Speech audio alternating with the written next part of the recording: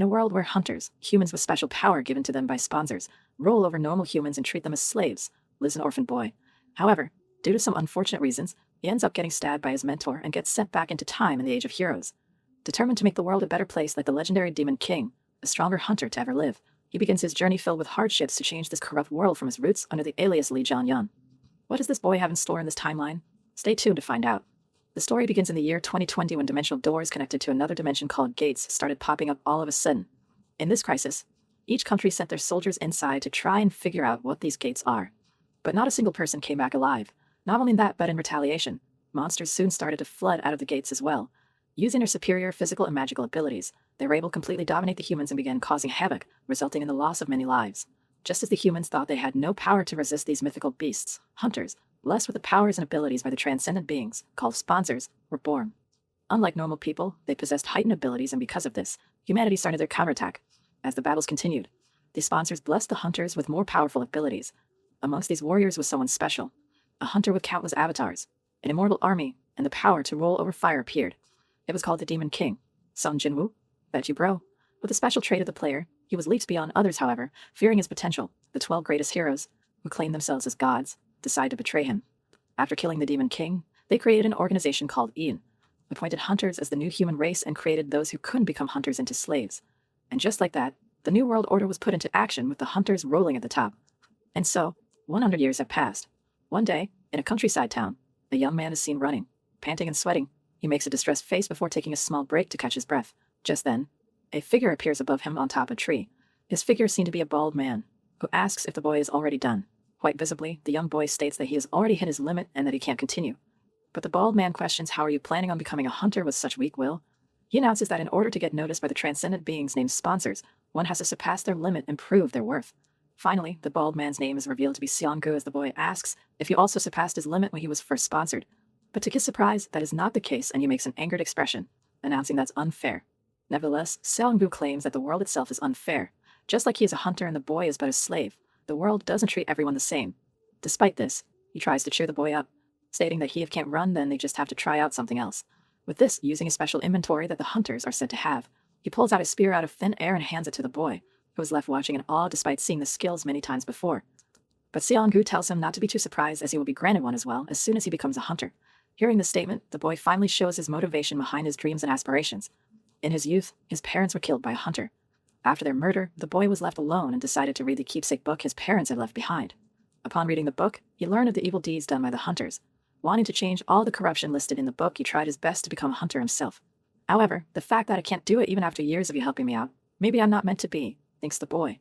As he looks up the sky, depressed at his situation, he recalls the saying in Eden, becoming a hunter is like the sky's will. But Seong-gu just smacks him on the face like he should be, announcing everything he has said so far is nonsense. He tells him not to worry, grunting that he will one day become a hunter. Moreover, he asks if the boy is keeping the book safe, learning that he is indeed, seeing as it is his parents' keepsake. Apparently, this book is about the Demon King, the forgotten hero killed by the 12 heroes. According to the boy, if he was still alive, the world would have been a much better place, as they share this sweet wholesome moment up in the sky above them. A woman is seen floating in the air. As a purple hue surrounds her body, she announces that I found you, and begins to charge up an attack. Seong-gu manages to detect the fate magic power in the air, but nonetheless, he is of no use. The woman has already unleashed her attack, and it hurtles towards the unsuspecting Doa with high speeds. Understanding that there's nothing he can do, he pushes the boy out of the way and takes the attack head-on. As purple flames overwhelm with forest, the woman descends down and sees the boy looking towards her with extreme distress. She orders him to bow down, and he immediately complies. Rather, his body moved on its own and he cannot resist it. What's more, several more hunters finally show up as well. Upon their arrival, they immediately bow towards this woman to show their respect. They proclaim her as the ruler of Eden, Athena. Hearing this, the boy, who is still bowing on all fours, becomes even more distressed. He reveals that Athena is the highest person that rules Eden, and one of the 12 gods that founded Eden, questioning why such an esteemed person like herself is here. As the flames of her attack continue to roar and consume the forest, Athena orders the other hunters to capture Seong-gu and bring him to her immediately, stating that he wouldn't have been able to get far. Hearing her orders, the hunters promptly head out to execute the orders, leaving her alone at the site. There, she thinks what a letdown. I just barely got to him. Moreover, she then turns her attention towards the boy, wondering who he is and what he was talking to Seong-gu about. Not only that, she cannot feel any magical power from the boy's body. In the meantime, the boy himself is freaking out. I have the autobiography of the Demon King with me, he thinks while trembling. He is in possession of the weakness that the 12 heroes wanted to hide from the masses and hopes that Athena just moves on without paying much attention to him. And thankfully, That is what happens. Athena deems him as nothing but an insignificant slave and turns her back on him, beginning to walk away. Hearing her footsteps, the boy takes a sigh of relief. Believing that she's gone and that he has survived this incident, he raises his head to see what on earth is going on. However, his delusions are all broken at that moment. He is quickly brought back to reality as he finds the figure of Athena looming over him. As her eye glows bright and an immense aura surrounds her, Athena states that she almost missed it. She can sense a fake magic power from this kid. I guess training really did screw him over, huh? Not only that, your heart is beating quickly and your berating is becoming shallow, she announces. Hearing this, the boy's expression shows what is on his heart. He is absolutely terrified in seeing his response. She deduces that it must be because he has something that shouldn't be found on his person. With this, she orders him to take out what you are in possession of and tell me what it is. Just like before, the boy's body then begins to move uncontrollably. His hands begin to reach into his jacket and he begins pulling out his parents' keepsake despite knowing that he will be killed after Athena learns what it really is.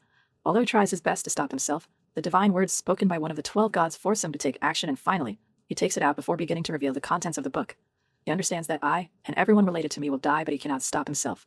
If things go wrong, she could even eliminate this whole town. Deeming this is the way Eden deals with things. But suddenly, in a twist of events, the book bursts into flames and pounces on her. Nevertheless, Athena's barrier kicks in and protects her, but it ousts the book from its truth. Seeing this, she understands that this is the autobiography of the Demon King. Unsure why a slave would have such a thing, she is still insistent on taking it and quickly moves to grab it. As she was about to, out of nowhere, someone shouts out her name and tackles her. This someone is none other than Seong-gu himself, who looks to be almost unhurt. With his tackle, he sends her flying away and picks up the book. Seeing Seong-gu here, the boy breaks down into tears, leading to Seong-gu asking why is a grown man crying. Despite his current state, he tells the boy he is proud of him for holding out for so long, but the boy has several questions. Just who are you? He asks, wondering how Seong-gu was able to do that to Athena, one of the 12 self-proclaimed gods. But Seong-gu claims that there's no time to explain. He couldn't have imagined that Athena would get in his tracks so quickly and hands the book back to him.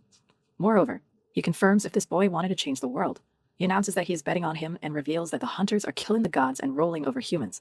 People with no power, like the boy, are living their existence as domesticated cattle. With this, he then points his words towards the boy.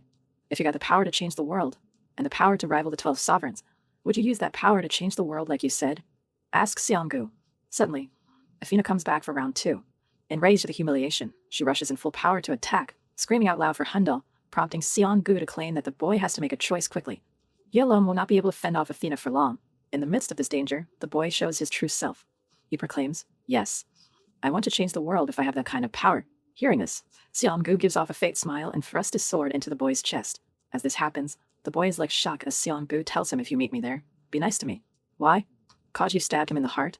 This initiates a reaction as the sword, along with the boy, begins to glow brightly. Suddenly, it then begins to slowly disintegrate, blurting out the words Heimdall as he is teleported. All of a sudden, he begins seeing white and a message pops up. The contract will be executed. According to the contract, the Sky of Apocalypse will sponsor you. And so, the sudden scenes shift. The boy is then brought to a rocky mountainside, completely unhurt. Seeing that there is no gashing wound in his chest, he thinks about how this could be even after he got stabbed. What's more, he can feel that his body is different from before. The new surge of power, the voice claiming it will sponsor him. This all leads him to question, have I become a hunter? He also seems to be curious about his surroundings, stating that it has the same feeling as the magic power he can feel within him.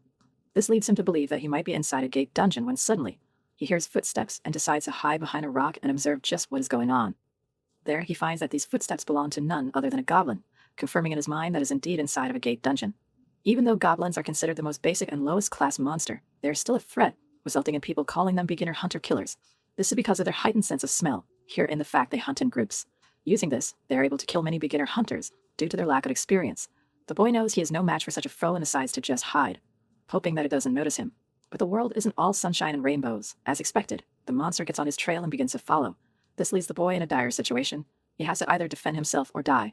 As such, he begins to recall what Seong-gu taught him, wondering if the techniques he have learned works. Nevertheless, he has to act, and so he picks up a stone from the ground and throws it being the goblin, distracting the monster temporarily. At the crucial moment, he leaps forward, grabbing the goblin's hand with the weapon and using a swift correct chop to behead his opponent. Swords are overrated. Real gamers use their bare hands. As the goblin's head goes flying to the side, the boy is left perplexed. He just planned on striking the monster and stealing his weapon, leaving him to question his newfound strength and think, have I really become a hunter? Suddenly, an ominous message pops up. The Sky of Apocalypse pays attention to you. As soon as this message shows up, the boy is taken aback, recalling that the Sky of Apocalypse was the same transcendent being who sponsored the Demon King. All of a sudden, a horde of goblins, armed and armored, rush towards him. With eyes crazed for blood, they all march towards this newborn hunter, who is seen to be distressed at the mere sight of the incoming army. Not only that, the one at the very back is Goblin Chieftain, the boss of the Goblin Dungeons. Understanding his situation, he exclaims that it's over. Even though I just awakened as a hunter, there's no way I can win against. Just as he is about to utter these words, he remembers something. Back in the countryside town where he was attacked by Athena, he recalls the pact he had made with Seongu and how his mentor had entrusted the future to him. This helps him to determine himself to survive. Clenching his jaw, he announces that that's right. I can't die like this. I can't die before changing this rotten world.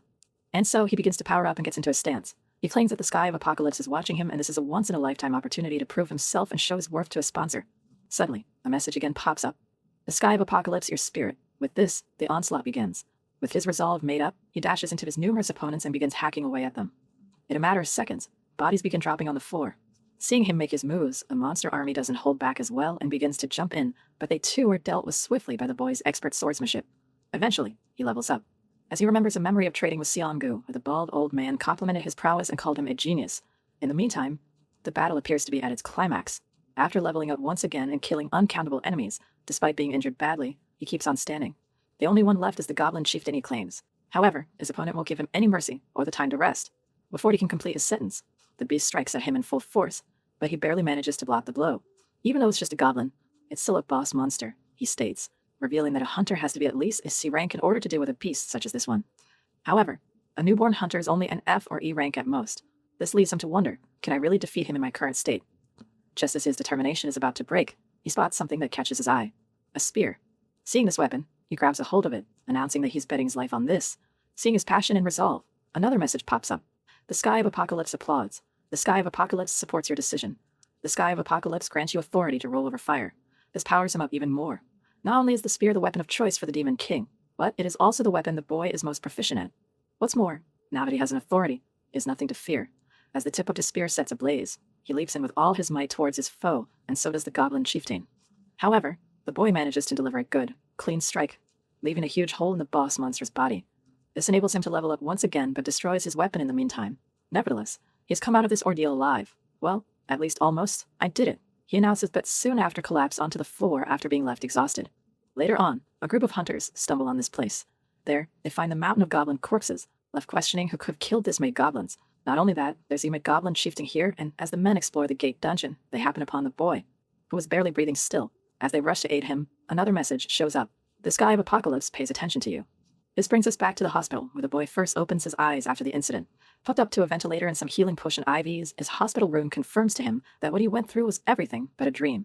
He was really attacked by Athena, the ruler of Eden, stabbed by Seongu, his mentor, and woke up inside of a gate dungeon where he was forced to face and overcome the goblin army and goblin boss. Suddenly, he gets back up, wondering if he was rescued by a hunter that came to stop the gate. All of a sudden, a nurse tells him that he should not be moving yet and inquires about his condition. According to her, the hunters that were dispatched by the Lee Guild discovered him and moved him here to this hospital. If it wasn't for them, he wouldn't have been able to live. While she explains the situation, she seems to be blushing a bit after seeing this stud of a man. But something is wrong. Lead Guild. The boy asks for the stumped expression on his face. Despite his expressions, the nurse confirms this, stating the injuries were quite severe. Moreover, she tells him to get some more rest as a member of the association will be here to visit him in some time. With this, she then begins to exit the room, thinking about how she has to tell the others that a hottie has appeared in the hospital. Give the poor guy a break. He just cheated death a few hours ago. But the boy is still not satisfied. Before the nurse leaves, he stops her and asks just one more question. What year is it right now? To this, the nurse thinks that maybe he is having confused memories and answers his question seemingly normally. The current year is 2022. This answer leaves the boy shell-shocked. 2022? He exclaims it's been 100 years before I was born. According to him, 2020 was the year the gates started to appear in this, whereas 2022 was the year when the special hunters were slowly starting to make their names known, the Age of Heroes. With this, he recalls his last conversation with Seongu, where he told him about how the hunters proclaimed themselves as gods and domesticated the non-hunter humans as cattle. He deems this as his opportunity, and all of a sudden, he rips apart the machinery attached to him and stands up, thinking that it's different from when I need to receive Eden's selection to become a hunter. This time period is when the sponsors were most active in giving birth to new players. Although the nurse advises him not to, he claims that he's feeling better now and asks where the bathroom is. The nurse, taken aback at how tall he is, tells him and he enters, only to find himself in another body. His muscles are more prominent and he has grown significantly taller than he was before. Although some of his facial features still remain, I look like a completely different person in what he thinks of himself. It's a good change if you ask me, but what do I know? Suddenly, a voice calls out to him from behind. This voice belongs to none other than Kim Suyo, a member of the association who has come to visit him. They both sit down and have a talk where Kim explains that he is here to get the events of the incident into order. In action, he inquires about the boy's condition. It is revealed that after he was brought to the hospital, the association kept on trying to find any info on him, but of course, is not a person from this timeline, and as such, no records of him exist in this world. What's more, he claims that his memory is fuzzy, which is easy to pass off as the nurse already told Kim about his memory's haziness, and he states that he cannot remember much of anything. The only thing he tells them is that he is 23 years old and that his name is Lee Jong-hyun, but this is not his real name. For some reason, the name of the Demon King came to mind. He states that I don't know why, but I combine my name with the Demon King's. There was no reason for it, but he still felt like he had to. Other than that, he announces that he cannot remember anything else. This leads to Kim asking what happened inside the gate. To this, Lee Jong-hyun states that I heard a voice, surprising Kim. I will sponsor you. That's why I heard, states Lee Jong-hyun. Hearing this, Kim claims that he has probably become a hunter, asking if Lee Jong-hyun knows anything about them. But he states that he knows they are just some special people chosen by transcendent beings. With this, Kim then thanks Lee Jong-hyun for speaking to him. He states that the association will come to find him again and bows down to him. It must be confusing, but you are now a necessary, important person in this world, claims Kim. Moreover, he asks for his cooperation in the future if possible. And so, he then takes his leave while Lee Jong-hyun watches him from his hospital room, thinking what a good person. Nevertheless, now that he is alone, he opens his status window. He explains that this is one of the special traits of the Demon King. The reason the 12 heroes tried to keep the Demon King in contention and how the Demon King got so much stronger than the other hunters. It is this reason why they tried to erase every trace of him in Eden, because they were afraid of this trait's power. You see, the Demon King was special. He was not a hunter specifically. Rather, he was a player, a person who's able to grow with their own strength by the act of hunting. And now, I'm a player, announces Lee Jong-hyun. Later on, the nurse from before congratulates Lee Jong-hyun for becoming a hunter. Although he shows his gratitude, he asks if this really is a big cause of celebration. But the nurse enthusiastically agrees. According to her, it's like winning the lottery. Even F-rank hunters, the lowest rank, are able to obtain a fortune that most normal people cannot even dream of. Not only that, there are many other things they can do other than fighting monsters. They can become blacksmiths crafting great weapons or become bodyguards for the rich. But Lee Jong-hyun is already aware of that. Thanks to that, people who were unable to be selected were robbed of even the tiniest bit of rights they had. He thinks. Regardless, he puts up a saddened expression asking that this called for celebration. Suddenly, the nurse pulls out a bag and hands it to him. She explains that Kim left this year as Lee Jong-hyun's clothes were too tattered. With this, she congratulates him on getting discharged and he leaves to see the city. After he leaves the hospital, he ventures into the city. So this is the age of heroes, he exclaims. Back in his time, he, a normal person with no power, was not even allowed to step foot here. This leads him to remark that this age looks peaceful and lively. All of a sudden, as the city gazes, Kim Soo-yeon comes from behind and calls out. He asks Lee Jong-hyun to go to the association with him. He claims that since he has lost his memory, he should get registered with the association, and he will be able to have a lease assigned. Cases like yours are too uncommon, states Kim. What's more, he also congratulates Lee Jong-hyun. He announces that he has gotten the C rank, adding that there are only a handful of people in Korea who have started their hunting life at C rank. With this, he tells him to get into the car, telling him that he will explain everything else after he has completed his registration. And so Lee Jong-hyun complies. Nah, sure. Why not just go into a stranger's car? Seems safe enough. Disclaimer, this is a joke. Kids, please stay safe. This guy has already defeated a monster boss and can more than handle a human. Anyway, this brings us to the Hunter Association. When you awaken as a hunter, most people are assigned rank E or F. However, those who are given a higher assessment are seen as promising and they are managed specially. This includes our boy Lee Jong-hyun, who was taken to his lodging after the formalities are dealt with. Kim takes him to his accommodation, and as soon as he opens the door, Lee Jong-hyun is left mesmerized by what he sees, a beautiful home with a gorgeous view from the window.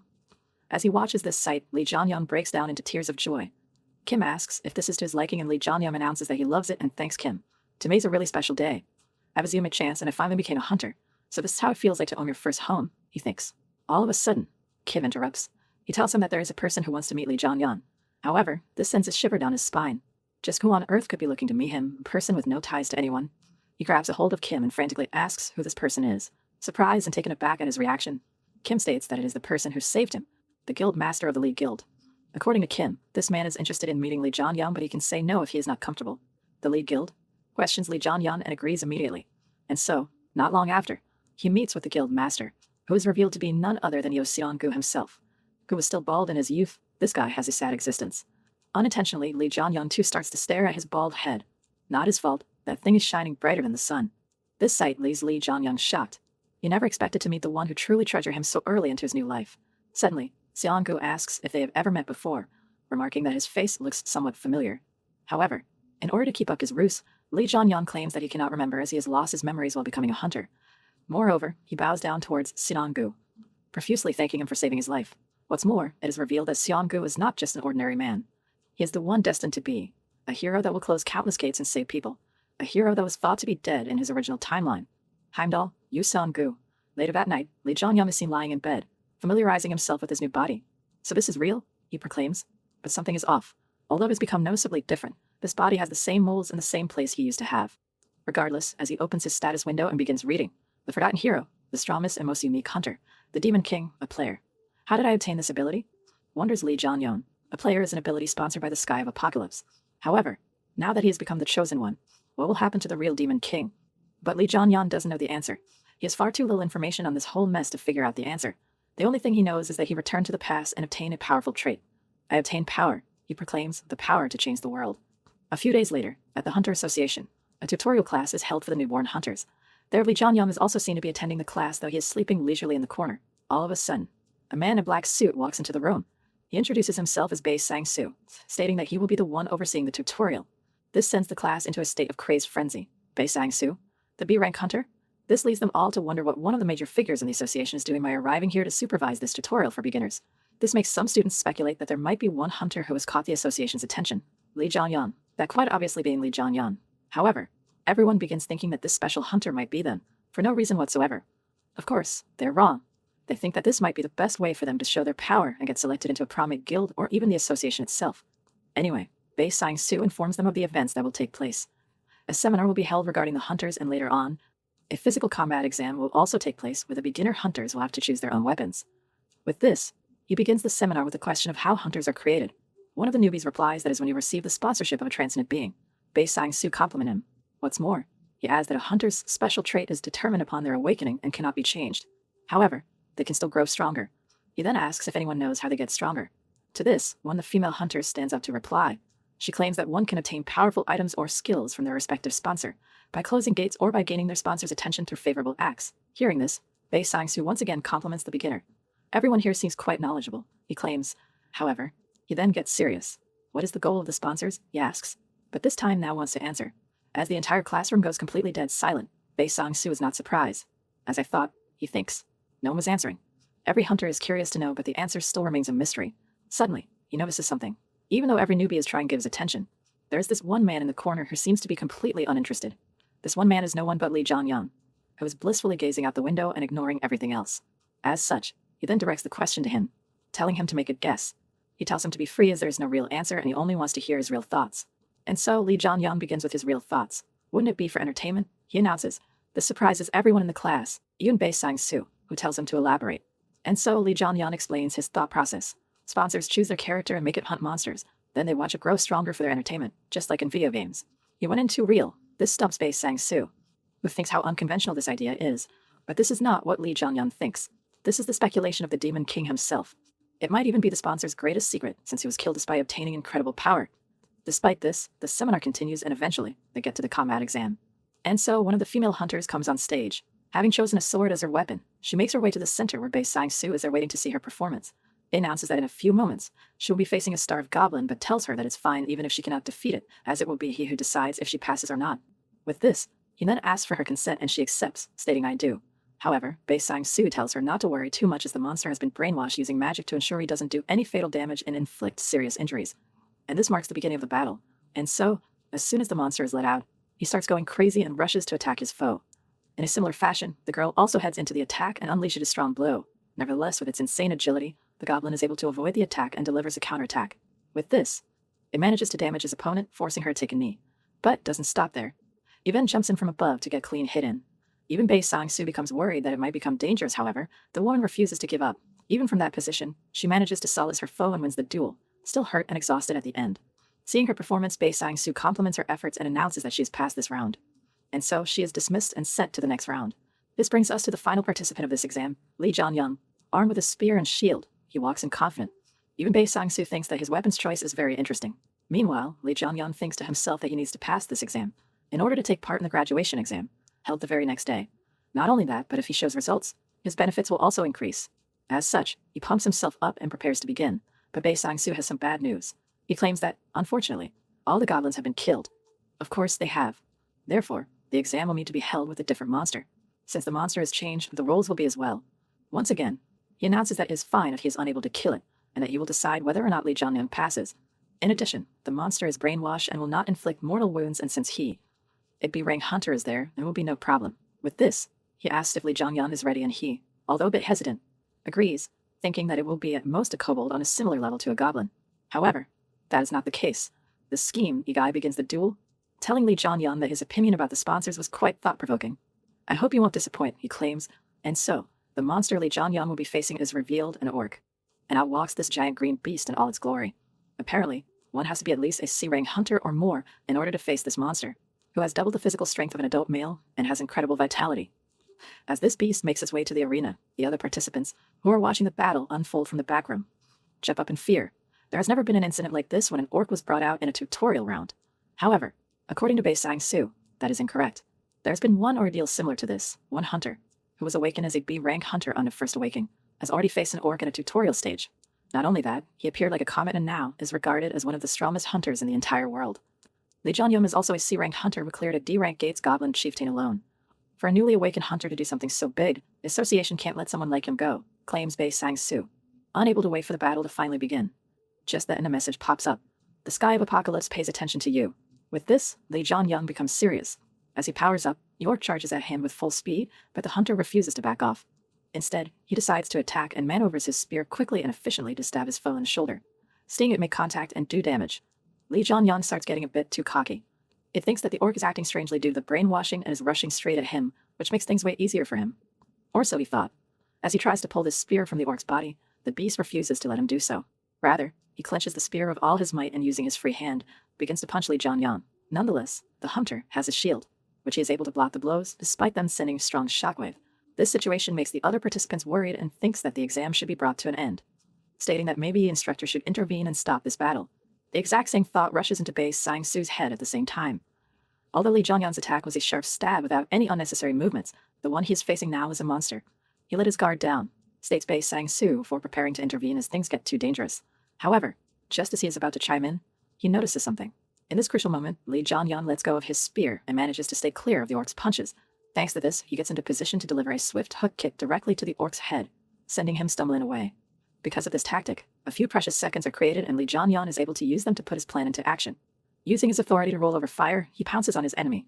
With his shield he is using Set Ablaze. He launches an attack aimed at the orc's head and shatters his skull completely in a single strike. This leaves the participants watching in sheer awe.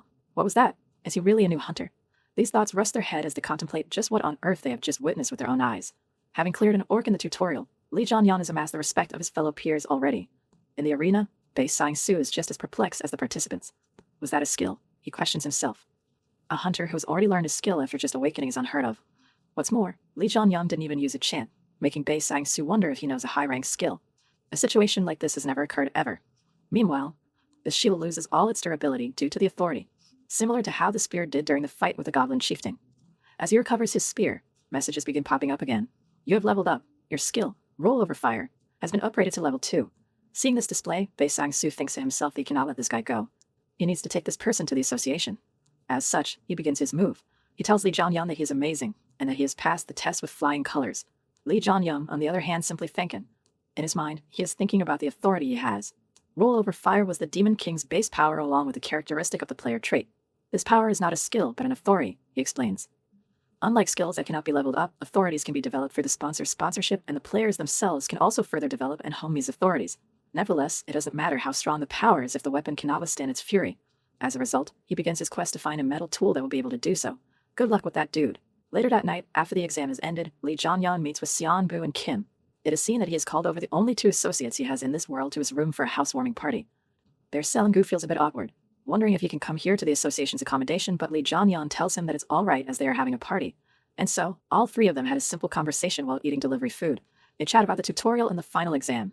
There, they even reveal to Lee Jong-hyun that Kim has been officially appointed as his agent for now. What's more, in a twist of events, Kim is also revealed to be a girl. As they all chat, Seon-gu asks Lee Jong-hyun to consider his offer once again, stating that for some reason, he feels like letting Lee Jong-hyun go would be a mistake. While Kim listens in, she explains that this is a great opportunity for hunter Lee Jong-hyun. However, despite the upsides, Lee Jong-hyun declines.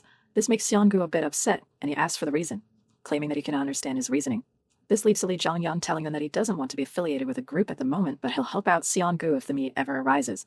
However, in reality, Lee Jong-hyun has other reasons. In order to complete his plans to better the world, he has to act accordingly. If I want to stick to the plan, getting close to Seon-gu now is dangerous, is what he thinks. With this, Seon-gu drops the topic. telling Lee Jong-hyun that he will remember what he said. And so, they both share a fun, wholesome moment with each other, showing off their newfound brotherhood while Kin watches them with confusion, wondering how a newly born hunter could help the famous A-rank guild master of the famous Lee guild. This brings us to the current day of the tutorial graduation exam, where the participants who cleared the previous round will have to head into a gate dungeon. Before they begin, Bae Sang-soo takes the stage. He explains that he will be thinking about the tutorial graduation process.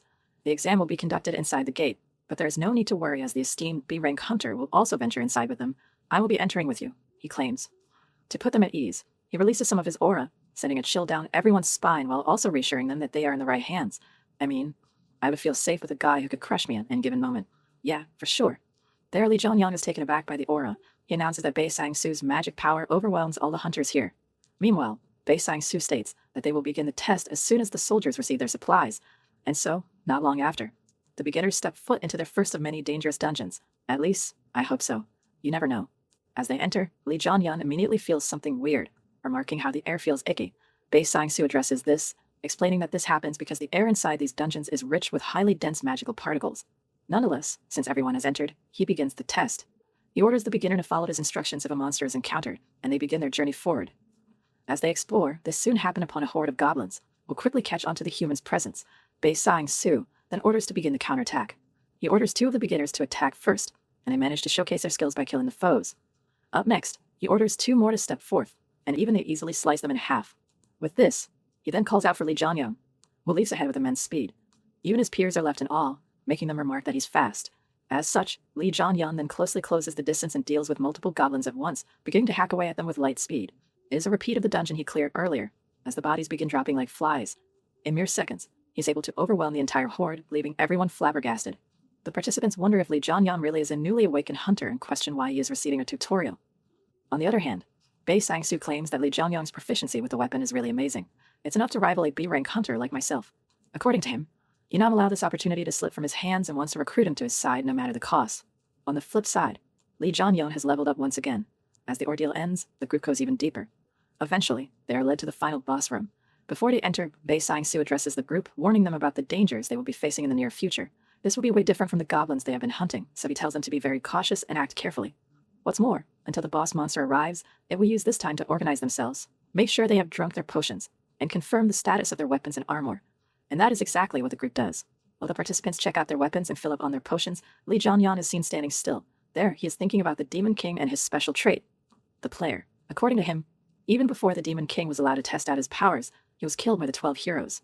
He claims that if the Demon King would be able to grow faster than them, then there wouldn't have been such an incident like that. As these thoughts rush through his head, he makes his resolve even stronger. I will fully utilize every knowledge that I have and become stronger than Eden's 12 heroes, faster than anyone else, he announces. As he says such ominous things, he gazes at his role over fire authority, but swiftly dismisses it before anyone can watch him. And so, not long after, the new hunters are finally prepared to go inside the boss room. About time, Bae Sang-soo leads them all, instructing them to follow him. However, as soon as they step foot on the other side and go deeper, they sense that something is wrong. They get hit by a wave of intense amount of magic, sending everyone into a state of immediate fear and panic. Realizing that their lives may be in jeopardy, Bae Sang-soo shouts aloud, "Everyone, retreat. Run towards the gate immediately." But the beast hiding in this place won't allow it. Still, in the shadows, it launches a trail of fireballs towards the escaping hunters, traveling at fast speeds. Unfortunately, Bae Sang-soo was caught in the middle of the attack and the newbies.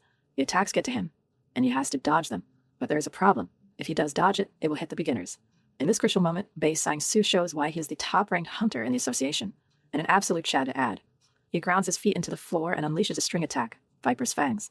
Using this ability, he is able to deflect the attack, keeping himself safe as well as the hunters behind him. As the smoke screen caused by the explosion dies down, Bae Sang-soo is seen in the middle of the crisis with his daggers. "What a destructive force," he remarks, claiming that even he was not able to block out the entire blow. As such, he turns back to check up on the other hunters. However, he's glad to see that Lee Jong-hyun was there to block the rest of the attack he had been unable to block. Bae Sang-soo compliments him on this, but Lee Jong-hyun claims that it's all because Bae Sang-soo was able to block most of it. Suddenly, another message pops up. The Sky of Apocalypse requests you to eliminate the Goblin Archmage. With this, an image of a goblin sorcerer is seen, as it floats in the air effortlessly. His eyes glow a blood-red color, causing the newbies to immediately panic. That's an Archmage. They are said to rival a B-rank hunter, they announce. Understanding that there is no way this was supposed to happen and that the gate was probably wrongly evaluated, they decide that they have only one choice, run. And Bae Sang-soo agrees. Although he alone, even Bae Sang-soo, a B-rank hunter, will also not be able to easily defeat such a monster with ease. and as such, he tells the others to evacuate outside and contact the association. A good call for losers, that is. However, Lee Jong-hyun intervenes. He tells Bae Sang-soo that he would like to face the enemy himself, once again surprising everyone. Of course, this time, even Bae tries to stop him. He tells him, "Do not get full of yourself." He knows that we have managed to defeat a goblin group as well as an orc, but this time it's different. The Archmage is completely different from the monsters he has faced so far. It uses magical powers instead of physical abilities. Not only that, it is capable of summoning and using magical spells that rival even B-rank hunters. But Lee Jong-hyun already knows all of this. In addition, he knows everything there is to know about the monster, including its abilities, skills, and power level. And that is exactly why he also knows how to confront such a foe. Aren't monsters that appear inside the tutorial meant for the new hunters? He asks, wanting a chance to face this fearsome beast. Seeing him so confident, Bae Sang-soo is forced to agree, but is left wondering where on earth all this confidence came from. Regardless, Lee Jong-hyun moves in, and thus, the mission starts. Immediately, the Archmage begins to attack and sends out a barrage of fireballs towards his opponent. However, they are of no use against Lee Jong-hyun, who easily deals with them. The onlookers comment on how this rookie could have nullified these attacks, but Bae Sang-soo explains that he didn't nullify anything. Instead, he absorbed them. This leaves him even more stumped as to how this could be. On the other hand, in the middle of the battlefield, Lee Jong-hyun rushes in to attack on his own. But the Archmage is not such an easy opponent. Before Lee Jong-hyun could close the distance, he creates a huge wall of fire in front of him, making it impossible for him to even get close. This makes the onlookers remark on how hopeless it is for Lee Jong-hyun to even get close to that thing. They claim that the goblin must be launching long-range attacks using its magical powers in order to maintain a safe distance. But it is the Archmage who has underestimated his foe. As the fearsome beast watches his enemy from afar, the sinister grin on his face, Lee Jong-hyun, utilizing his authority, roll over fire, dispels the wall of flames and commands it to split apart. As soon as he issues these commands, the wall creates a path for him to cross. Bae Sang-soo cannot believe his eyes when he sees this. Just what on earth is he witnessing right now? As the audience watches in awe, Lee Jong-hyun moves in for the kill. Complimenting his incredible authority over fire, he finally closes the distance. But the Archmage won't go down without a fight. As a last-ditch effort, tries to protect itself with a barrier but fails to do so. In front of Lee Jong-hyun's pure strength, the barrier cannot stand up and it shatters, completely annihilating the Archmage with multiple strikes. This brings the ordeal to an end as the onlookers watch while shell-shocked. Did he do it? The question before finally coming to terms with reality. With this, they then proclaim that he's a super rookie and this marks the end of the battle. Moments later, the message screen pops up. The Sky Apocalypse is impressed by your performance. For succeeding in the mission, the Sky Apocalypse sponsored you.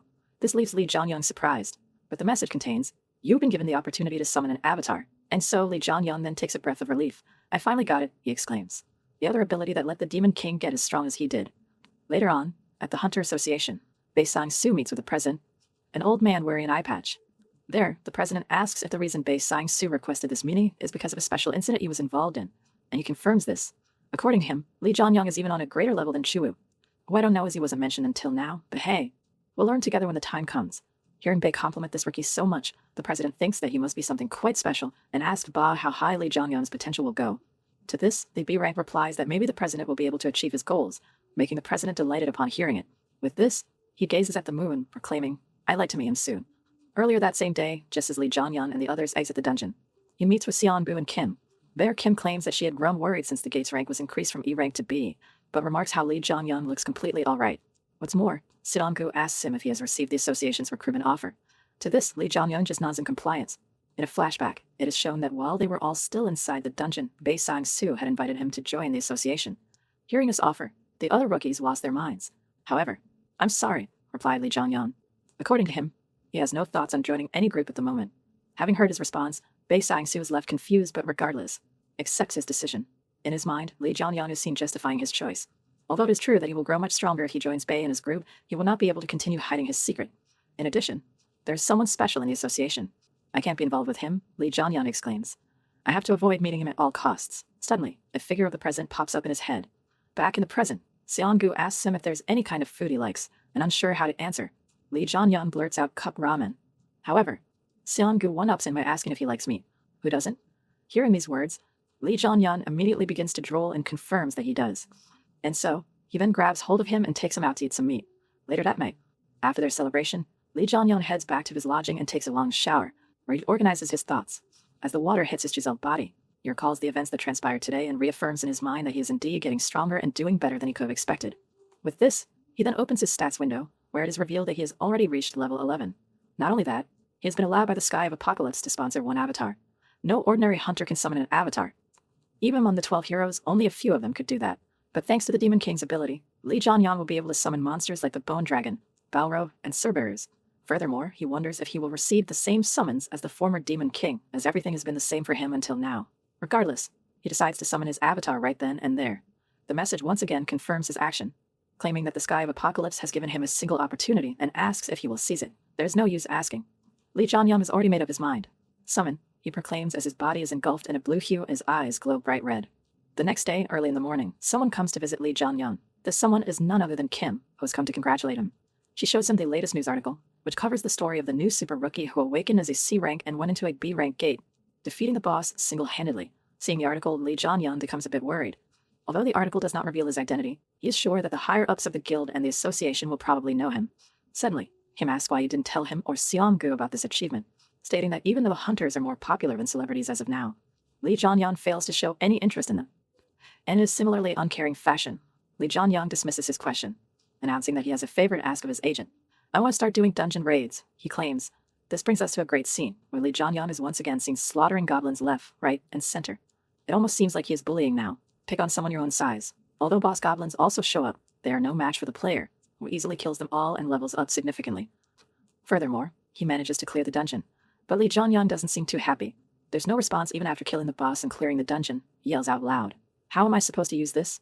Finally, the simple act of what this powerful new hunter has summoned is seen, a soul-collecting skeleton. However, as of now, it cannot be revitalized as it has no soul. According to Lee Jong-hyun, avatars can use powerful abilities and unique abilities, but they have no soul. He thought that maybe the solution was easy, and that he would have to find a monstrous soul, but that is far from the truth. Having not completed his mission, he exits the gate, where Kim greets and congratulates him. He announces that with this, Lee Jong-hyun has finished his 4th dungeon raid and asks if he wants to sell any drops or items. If so, he tells them to leave any such items with him. From his inventory, Lee Jong-hyun then brings out a bunch of swords. Seeing them, Kim claims that she will give him the money once everything has been sold. There, Lee Jong-hyun then asks if Kim has booked the next dungeon, but Kim reveals that there are no suitable dungeons available as of now. He explains that there's a certain guild that's been expanding its days. They have booked over 20 low-ranked dungeons at once, creating this sudden shortage. Hearing the statement, Lee Jong-hyun is taken aback, whereas Kim continues on, expressing how normally the association wouldn't allow it, but they were given special permission as the gates were already cleared. Finally, Lee Jong-hyun connects the dots in his brain. Frantically, he tackles Kim, asking if the guild master is Choi Young's son. Kim confirms this, stating that he runs the North Army Guild and before Lee Jong-hyun was considered the super rookie and held that title. This sends a chill down Lee Jong-hyun's spine. He knows what the future truly holds. He's going to become famous for being under the 12 heroes, and then he'll become a merciless murderer and a tyrant, the War King Gunther. As his eyes turn soulless, he can't wait to encounter this War King, proclaiming, "So we'll finally meet."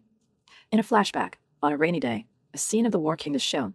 As he stands on top of a cliff, looking down at the protesters protesting for their rights, he is annoyed. One of his retainers claims that the protests are getting too violent, but Gunther cannot care less. According to him, all these non-hunter humans are nothing but ants.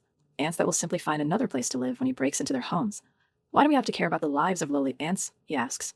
"These lowly scum can't even show him gratitude for letting them live. Someone has a god complex if I've ever seen one." With this, he begins to power up for any attack, using his sword and his magical electric skills. He summons a lightning storm on the protesters, elevating them all. In the present, Lee Jong-hyun recalls how this incident caused the population in his village to be reduced in half. Remembering how terrifying that incident was, he resumes his walk throughout the city when suddenly, he hears a cry for help. As such, he heads over to see just what on earth is going on, only to find 2 young guys picking on a poor old man. As the old man cries out for help, the thugs continue to harass him and kick his cart repeatedly. All of a sudden, Lee Jong-hyun shows up and tries to interfere. Seeing him act cocky, the thugs tell him to get lost, eluding some of their aura to scare him away. Bad move, if you ask me. But Lee Jong-hyun doesn't back down. Being the super rookie, he also lets out some of his aura, informing the thugs that he too is a hunter. With this, he asks what happened, and the thing is, they claim that the old man hit him with the cart, and they are simply asking for compensation. However, the old man announces that's nonsense. These hooligans were the ones who kicked over his cart and began acting violently, harassing him. Lee Jong-hyun curiously asks why these 2 lowlifes have done such a thing, but the thugs also refuse to walk away. One of them answers back arrogantly, stating that as he is a hunter, it considers all those who attack him as enemies, and that is why he broke this innocent man's cart, claiming that you should be careful as well because I'm about to feel like I got attacked by you. Why the hell are you messing with this guy? Do you not want to leave or something? But Lee Jong-hyun doesn't take too kindly to threats. He asks if this isn't enough already and tells them to leave immediately. If they do so, I'll turn a blind eye to this since you haven't laid your hands on the elderly man yet, he proclaims. With a shrewd demeanor, he tries to intimidate these thugs, but it has the opposite effect. Unfazed by his words, one of the thugs moves in to attack, asking who on earth Lee Jong-hyun thinks he is to order them around. But Lee Jong-hyun easily deals with him in his swift motion. Seeing this, The other thing pulls out a dagger and attempts to stab his foe. Moreover, he announces that he is fundamentally different from Lee Jong-hyun, a piece of trash who hasn't even joined a guild yet, but nonetheless, he is no match for this super rookie. Furthermore, he tells the unconscious thugs that you act as if your guild is your overprotective mommy. This marks an end to this ordeal. Later on, Lee Jong-hyun calls out to Kim and has the thugs arrested. There, Kim applauds Lee Jong-hyun for his righteousness, complimenting him on how he handled the situation well. But he replies that it is a given, as hurting or inflicting damage to a civilian is a felony for a hunter.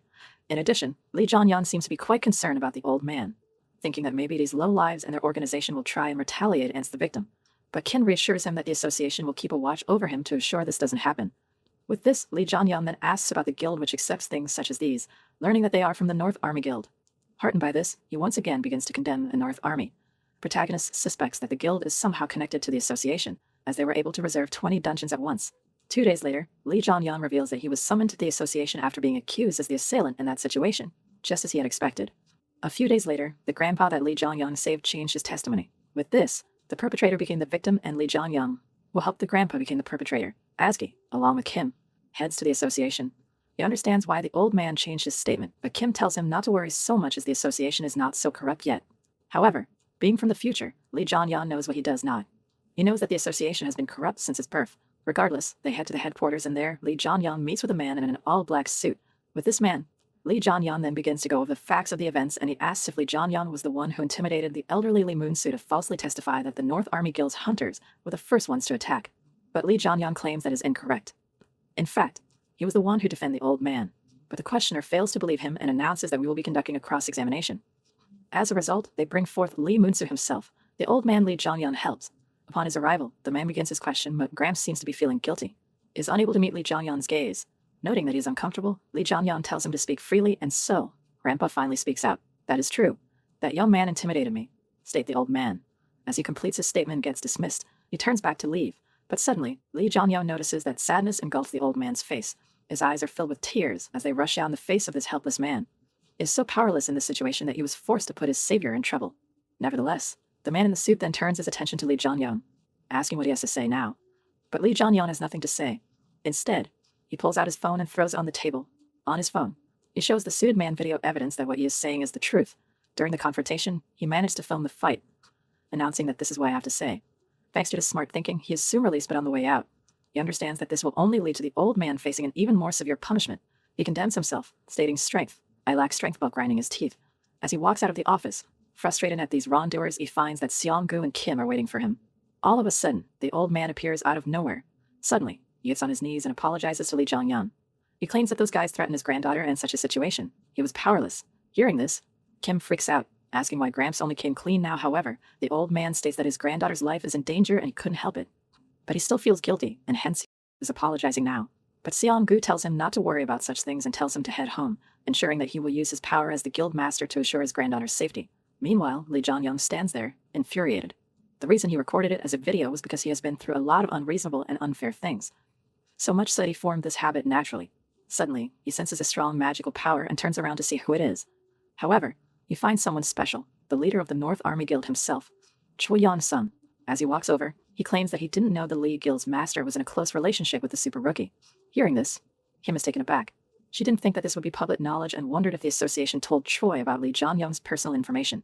As he extends his hand towards Seong-gu and greets him, Seong-gu greets him back with a smile. But suddenly, the atmosphere gets tense. Seong-gu then issues his warning. If you don't want to become my and the super rookie's enemy, try not to stand out too much. With this, he applies force in his handshake, breaking it immediately and forcing Choi to retract his hand. But Seong-gu is finished there. No. Let me correct myself, he announces. I can't even consider you an enemy, so watch your behavior unless you want to die. Man, Seong-gu is so cool, even though he is bald. A few days after the incident, Kim and Lee Jong-hyun meet at a coffee shop named Starket's. A great way to avoid copyrights, in my opinion. There, Kim looks to be enraged. How can this be allowed? She proclaims, how can a hunter harm a normal civilian and get away with just a fine? But to Lee Jong-hyun, this used to be an everyday momo's sight. In the future, it is practically unheard of that hunters were ever prosecuted for their actions. Nevertheless, he asks about what happened to the old man. As such, Kim explains that it is a serious crime to falsely testify against a hunter. However, as Lee Jong-hyun was very forgiving, the old man was just let off with a lecture. Moreover, the North Army Guild has also accepted the wrongdoings because of the video footage Lee Jong-hyun brought in, helping to further reduce the old man's punishment. Hearing this, Lee Jong-hyun understands that Seong-gu must have pulled some strings in order to accomplish that, and he asks what the North Army Guild's reaction to this was, learning that they have been silent as of now. But there is no way it would end this easily. Lee Jong-hyun knows what the future holds. Gunder, who is fated to become the cold, underhanded slaughterer, the War King, has a creed of paying back what he gets, so he's bound to pull a move soon against Lee Jong-hyun. As a result, he asks Kim to continue observing the North Army's movements, and she complies. On the other hand, Lee Jong-hyun is not as calm as her. He seems to be enraged, announcing that paying back what you got happens to be my creed as well. Later on, Lee Jong-hyun decides to get some help from Seong-gu. He asks him to accompany him into a raid, making Seong-gu surprised at his request. However, Lee Jong-hyun explains that this particular gate is pretty high-ranked, stating that he's looking forward to them working together. As such, Seong-gu also returns the word of gratitude, just as the other team members also arrive. And what do you know? They happen to be someone Lee Jong-hyun knows. Seong-gu introduces them as Choi Chil-yeon and Lee Hang-soo, the people who rescued him when he came into this timeline. Meeting them for the first time since that incident, Lee Jong-hyun introduces himself and exchanges pleasantries. With this, they begin to prepare to enter the gate, but Lee Jong-hyun notices how there is not a single face he can recognize in this crowd. But that's only natural, seeing as Heimdall and the Lee Guild were wiped away from history along with the Demon King. Regardless, Seong-gu soon announces that we are going to start the raid of the C-Rank Gate, and all the participants begin lining up. On the other hand, at the North Army Guild headquarters, Vice Guild Master Choi Yong-soo seems to be enraged. He questions Gunder if he is going to let the disrespect they have to face because of Seong-gu and Lee Jong-hyun slide, claiming that they have just started to seriously expand and this will affect their image. But Zhao Min-cheng, the other Vice Guild Master, has a different opinion. He thinks that rather than worrying about more expansion, they should first get their internal affairs into order, remarking on how this happened again because they couldn't keep their guild members in line. But Choi Yong-soo isn't willing to listen. He argues that their members did nothing wrong. In his eyes, normal people are nothing but insects that extend their lifespan by latching onto the hunters like parasites. Why should we have to bow our heads and apologize to such lowly shits? He angrily asks. Someone needs to humble this guy. In-chang, will you please? Hearing his statement, In-chang is infuriated. What do you mean? He asks. Finally, a reasonable person appears in this nest of lunatics. Now that's a rare sight, but Yong-soo refuses to listen again. In addition, he takes In-chang's words as fighting words, standing up to prepare for a fight. Seeing this, In-chang also prepares for a brawl. They both look at each other fiercely, sizing each other up. But their fight is brought to an end before it even starts by Gunther, who orders them to stop. What's more, Gunther ends up siding with Yong-soo. He needs to pay the price for getting in our guild's way, he announces, although he seems to be curious about Lee Jong-hyun himself. Moreover, he claims that he would prepare the stage soon, and as such, the North Army Guild should wait patiently and hone their skills as failure is not an option. Hearing all this, In-chang is perplexed and speechless. Maybe you picked the wrong guild to join, Mr. Knight.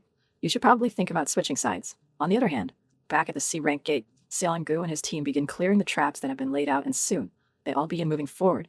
Not long after, they encounter many monsters and the Lee Guild begins their attack. Seeing them in action, Lee Jong-hyun is amazed at how much he is learning right now just by looking at the pros performing. Eventually, Seong-gu brings the battle to an end with a fierce slash, making Lee Jong-hyun compliment his skills. There, he also thanks Seong-gu for helping him out with his requests, but the latter already knows Lee Jong-hyun's true wish. He understands that his friend just wanted to see him and his guild members in action. But Choi Chil-yeon intervenes. He states that he, and the rest of them, wish to see the super rookie's skills as well, and he obliges. Thinking that he doesn't need to hide his true powers from Seong-gu, he powers up and prepares to face the incoming group of orcs. But just simply seeing Lee Jong-hyun use his authority, roll over fire, is enough to send Kil-yeon and Hum-soo to a state of utter shock. The super rookie has already attained a high-level skill and is able to activate it without saying the name out loud. They are left confused about what they are witnessing. Back towards the battle, Lee Jong-hyun is already fighting and is hacking away at his foes. Seeing his display of strength, Seong-gu is immediately able to figure out his secret.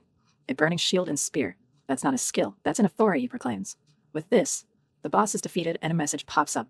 You've cleared the Goblin Mage Gate. But that's not all. Even more messages appear. A Sky of Apocalypse sponsors you. Your stats have increased slightly. And so, seen as the raid is over, the members soon exit the gate. Outside, Chil-yeon and Hum-soo both compliment the super rookie's skills, going as far as to say that he might already be on par with the guild leader. But that's not the end of it. So the members seem to be rather pissed off at Seong-gu, asking him why he hasn't recruited this talented rookie until now. Don't rub salt in the bald guy's wounds, man. You already got him rejected once. Hearing this, Seong-gu begins to smirk, claiming that my offer still stands. He tells Lee Jong-hyun that, as he can see, his guild is pretty strong and can help Lee Jong-hyun get stronger from here on out. In addition, he gives him some advice. From his point of view, Lee Jong-hyun will be walking a dangerous and treacherous path going forwards, and teaming up with a powerful guild would prove to be very beneficial for him. Hearing this, Lee Jong-hyun thinks about how Seong-gu has hit the bullseye. He wonders if this savior has somehow realized his goals or thought process, but according to his futuristic knowledge, the famed warrior Heimdall has no predictions abilities. Nevertheless, Seong-gu continues. He claims that the North Army Guild will not stay still and will come after Lee Jong-hyun. However, if he joins the Lee Guild, they will not be able to lay a hand on him whatsoever. But that isn't the end. Seong-gu even sweetens the pot. He extends his hand towards him, telling Lee Jong-hyun to join the Lee Guild. I shall appoint you as the Vice Guild Master. Good deal, man. You get to be number 2 by just joining. I take that in a heartbeat. You and the other members lose their shit hearing these words, especially Lee Jong-hyun, who was caught completely off guard by the offer. Regardless, despite him being thankful for the offer, he refuses. As he says this, he makes a defeated and apologetic expression, unable to meet Seong-gu's gaze, but he tells Lee Jong-hyun to quit it. He knows that his friend has his sights already targeted towards something bigger and further away. All of a sudden, Lee Jong-hyun gets a message. As he pulls out his phone to check it, he learns that it is from the association, which is asking for assistance, apparently, in the near future. They need 100 hunters outside the North Army Guild. Hearing this, Seong-gu speculates that, seeing the scale of the mobilization, there must be guilds participating other than the North Army. This makes Lee Jong-hyun wonder if Yansu has already made his way into the association and has begun to manipulate them. That same night, In-chong is at his guild headquarters, where he is seen to be frustrated. He slams his fist into the table, thinking about when and where it all went wrong. As he thinks about when his childhood friend, Choi Yong-soo, and his brother Choi Yong-sung, aka Gunther, started to change, he pinpoints the exact time. It was once they met that guy. Despite his aggressive nature, Yong-soo was a warm-hearted guy. But now, he has now stopped looking at normal people as humans and thinks of them as cattle. In addition, Gunther is under the impression that everyone except for him is an inferior entity, be it a hunter or not. And now, they have resorted to murder, aiming to kill Lee Jong-hyun because he stood up against the North Army Guild's unreasonable actions. As per him, no sane person should act in such a way. Although, in his eyes, the North Army Guild is beyond saving and is in shambles. Despite this, he cannot abandon his friends. That is when he gets the mobilization alert, leading him to ask the question that would determine the future. Do I choose justice or friendship? And he already has his answer. Consequently, in an empty warehouse, he contacts and calls Lee Jong-hyun, asking to meet with him in private, who complies. There, while Lee Jong-hyun introduces himself, In-chong refrains from doing so. More importantly, he learns how bold this super rookie truly is, not sensing any other person and knowing that he came alone to confront him. And Lee Jong-hyun states the same. He is alone and there are no traps laid out. And so, In-chong decides to get straight to the point and tells Lee Jong-hyun to refuse the call to mobilization. This leads Lee Jong-hyun to ask why, making In-chong explain that his guild is also involved in the mobilization. Being a new hunter, Lee Jong-hyun might not know this, but hunters tend to be violent, aggressive, and cruel people. Gunther, his guild master, is especially well known not to be a virtuous man. So much so that it would be dangerous for Lee Jong-hyun to cross him on the street, let alone in a gate. Dude, if you know all the dark secrets, why the hell are you still a part of this terrible guild? Just quit, man. But Lee Jong-hyun doesn't take too lightly to threats. What? So he shouldn't participate in the raid because Gunther might try something. As Lee Jong-hyun reiterates what In-chong just proclaimed about Gunther, he asks if the North Army Guild is a chaos guild. It is explained that although most sponsors are good deities, there are some who are evil and cruel amongst them. The mission they assign usually includes murder or worse, large-scale manslaughter, and the guilds created by hunters sponsored by such evil beings is known as a chaos guild. Obviously, In-chong tries to refute this but to no avail. Lee Jong-hyun already claims that if this was not the case, there would be no reason to warn him. Moreover, he is sure that In-chong will be unable to deny his guild being a chaos guild, seeing as Lee Jong-hyun's experience with them has been terribly unfair. Hearing his guild be ridiculed and bad-mouthed repeatedly, In-chong equips his weapon and, in a fit of rage, tells Lee Jong-hyun do not insult our guild any further. But, as mentioned earlier, Lee Jong-hyun doesn't take too kindly to threats. Seeing his foe prepare, he too equips his weapon, announcing that In-chong knows all too well that the North Army Guild is rotten to the core. That has been the case ever since Choi Yong-soo and Yong-sung, the leaders, the North Army Glue trusts and follows, met with that man. Please tell me who this man is. I have to inform my viewers as well. Hearing this, In-chong is left perplexed and soon after is seen exiting the warehouse. On his way, he thinks about how fast Lee Jong-hyun's powers have developed, as he was just awakened a month ago, but his power is still able to rival his. The power of an A-rank hunter. He thought that he knew everything about Lee Jong-hyun, but it turns out that his opponent knew more than the Vice Guild Master. Moreover, he even knows about that man. This makes John proclaim, Lee Jong-hyun, who on earth are you? You're probably going to learn that soon enough, my guy. John In-chong, also known as the Dragon Slayer and Siegfried in the future. However, among all the names he is called, the most famous name is Immortal Siegfried. As per Lee Jong-hyun, he was the one who killed the Demon King's avatar as well as the infamous monster, the Bone Dragon. Because of his feat, he was granted an unprecedented, almost fraudulent authority from the sponsors, immortality. In the battle against the Demon King in the future, he was acting under the orders of Choi Yong-sung, aka Gunther, but was betrayed by his childhood friend Yong-soo. Back in the present, Lee Jong-hyun is hell-bent on trying to bring In-chong to his side no matter what. Of course, this is because of his strength and abilities, but more than that, it is because of his heart. In the North Army Guild, which is slowly but surely rotting away from the inside out, he's the person who is able to keep the entire guild centered.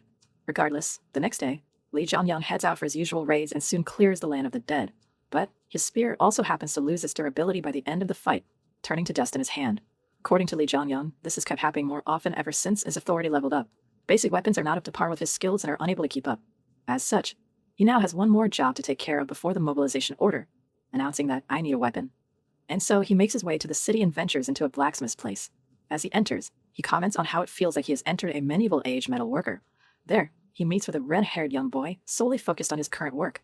This man tells Lee Jong-hyun to wait for a while until he has completed his piece. Seeing him strike the red-hot piece of metal, Lee Jong-hyun is left in awe. He never thought you would be able to meet this man in person.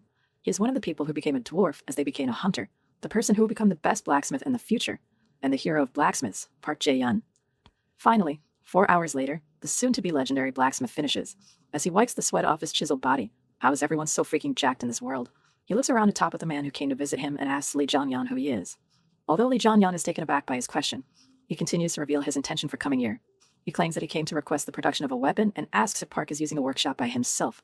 But his request is a bit shady for Park. What's up with this guy? Why is he asking a no-name blacksmith like him? He wonders. Not only that, even though he wants to request a weapon, he is still asking if Park is the only one working here. To this, Lee Jong-hyun explains that he sees a different hammer hum on the wall, making him come to the conclusion that another blacksmith must work there. Hearing this, Park compliments this hunter's keen eye, telling him that there is another guy who uses this workshop alongside him, but there's nothing too special to know about him. This brings us to the main question. How did you think to even come to me?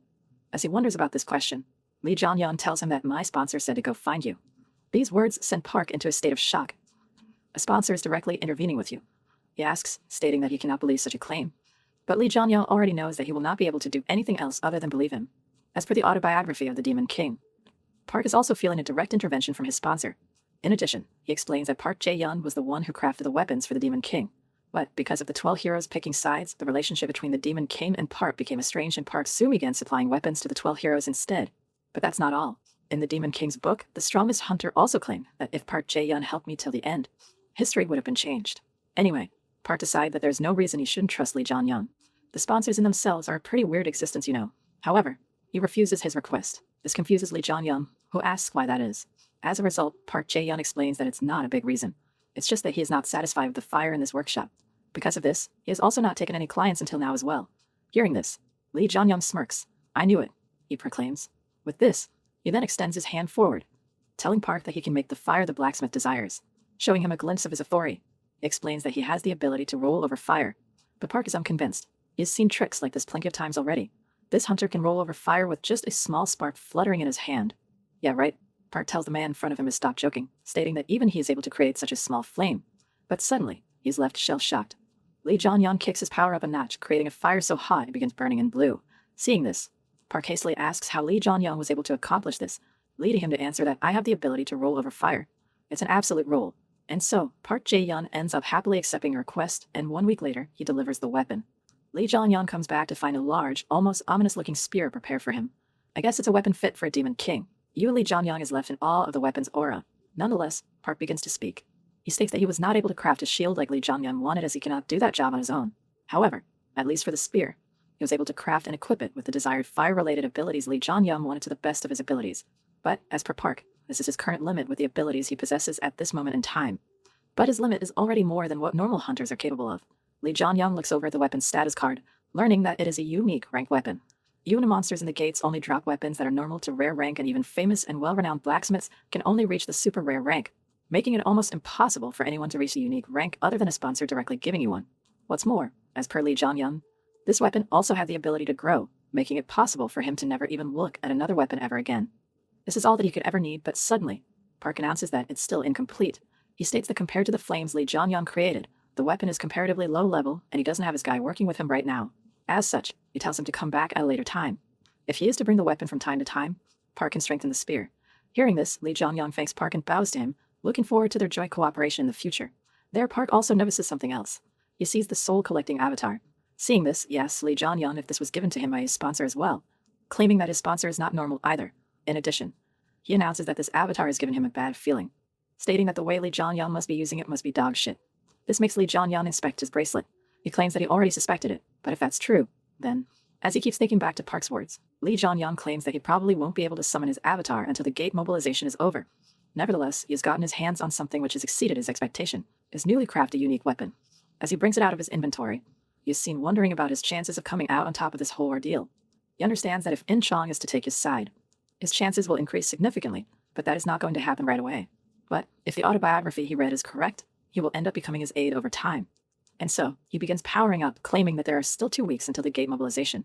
The only thing left is for me to grow. Just then, in the distance, a horde of monsters rush at him with full force. However, Lee Jong-hyun jumps in as well. According to him, it can grow stronger by hunting monsters, but 2 weeks isn't nearly enough time. So much so that he can't even spare time to sleep. And just like that, 2 weeks go by in a flash. At the North Army Guild headquarters, Gunther seems to be addressing his members, as a message pops up, informing him that the ruler of Riverside pays attention to you.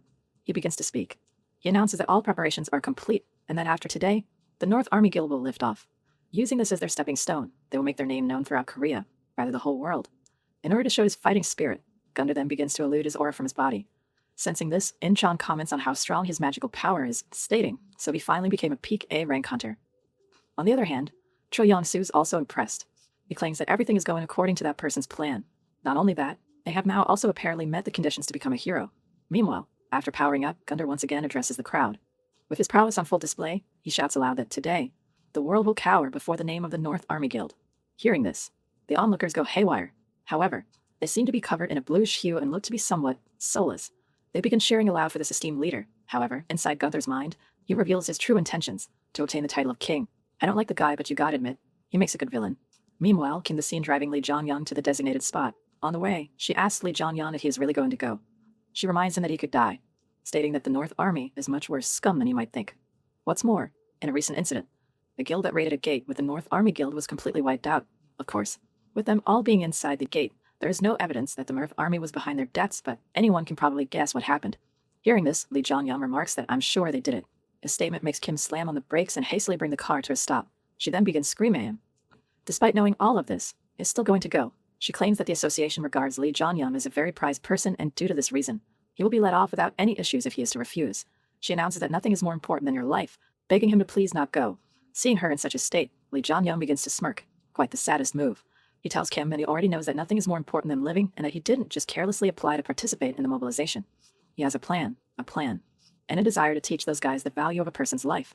As their conversation ends, they eventually reach their destination, where the other hunters seem to be already prepared. In addition, the press is also there, probably trying to make a good headline for their channel. But that's not all. In addition to everything else, Seong-gu happens to be there as well. Seeing him, Lee Jong-hyun goes over and talks with him.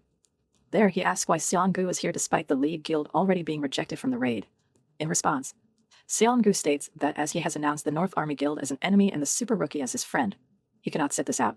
All of a sudden, he spots Gunther, who gives him an evil grin and walks off. Seeing him, Seong-gu tries to stop Lee Jong-hyun, but he too understands that even if he does, Lee Jong-hyun will not stop. He even tells Lee Jong-hyun that Gunther is much stronger than one would suspect. Although he is listed as a B rank on the official association records, in reality, he has ascended to the A rank category. But Lee Jong-hyun knows this already. As such, there's nothing much more that Seong-gu can do now. He just compliments Lee Jong-hyun's growth and takes a seat on the bench, stating that I want to continue watching you grow. I'll wait here until you come out.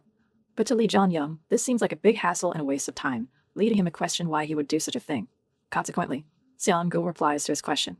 Because if you don't come out, I'm not going to leave the North Army Guild alone. Give the bald guy some credit. He's badass. Hearing his reply, even Lee Jong-hyun is taken aback, commenting on how Seong-gu is literally crazy for claiming that you will completely eradicate a guild on his own. Soon, an announcement is made, informing everyone that the raid will soon commence so the participants should do their final round of checking and begin gathering. And just like that, Lee Jong-hyun parts way with Seong-gu and heads into the crowd to line up. As the participants begin entering the gate, Lee Jong-hyun recalls this moment as mentioned in the book. Lin River Gate, the place where Choi Yeon-sung became the hero Gunther and countless hunters died. But history will not repeat itself. History will now change. As Lee Jong-hyun begins to enter with eyes filled with determination, he claims that the honor of this place will be all mine. And so, as everyone finally enters, something immediately begins to go wrong. A mysterious beam of light appears towards the gate, seeing which, Gunther begins to smile with the biggest and most evil smile I have ever seen. It's beginning, he exclaims. Suddenly, a message pops up. Due to the gate's special trait, the gate's magical value is changing. Seeing the message, all the hunters begin freaking out. Obviously, they were not told about this, and they all immediately panic. Meanwhile, a guy who has the device used to measure the gate's magical energy also starts screaming. He announces that the gate's difficulty has gone up from B class to B+ class. To me, someone who doesn't know the power ranking system so well, that doesn't seem to be too bad. But the hunters, who are very well versed in this topic, know what's in store. But Lee Jong-hyun seems to be calm, almost relaxed as if he already predicted this.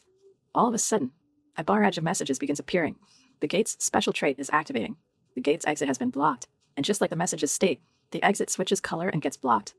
Seeing this happen in real time, the hunters quickly become distressed, left to wonder if they are locked inside this dangerous gate. But that's not all. Messages once again address everyone. Countless incarnations have gathered in one location. The sponsor is paying attention to you. The magical density is increasing. With this, the hunters feel an immense surge in powers, remarking at how their bodies seem to be burning. But it doesn't stop there. Countless incarnations have entered the gate. The sponsor's interest has risen. The magical density is increasing. This results in the guy measuring the magical level to almost collapse onto the ground.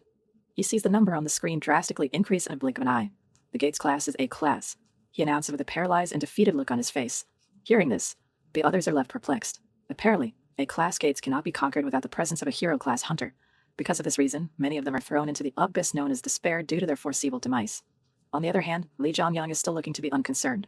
He claims that this is the normal reaction because this land is about to become their graveyard. Sounds harsh, but I guess that's true. But he also notices the reactions of Gunther, Yangsu, and In-chang. They too seem unfazed by this whole mess, leading Lee Jong-hyun to confirm his theory that they already knew about this. Well, it's not surprising considering this stage was created just for them. He thinks. At last, a message informs everyone that the wave will begin soon. This leads to Gunther addressing the hunters, telling everyone to calm down. He claims that he can understand their confusion, and that his mind is also in a mess right now because of the sudden increase in difficulty. But of course, that is a big fat lie. Regardless, gates have always been unpredictable. According to him, gates are places where accidents can happen at any time, but what is most important is for them to not get engulfed in despair but rather survive. They must live through this. I, Choi Yong-sam of the North Army Guild, will clear this gate alongside you, he proclaims. Suddenly, an ominous message pops up. Ruler of the Riverside is attempting to dominate the riverside. With this, the hunters, much like before in the guild headquarters, begin to glow with a blue hue. In addition, their eyes once again seem to be drained of life, but still, they all begin rallying behind Gunther's empty words. They state that their survival comes first, and as such, they should begin the preparation for the incoming attack. This all is revealed to be the doing of Gunther's authority, rule over Riverside. Using this authority, his leadership and incitement triple in effectiveness in an area of the river. Moreover, his forces will also follow his orders with a certain probability of chance. However, something which Gunther didn't predict happens. The influence of the Sky of Apocalypse has resisted the forced incitement and leadership. Thanks to this, while the others get manipulated by this wannabe hero, Lee Jong-hyun is in the right state of mind. Despite this is his first time seeing this authority, remarking on how powerful it is to be able to incite all those people at the same time. Meanwhile, as Gunther and his closest retainers stand on top of their mount, Yangsu asks his brother if they should also prepare to dive into the battle as well, but Gunther tells him no.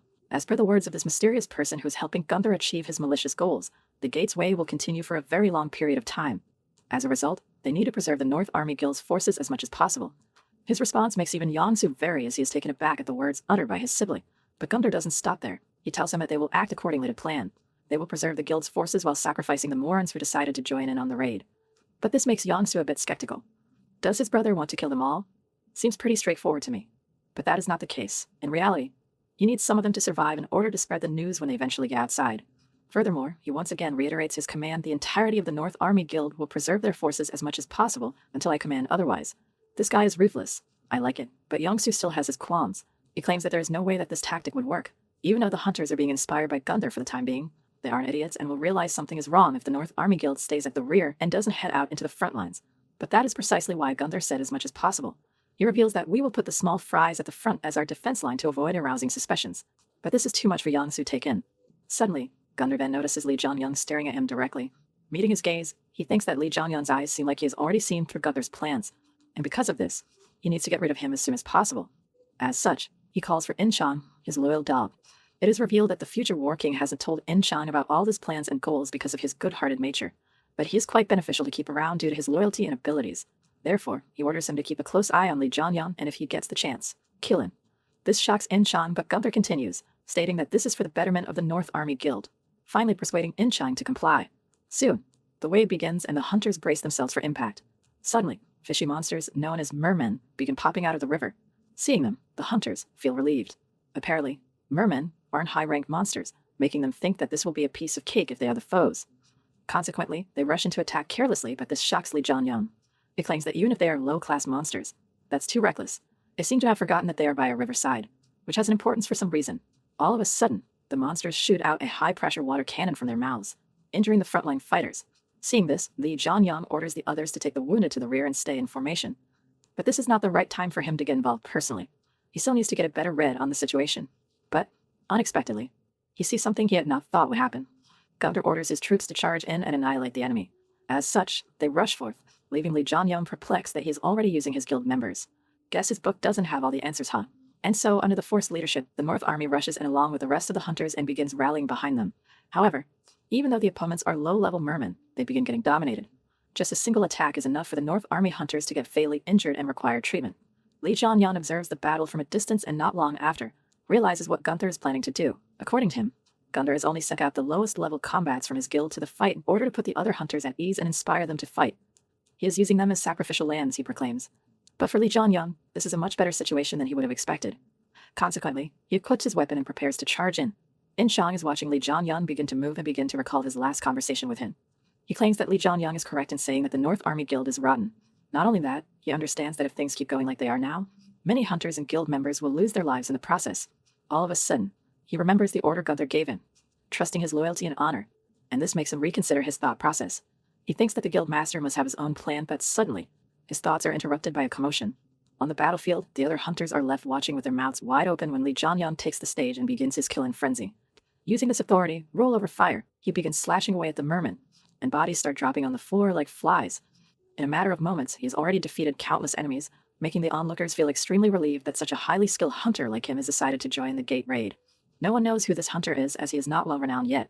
Even In-cham, who was observing Lee Jong-hyun, is taken aback at what he is witnessing. He claims that I thought he was at my level only 10 days ago, but did he surpass his limits too? Quite obviously my guy. Eventually, messages once again pop up informing everyone that the wave has ended for now. A rest period is allotted and some of the sponsors bless their hunters while others aid the enemy. On the other hand, Lee Jong-hyun finds a different message screen. The Sky of Apocalypse is extremely pleased with your performance. With this, his stats increase 3 times and he levels up significantly. What's more, he unlocks the achievement of Merman Hunter. But that is not all. The exhausted Lee Jong-hyun also finds that many other sponsors are showing interest in him and his prowess. The Guardian of the Long Lance and the Symbol of the Spherical show their desire to aid him, while the King of the Drench shows his hostility. This surprises him as he delightedly wonders, will I be able to get multiple sponsors like some of the strong heroes did? But the Sky of Apocalypse won't stand for it. They express his displeasure at the fact others are trying to take away his toy, essentially telling the other sponsors to get lost, and they immediately disperse, leaving Lee Jong-hyun's dreams to be shattered. Tough luck. All of a sudden, the other hunters came running towards him. They ask who he is, curious as to which guild he belongs and where he is from. But Lee Jong-hyun decided to not reveal his identity yet. He announces that this isn't over. There are still a lot of waves left, and as such, everyone should get ready for the next battle. He reminds them all that this is an A-rank gate, and they have to be cautious and vigilant at all times they want to live. The other hunters seem to understand his words and decide to use this rest period to recuperate as much as they can. With this, they turn back and head towards their friends, while Lee Jong-hyun turns around to take a look at Gunther, who is staring daggers at him. As his eyes are engulfed in rage, Lee Jong-hyun gives off a slight grin, claiming that he already predicted this. Apparently, Gunther was trying to get the favor of the hunters by coming in at a crucial moment to highlight his efforts and win them over, but Lee Jong-hyun will not allow for that. He vows to thoroughly ruin all of his plans, and as time passes the hunters will side with him instead of Gunther.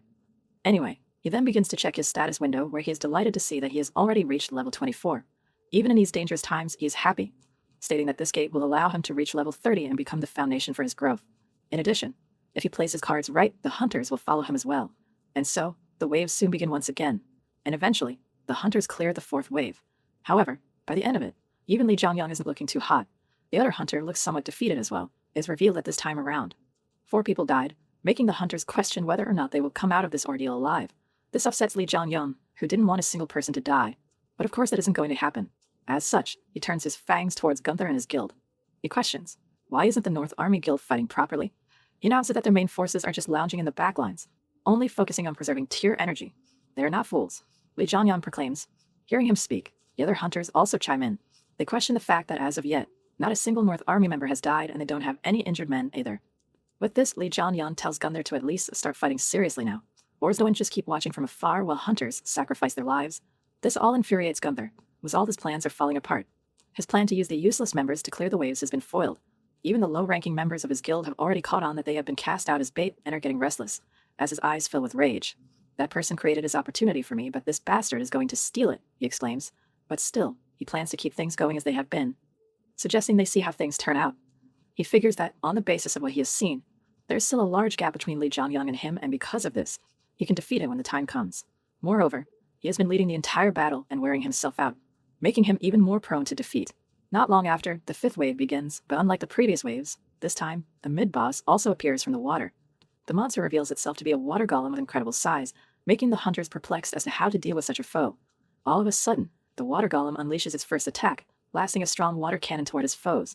Seeing this, Lee Jong-hyun orders everyone to dodge the incoming blow, and they barely manage to make it out of the trajectory. However, the attack leaves behind a crater in the ground. The hunters begin losing their minds after witnessing the destructive power this monster possesses with their own eyes. Nevertheless, in an attempt to come out on top, the warrior doesn't stop. The long-range attackers use their bows and arrows to shoot the water golem, but all their arrows seem to simply go through it without dealing damage. What's more, even if frontline fighters seem to be unable to injure the enemy if their attacks don't seem to be effective in the least, this makes the hunter question what the hell they are supposed to do against such a beast, which takes no physical damage. That is when Lee Jong-hyun decides to chime in.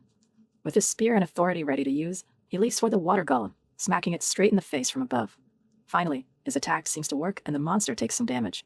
Seeing this, the hunters are startled at how this man is able to damage an opponent they cannot even touch, making them even more curious as to this guy's real identity.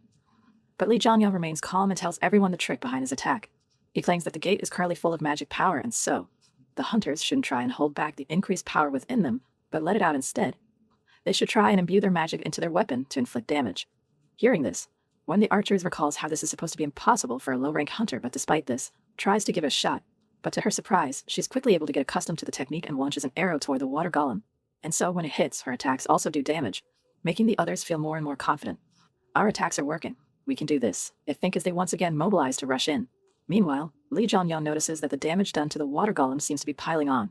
However, he understands that they cannot defeat a high-ranked monster like the water golem with attacks of such caliber.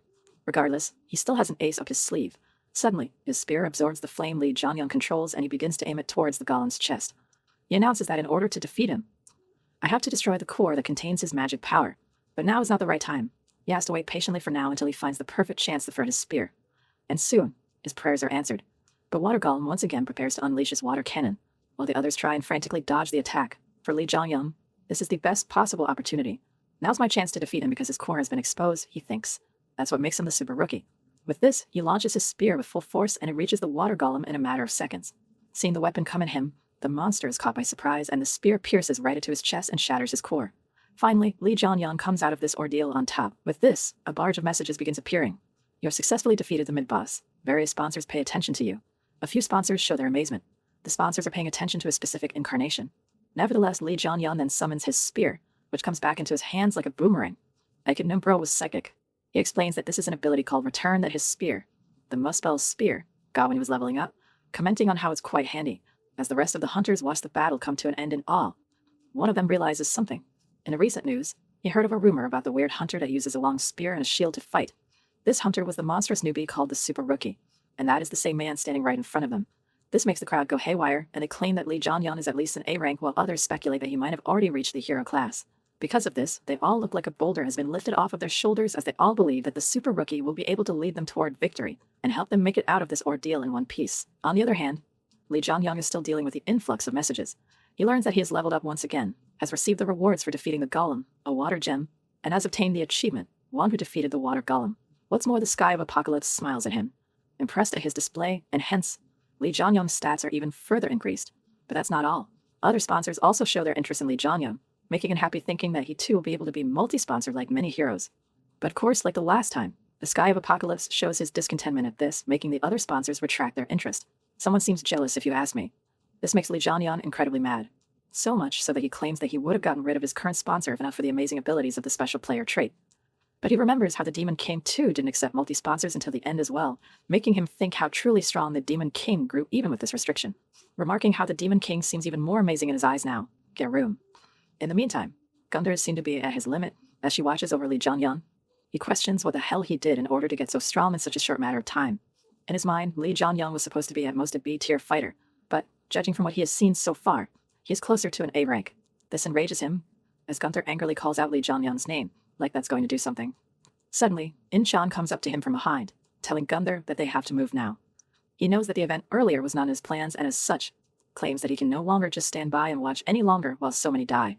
Hearing this, Gunther turns back to look at his dog who is defying his orders, with an eye filled with rage. But In-chan refuses to back down. He claims that if your plans have gone awry, you need to set a new course of action and act on it. In addition, he tells Gunther to please give up. Of course, Gunther knows what he really meant. In-chan wants the future War King to give up on killing Lee Jong-hyun. This makes him turn red with rage. He announces that his claims are nonsense. You will not lose to a newbie. He proclaims that I created and grew the North Army and now I'm going to become a hunter that will be a pillar of the world. You think I'll lose so easily? With this, he then summons his weapon and issues an order to his guild, telling them all to use all their power to clear this gate. Under the influence of his authority, the unsuspecting members get pumped up to fight while Gunther exclaims that the pride of a king does not falter. You sure talk big for a guy using such a cheap tactic, not really a king move. However, as soon as he turns back, he sees something he could have never imagined. In-chan has left his side after discarding his helmet. In flashback, it is revealed that this helmet was given to In-chan by none other than Gunther.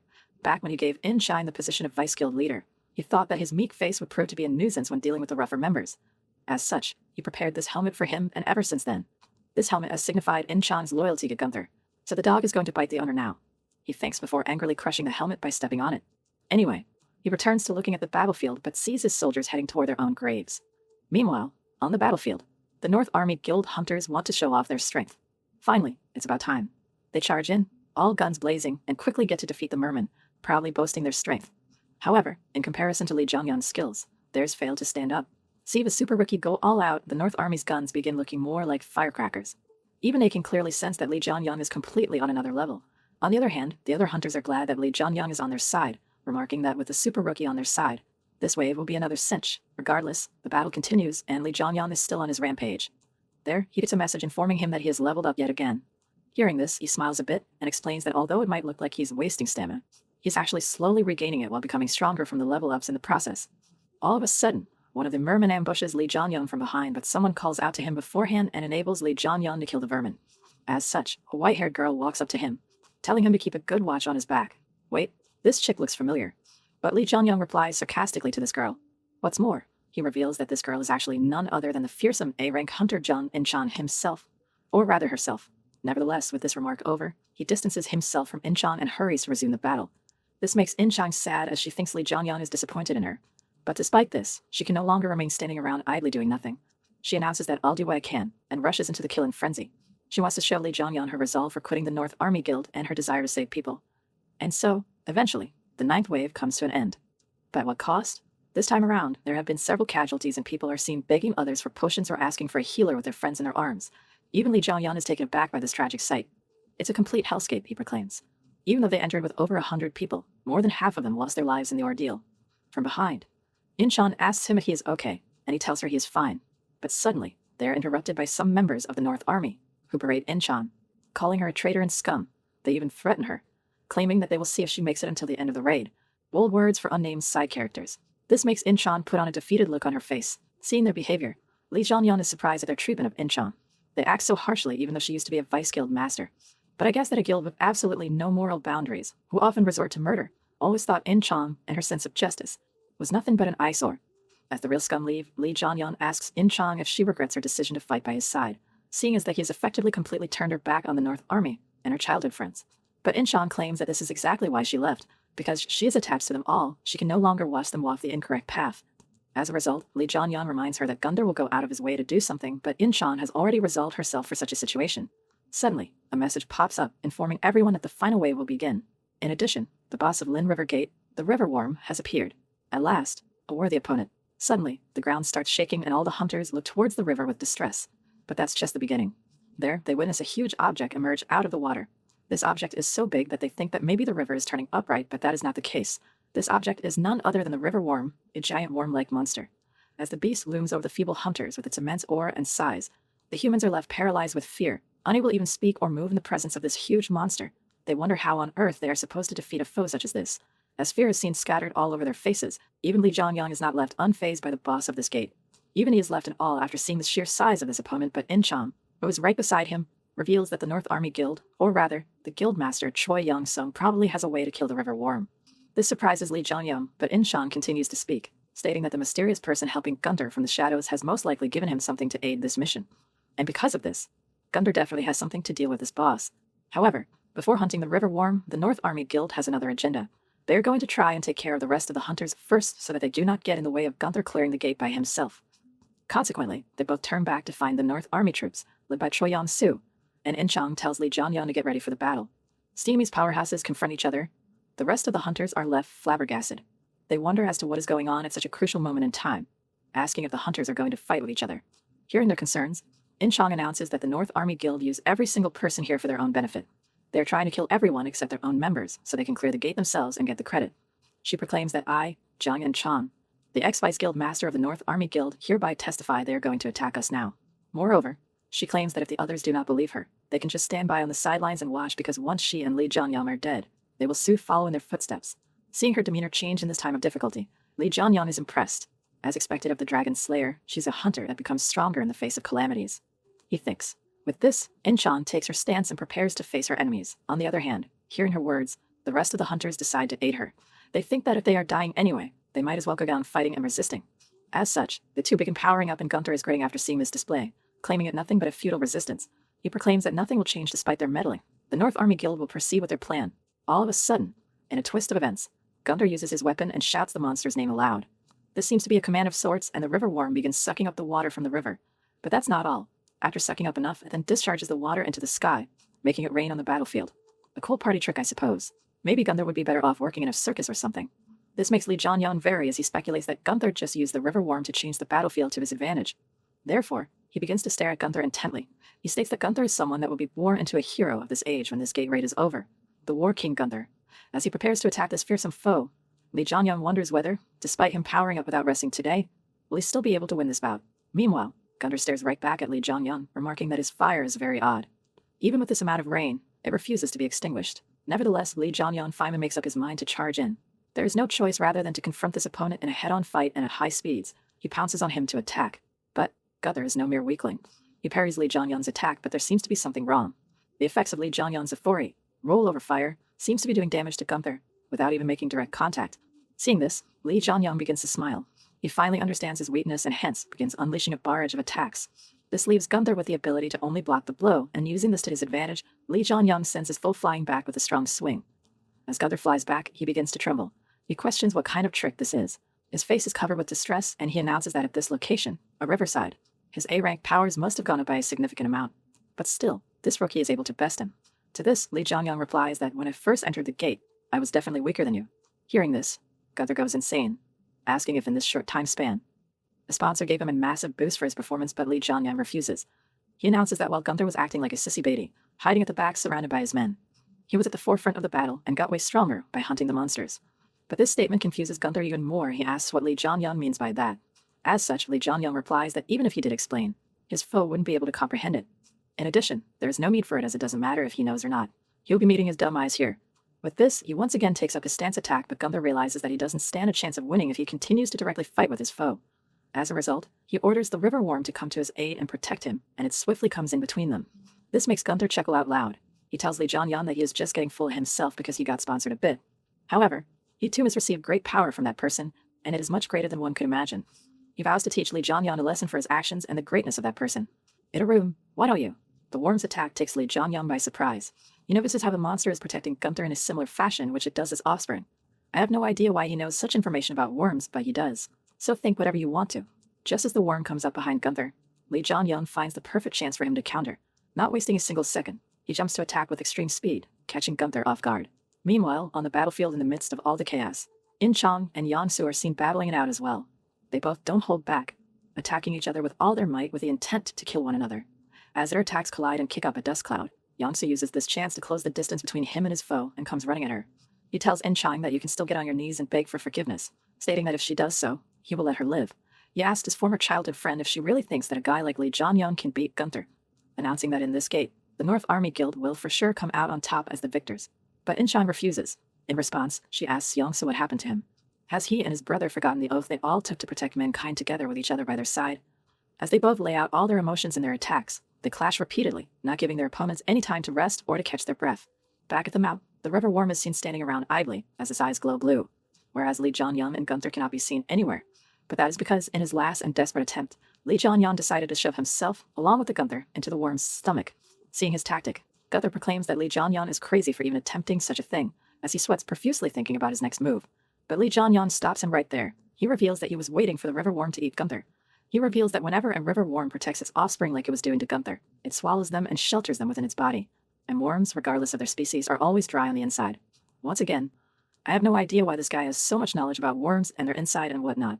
It was never mentioned that Lee Jong-hyun enjoyed researching worms.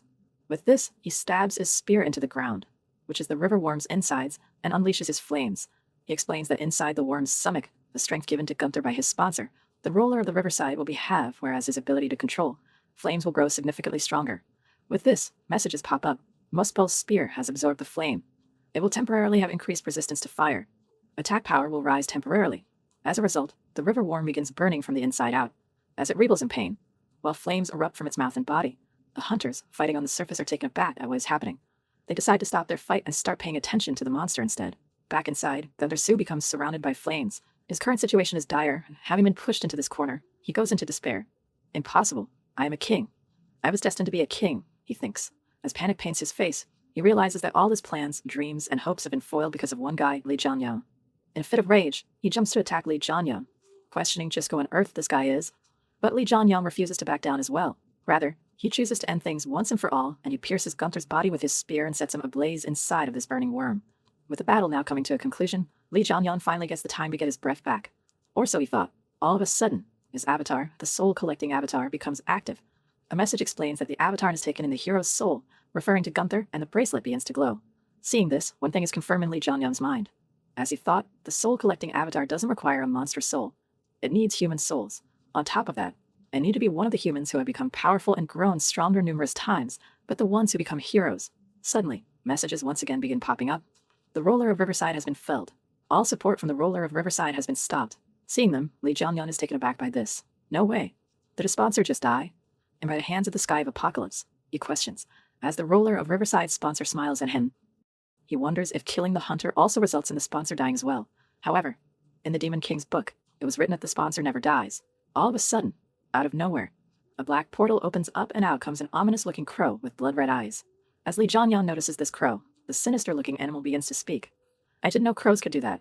The animal tells Lee Jong-hyun that he hasn't responded yet to Gunther's last question. This sends him into a bit of a thought. He reminds himself that this is the first time he has killed a hunter, not a monster. He knows that he has followed the path of a demon king rather than that of a pacifist, but that alone will not be enough. That is when he finally makes his resolve. For the sake of changing this world, I'll take on any disgrace or sin. I'll even surpass the demon king. As a result, he finally replies to the crow, claiming that he is the demon god. Badass moment alert. Hearing his hunter utter these words, the sky of apocalypses also supports his decision. In addition, the crow seems to be satisfied with this answer. It remarks on how interesting his answer was, telling him that they will meet again soon. And so, the crow takes its leave. Lee Jong-hyun tells it to report everything it saw and heard to its owner. Soon enough, the boss of Lin River Gate, the river worm, perishes as well. This once again sends a barge of messages. You have acquired the greatest contribution. You have acquired the essence of water. You have acquired the achievement, he who hunted the river worm. You have acquired the achievement, he who conquered the river. You have leveled up as his body burns and collapses to the ground. All hunters bring their fight to an end and watch the monster's corpses intently, curious as to who will emerge from the battle alive. There from the mist, Lee Jong-hyun walks out as the victor, making the hunters go haywire and compliment him. However, not everyone is so happy with his victory. In-shan calls out his name from a distance. This is because Cho-Yeon-soo is heading toward him. Enraged that his brother was not the one who emerged victorious, he wants to take revenge for him and attacks Lee Jong-hyun recklessly from above. Now that's why I call it brotherhood. With a strong blow and fierce emotions, Yeon-soo attacks Lee Jong-hyun, asking him just what on earth he has done to his brother. He claims that Lee Jong-hyun has ruined everything, all their plans and efforts to achieve their goals. The force behind his attack is so strong that even Lee Jong-hyun begins to falter under the pressure. However, when Yeon-soo tries to unleash another attack, Lee Jong-hyun manages to find an opening in the opponent's stance and uses it to counter. Using his shield, he smashes Yeon-soo straight in the stomach, sending him flying backward. As a result, Yeon-soo crashes into a nearby cliff wall, but still, he hasn't had enough yet. Once again, he gets up, despite the damage he has incurred, in order to continue the fight, but Lee Jong-hyun doesn't allow for that to happen. In a split second, he closes the distance between him and his foe, and points his spear at his head. This results in Yeon-soo finally understanding the dire situation he is in and clams down in the face of certain death. As such, Lee Jong-hyun begins to speak. He announces that the reason hunters have gotten their powers is to protect and save humanity from the crisis they face. Uncle Ben said it best, with great power comes great responsibility, but in Lee Jong-hyun's eyes, people like Yeon-soo and his brother, who prey on the weak and innocent civilians, don't deserve to even be called hunters. Hearing these words, Yeon-soo becomes enraged, but alas, he still cannot act with a flaming spear pointed at his neck. Nonetheless, for today, Lee Jong-hyun has seen enough bloodshed. He doesn't want to see any more blood be spilled for no reason, and so, he turns his back on Yeon-soo and begins walking away, telling him to go live a life of repentance. But of course, a tiger doesn't change its stripes. Seeing the image of Lee Jong-hyun's back, he thinks that this is the chance he was waiting for. As soon as Lee Jong-hyun turns around, Yeon-soo raises his head. With a sinister glow in his eyes, he summons his weapon from his inventory and attempts to stab his foe in the back. This leaves Lee Jong-hyun completely wide open, without the ability to defend himself in such a state. However, as he looks back at death with distress, in the nick of time, In-shan shows up. Using her sword, she manages to get in between Lee Jong-hyun and her childhood friend, killing Yeon-soo with a swift slash. At last, The evil brother duo, yet they're just deserts. Hattie mid sliced open by the person he once considered to be a friend. Yong-soo asks her how she could do such a thing, but before he can complete his sentence, he collapses onto the ground and starts bleeding out. This allows the soul-collecting skeleton to absorb another hero's soul. Lee Jong-hyun, on the other hand, Lee Jong-hyun asks In-chang if she is alright, but she is clearly not. She blames herself for not stopping Gunther and Yong-soo sooner, stating that if she had been able to do so, such a tragedy wouldn't have taken place. But Lee Jong-hyun refutes this. He claims that In-chang is different from those two scumbags, and because of this, there is no point in her blaming herself for their actions. But In-chang isn't willing to listen. She thinks that this is it for her. I shall never again wield a sword, and I shall live repenting for the mistakes of the North Army Guild. She vows. With this, she then turns back and walks off. This makes Lee Jong-hyun perplexed at her announcement.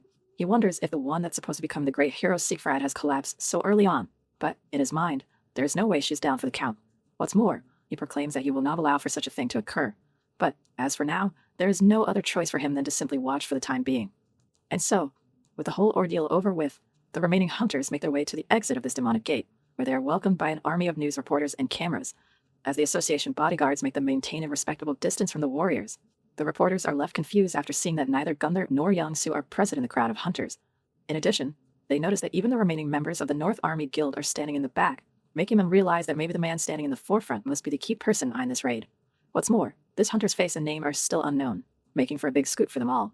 Consequently, everyone starts asking about the events that transpired inside the gate and the real identity of the one who led the survivors to victory. Our boy is finally getting some recognition. Just then, out of nowhere, Seong-gu comes up from behind Lee Jong-hyun and places a hand on his shoulder. He tells the reporters that this man standing in front of them is none other than the rumored C-ranked super rookie.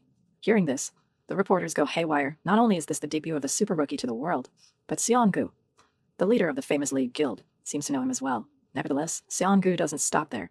He claims the hunters have just returned after clearing this hellish gate, and as such, they should be given some time to recuperate from the situation. According to him, they should all applaud the hunters who have made it back alive while mourning the loss of the brave souls that the world has lost. His statement makes everyone clap aloud for the hunters, making them a bit happy. Soon very much, but there's nothing to be happy about. This is not a happy story. This is the tale of a gate where 110 people were mobilized, yet the number of people that survived the hell of a special gate was only 39. This is enough to paint Lee Jong-hyun's face with a sad expression. In the meantime, somewhere else, the black crow Lee Jong-hyun encountered inside the gate appears on Earth. As a result, it returns to its master's side, who was revealed to be an eye patch-wearing man who was happy to see his crow. Hyujin, come back. Pretty bad name, to be honest. With this, the crow then tells its owner what it saw. It reveals the information it knows about Lee Jong-hyun, telling Mr. Eyepatch that he already knew that the river worm was controlled. In addition, Lee Jong-hyun was also aware of the plan to make Gunther a hero. That's not all. Lee Jong-hyun also had the ability to get stronger after hunting monsters and proclaims himself as the demon god. Hearing all this, Mr. Eyepatch decides that he will have to meet with the survivors of Lin River Gate himself in order to learn all about the events and tells his assistant to make arrangements for it. But that's not all. He also tells his assistant that the North Army Guild is no longer needed and it must be disposed of immediately. As such, the assistant complies with the order, stating that he will clean up the situation right away through the media. Later on, In-chang pays a visit to the North Army Guild headquarters, or at least it used to be. As she enters the building, she is hit by a wave of nostalgia. Recalling how the building used to be filled by people heeding Gunther's every word, she becomes visibly sad seeing that this is no longer the case. As she expresses how she is now sick and tired of being a hunter, all of a sudden, she's approached by some former members. They call out to her, claiming that she has done nothing wrong. Rather, Yong-soo and Gunther only end up paying the price for their sins. But that's not all. They even bow in front of her, telling her to not give up. One of the members states that as a father, he wants to live an honest life, and as such, he is willing to pay for the crimes that they and their guild have committed in the past. However, In-chang tells them that this is not their burden to bear. As the sole remaining captain of the guild, it is now her responsibility to bear the punishment, and these guys have no obligation to pay for the crimes. But the members refute this. They announce that this is not the case, as there is a truth In-chang isn't aware of. We are murderers, he proclaims, and upon hearing this, In-chang is left shell-shocked. Meanwhile, somewhere else, Seong-gu meets up with Lee Jong-hyun. There, as they drink some soda, Seong-gu asks Lee Jong-hyun if he was out of line for exposing and revealing his identity to the reporters when the raid was over. But that is not the case. Lee Jong-hyun states that rather than being a problem, it has in fact helped him by making him famous. It is revealed that ever since that incident, Lee Jong-hyun has instantly become a superstar. But this is only natural. A rookie clearing a hellish gate that changed ranks from B to A is unheard of, making Lee Jong-hyun the top headline on today's paper and news channels. The news about this C-rank hunter having become an A rank begins spreading far and wide, ending up in the people, now calling him an underdog. But in Seong-gu's opinion, this title is not fit for Lee Jong-hyun as it is supposed to be for the man of the people. Is that meant to be an insult? But Lee Jong-hyun is not offended like I am. He thinks that this isn't necessarily for a hunter like him who doesn't have his own faction. Nevertheless, Seong-gu is still glad that his interference didn't end up creating any problems for his friend. Suddenly, the mood gets tense. Lee Jong-hyun thinks that he should tell Seong-gu about his next step as it is necessary for his plans. As such, he asks how Seong-gu knew about it. This question leaves him a bit stumped, making him ask what his friend means by this. As a result, Lee Jong-hyun explains himself, asking how Seong-gu knew that he would use hero-making in his favor. Apparently, hero-making was a term that wasn't used in this age yet. The people of this age think that heroes are born from the will of the sponsors, luck, and the right timing. But of course, Lee Jong-hyun, being from the future, knows that this is not the case. Hearing this, Seong-gu cannot believe his ear. "Are you saying you can make heroes?" he asks. But his words fail to fool Lee Jong-hyun, who announces that Seong-gu already knows what he means since he's a member of Asgard. Hearing Lee Jong-hyun utter these words, Seong-gu grows enraged. His eyes begin to glow ominously as a gold hue surrounds his body. He pours out such an immense pressure that even the nearby swings begin to move, and ultimately, even Mr. Eye Patch gets a sense of it. This surprises Mr. Eye Patch, who was taken aback by the powerful aura emitted, making him think that something interesting is about to happen. Back towards Lee Jong-hyun, was also left shocked at the true power that Seong-gu holds. Nonetheless, Seong-gu calms down, asking Lee Jong-hyun how he knows about this. He explains that ever since he met Seong-gu, he was already a part of Asgard. As a result, he asks why Seong-gu acted like he did, remarking at how it looked like Seong-gu was aware of his plans and was helping him nonetheless. But Seong-gu claims that he already suspected something. The speed of Lee Jong-hyun's growth defies all logic, and his thought process makes it seem like he knows something others don't. Nevertheless, Lee Jong-hyun was the one who purposefully let him get caught in his plan. He asks why Seong-gu thinks he did such a thing, but his friend has no answer, leading Lee Jong-hyun to reveal his true intentions, to become a member of the secret organization of powerful hunters named Asgard. This leaves Seong-gu speechless, whereas Lee Jong-hyun stands there with a smile on his face, thinking that the real war starts now. Later that night, Lee Jong-hyun decides to call out In-chan to have a conversation with her. Of course, she complies, and there asks why he wanted to meet her. Consequently, Lee Jong-hyun decides to quit the small talk and get right to the chase, asking her to join his side. But In-chan seems hesitant at first. She claims that her usefulness has ended at the Lin River Gate. As of now, she has lost the North Army Guild, which she used to consider her family and her usefulness. But that's not all. She also states that she is not someone who's competent enough to accomplish anything great. But Lee Jong-hyun stops here right there. He tells her that she has plenty of worth, knowing what the future has in store for her. But In-chan refuses to listen. Annoyed at this comment, she begins to tremble with rage. She announces that Lee Jong-hyun acts so confident as if he knows everything already. This leads to her admitting that he was right in the past. The North Army Guild was nothing but trash and garbage, and she was just a component mixed up in the huge pile of human waste. It's being a bit too harsh on herself, though it is kind of true. But all this does is make Lee Jong-hyun wonder about what happened to her in this short span of time and change her attitude so much. He asks her about what happened, making her finally reveal what she's learned recently. She tells Lee Jong-hyun that there were even crueler things going on in the depths of the guild, things far more sinister than she was led to believe. The guild members, following the orders of their leader, have been murdering countless people, including powerless civilians. This is enough to send a chill down Lee Jong-hyun's spine, while In-chum takes a seat on the ground, looking as if her entire worldview has been brought into question. She recalls the experience Lee Jong-hyun had with the North Army Guild, where they threatened an innocent civilian to falsely testify against him. Well, apparently, they've been going around secretly assassinating ordinary people involved in such conflicts, making her comment on how the guild master Choi Young-sim really thought of ordinary people as nothing more than bugs. Well, you knew that already. Meanwhile, Lee Jong-hyun claimed that the situation has taken a dangerous turn. For a person as righteous and good-hearted as In-chan, this kind of information is much too cruel for her to handle. He thinks that if things keep going on like this, at this rate, Lee Jong-hyun will end up losing the future Dragon Slayer, and she will begin mentally crumbling into the ground. He has to think of a way to get her back onto her feet, and with his quick thinking, he conjures up a plan. And so, he asks her, what will you do if something like this happens again? He carries on, stating that gates appeared out of nowhere and awakened hunters were born to combat the monsters inside of them. In front of such people, who have been blessed with superior physical abilities, the normal people cannot do anything and become completely powerless even to resist. If such injustices occur in a small guild such as the North Army, Lee Jong-hyun claims that it is sure to be the case in other guilds as well. Incidents like these must occur everywhere at all times, making him question if In-chan plans on ignoring the rest of these atrocities. Hearing these words, the depressed In-chan opens her eyes and stands up. But Lee Jong-hyun doesn't stop there. He claims that he wants to try and stop all these things from happening and correct what's wrong in this world. He wants to stop anyone else from feeling what In-chan has to go through after witnessing these events and feeling like she is. But still, In-chan is not convinced. She asks if Lee Jong-hyun thinks he will be able to truly stop all this, even though she's witnessed his strength and amazing character firsthand. She announces that Lee Jong-hyun knows nothing about the hidden power in this world. She remarks on how much power that person holds, referring to Mr. Eye Patch, adding that in front of a monster like him. The other hunters are all nothing but insignificant insects, but that's not all. She adds that she is not strong enough to go face to face against that person, asking Lee Jong-hyun if he really thinks he knows a way to go against him and change the world. This brings us to this crucial moment. Lee Jong-hyun thinks that the situation is do or die now and tells In-chan his deepest secret. He tells her that I'm from the future, leaving her perplexed at this statement. Nevertheless, Lee Jong-hyun continues on, like he hasn't said something crazy just now. He states that something massive will happen soon. A cataclysm will arrive where many people will die and many things will be destroyed. When the time comes, the power of the North Army Guild's former vice guild leader will be necessary. And so, he reminds her that the association will be calling them together soon, telling In-chang to meet him there and think over what they have discussed until then. With this, he takes his leave and the both of them return to their homes. The next morning, Lee Jong-hyun is seen watching the news where he finds out that all of the North Army Guild's crimes have been brought to light. But what is surprising is how detailed the report presented is. This makes him think about whether or not the report was prepared ahead of time in order to throw away their useful pawns if and when they become useless, and are nothing but an annoyance. As he sits in his home watching the news intently, something strange begins to happen. His soul-collecting skeleton begins to glow. It is seen that the avatar has finally been activated and will now be born as a true avatar. Oh yeah, boy. Things are about to get good. Seeing this, Lee Jong-hyun gets pumped up. Finally, the bracelet has absorbed the souls of Gunther and Young-soo in action with the water golem's gem and the river worm's water essence. Regardless, a message pops up, telling Lee Jong-hyun to call upon the avatar's name to summon it.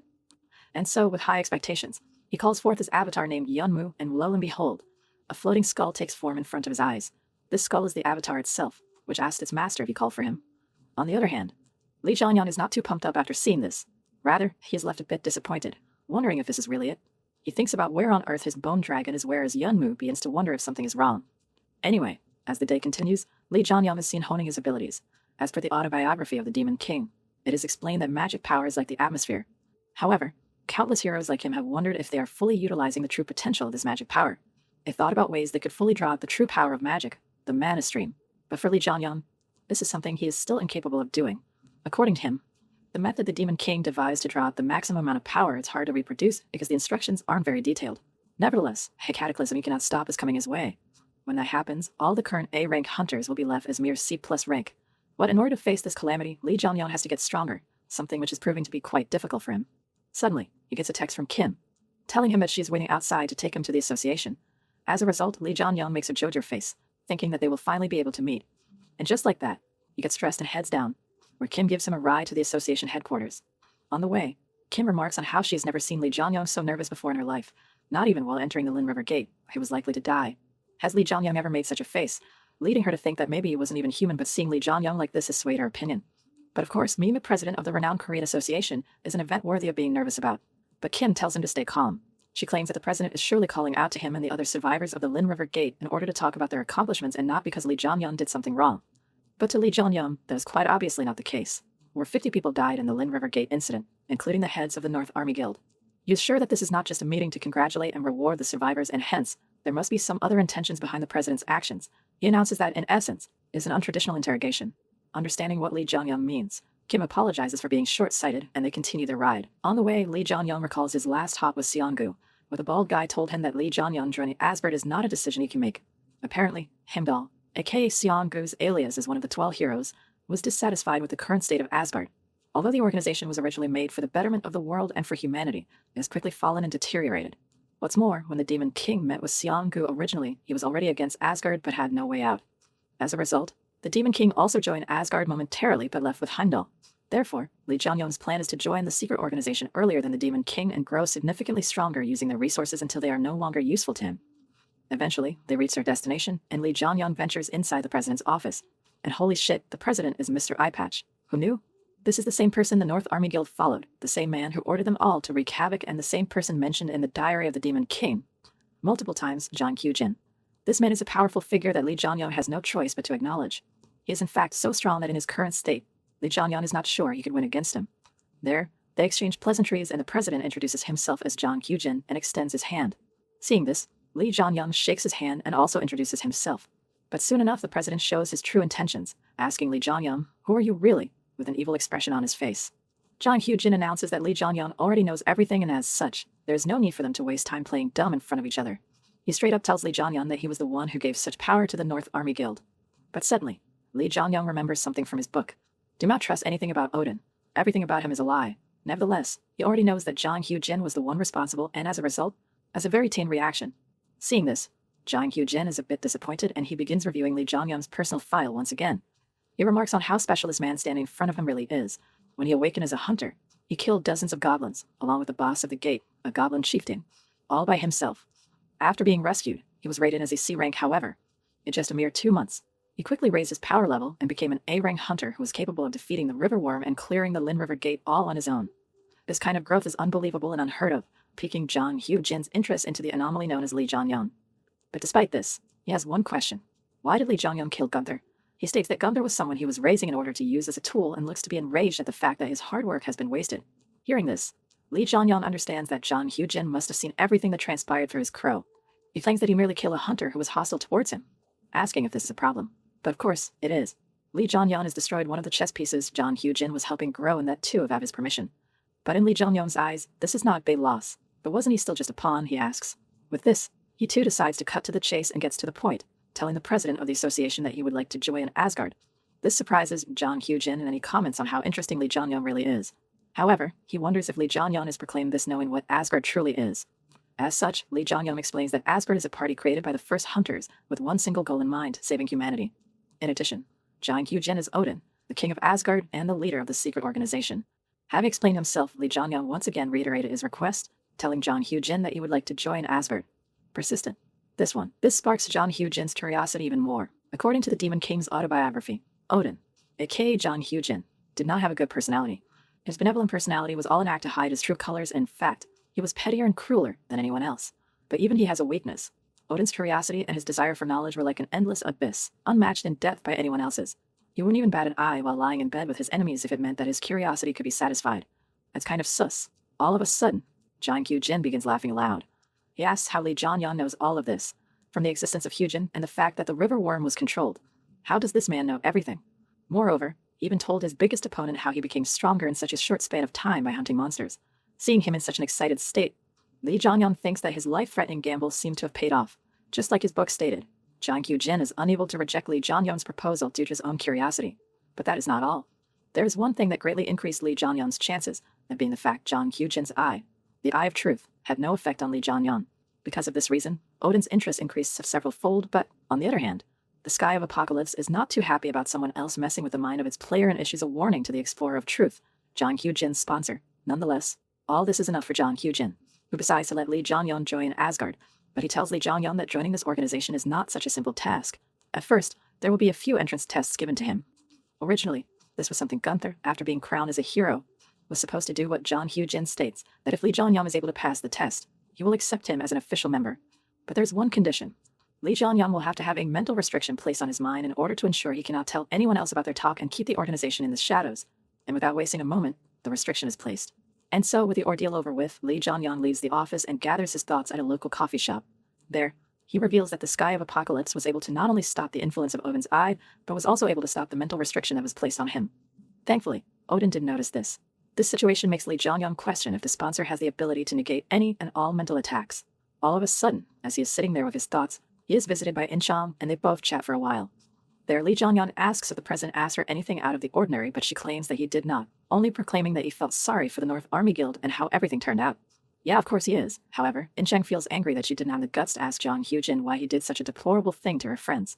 Nevertheless, Lee Jong-hyun claims originally the president wanted to take care of In-chang as well, seeing as she's also aware of his true nature and character, but he left her alone for some reason, asking her why this could be so.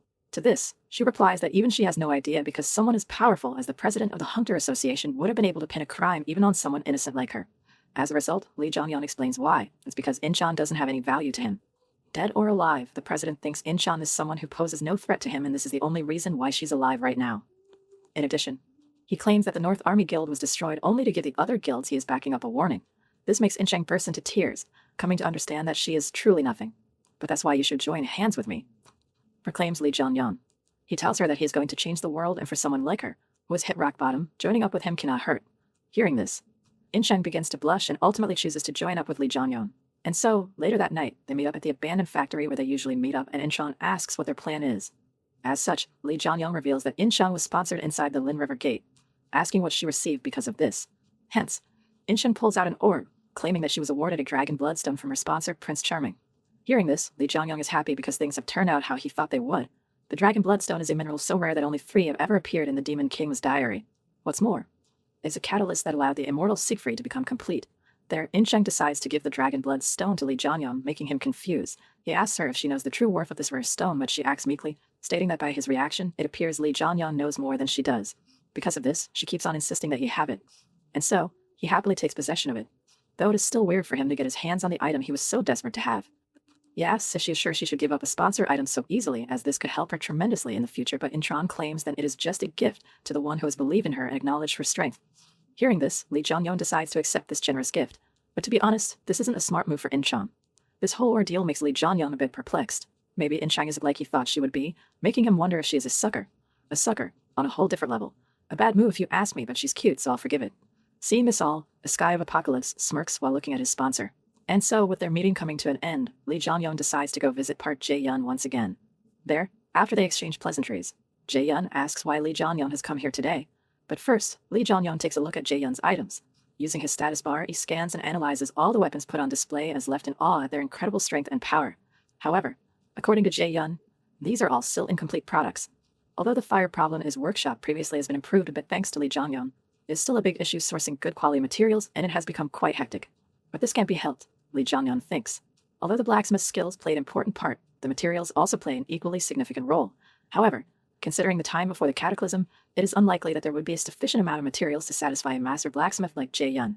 With this, Lee Jong-hyun then reveals the reason why he is here. He pulls out the dragon bloodstone Inchang Gavyun. As the stone sparkles, Jae-hyun looks at it intently, but Sue, after paying close attention, is left speechless. He slams his hand on the table and begins screaming out loud, asking Lee Jong-hyun what the hell this thing is. Park Jae-hyun has never seen such a mineral before in his life, and this is enough to send him into a state of shock. But of course, Lee Jong-hyun reminds him that this is not a gift. But that is quite obvious. Only a world-class sucker would hand over such a valuable, mystical object as a gift, claims Jae-hyun. However, Lee Jong-hyun can promise that there is at least one person who exists like this. I suppose a bird of this level is justified. Regardless, Lee Jong-hyun asks to borrow Jae-hyun's hammer for a bit and begins walking towards the anvil. Before Jae-hyun allows him, he somewhat anticipates what Lee Jong-hyun is trying to do. But Lee Jong-hyun remains as confident as ever. He puts the dragon bloodstone on the anvil and tells his ear to look closely. With this, he then lifts the hammer up in the air and, using his authority, puts even more force behind the strike. Seeing all this unfold, Jae-hyun is unable to just keep watching. He begins cursing, telling Lee Jong-hyun to stop his foolish actions immediately. But Lee Jong-hyun doesn't listen. With full force, he strikes the bloodstone and breaks it into 2 pieces. This makes Jae-hyun's soul leave his body, and he is left as a shell of the man he once was.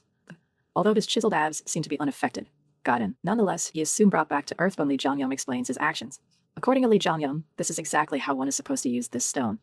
As for the Demon King's book, dragon blood stones regenerate when they consume a certain amount of blood. So in other words, it is possible to duplicate them. Now that's a life hack if I've ever seen one. Therefore, Lee Jong-hyun asked Jae-hyun to put 1/2 of the dragon bloodstone on his Muspel's spear, giving the blacksmith special instructions to not mess with or refine the stone in any way. As for the other half, he wants to put it on a great sword. He recalls how the great sword he chose is one that resembles the immortal Siegfried's magic sword, and Jae-hyun is ready to begin working on it immediately.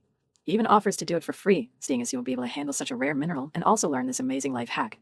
And so, later on at a gate somewhere, Inchang and Lee Jong-hyun are seen working together to hunt some monsters. Their newly upgraded weapons seem to be working perfectly. The stones implanted in the weapons absorb the orc's blood and begin regenerating.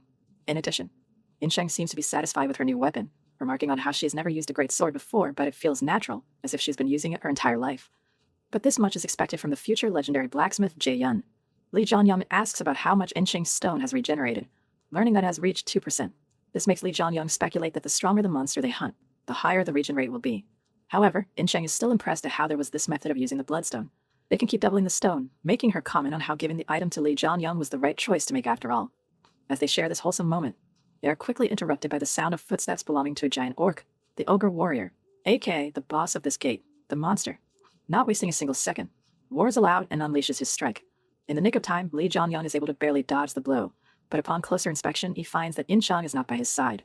As a result, he calls out her name, and as the dust from the attack settles, he sees Inchang blocking the strike all on her own. Pretty badass. Not only that, she's even able to parry the block and sends the monster flying backward, leaving even a boss of the gate surprised at the strength this human possesses. But this is expected. The immortal Siegfried's great sword stopped countless attacks from a dragon. But the show doesn't stop there. Inchang continues to charge in and begins hacking away at her foe. Ultimately, she ends the fight with a vertical slash from above, splitting the ogre warrior into 2. And so, with the raid coming to an end, they both leave the gate and rest outside. There, Lee Jong-hyun comments on how reassuring it is to have someone like Intron on his side, making her blush profusely. But Lee Jong-hyun doesn't stop there. He states that it is almost time, and if they have to, in just 2 days, go there. With the deadline so close, he wants to continue hunting non-stop for the rest of the 2 days and keep on improving their teamwork. That will be their best chance to survive, and Inchon agrees. Why is she so cute now all of a sudden? Inside his mind, Lee Jong-hyun is determined to face Odin's test. This brings us to the night before the fateful day. Lee Jong-hyun is seen resting in his room, pondering over his thoughts in anticipation of what tomorrow will hold for him. He thinks that he and In-cheng have made all the possible preparations for tomorrow that they could in the little time they had. However, In-cheng is still yet to attain her title, Siegfried. But maybe it's too ambitious and wishful of Lee Jong-hyun to think that she will acquire the alias she was originally supposed to get her hands on much later on. All of a sudden, his doorbell rings and he heads out to see who it is. And so, this results in him being seated in front of none other than Seong-gu. There, Seong-gu decides to cut to the chase and tells Lee Jong-hyun to not go tomorrow. If he does, it could result in him dying, and the stakes are much higher than from the Lin River Gate. Hearing Seong-gu say this, Lee Jong-hyun realizes that he is telling him his true feelings, but Seong-gu continues. It claims that he has thought long and hard about how Lee Jong-hyun knows about Asgard, the reason as to why he wants to join this organization, and his true goals. However, he has come to the realization that he does not care too much about this stuff. I trust you, announces Seong-gu. But this makes Lee Jong-hyun confused. Just how can this man, who came across by chance, trust him so much? But this is a question even Seong-gu has no answer for. This is just what he feels, and he has decided to follow his gut feeling. But regardless, he once again reiterates his warning. Do not go tomorrow. He states that Odin is already interested in Lee Jong-hyun even without the test. He'll be able to join Asgard sooner or later. He asks Lee Jong-hyun if he has an alias as of yet or not, stating that if he does not, he will not return back in one piece. But Lee Jong-hyun refuses to listen. He thanks Seong-gu for his concern but tells him that it is unnecessary. He proclaims, no matter what, I will make it back alive. I still have a lot to do. Confidence 100. And so the fateful day has now arrived. Lee Jong-hyun and In-chan, dressed in a black suit, appear at what looks to be an airport. There, they are greeted by Kim, who guides them to the destination. Seeing Kim there, Lee Jong-hyun congratulates her on getting a promotion, but she claims that it is all because of Lee Jong-hyun. Since he is so successful, she's being rewarded as the one in charge of him. Not only that, as Lee Jong-hyun has been selected for an international expedition. She expresses her happiness about being in charge of a hunter representing your country. She bows in front of him, telling him that the gate is about to open, and prays that they both return safely before heading back. Seeing her act, even In-chang is impressed, and she remarks, what a cool guy. Huh, guy? Are the translators messing with us? My disappointment is immeasurable and my day is ruined. Nevertheless, both Lee Jong-hyun and In-chan reach the gate to London, where an association member tells them to enter. With this, they land directly in London, where they are greeted by the hosts of the event.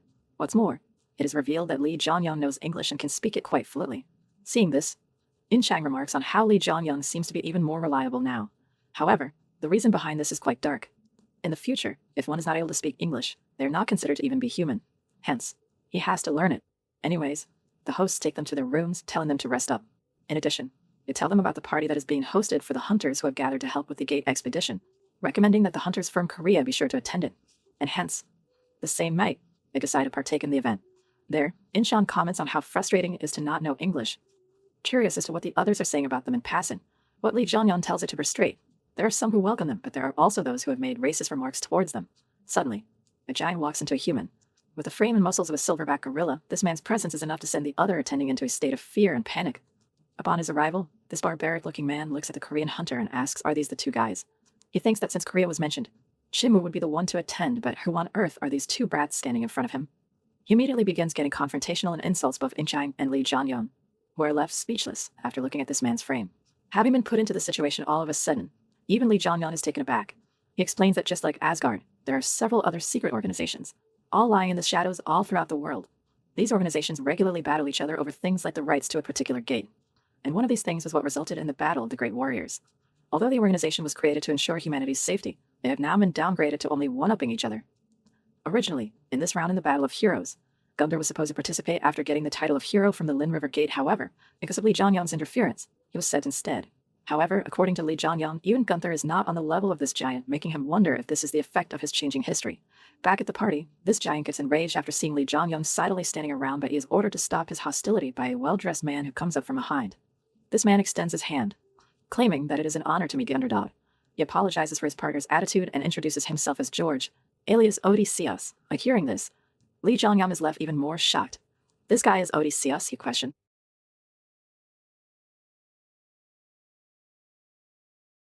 Liz was such a feared man that even in the autobiography, the Demon King was unsure that he would be able to face him. Nonetheless, he shakes George's hand. In addition, George also tells his comrade to apologize, which he does.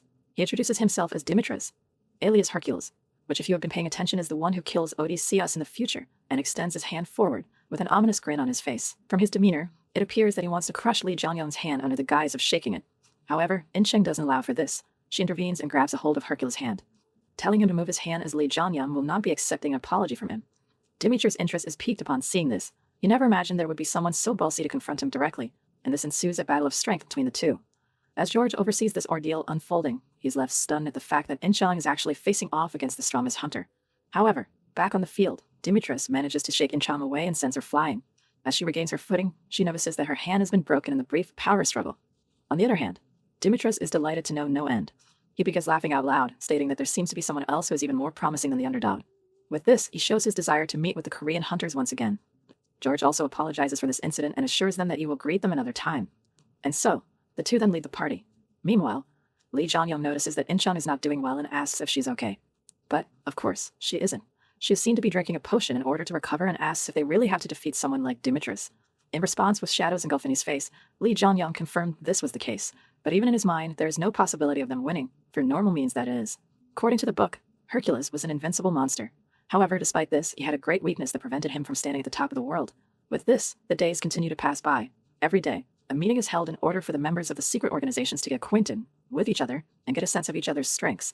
But Lee Jong-hyun and In-chang did not participate in the parties. Instead, they opt to clear raids even when aboard. As a result, they meet up with a suited man who takes them to a gate. The man compliments the tenacity of the Korean hunters but expresses concern about how the hunters should preserve their stamina for their future battles. Regardless, the two decide to enter while the host waits for them outside. Consequently, not long after, they enter the Ultra-Tribe Gate. Once inside, Lee Jong-hyun makes it clear that they will keep on going like this until they achieve their goal, and In-chang willingly complies.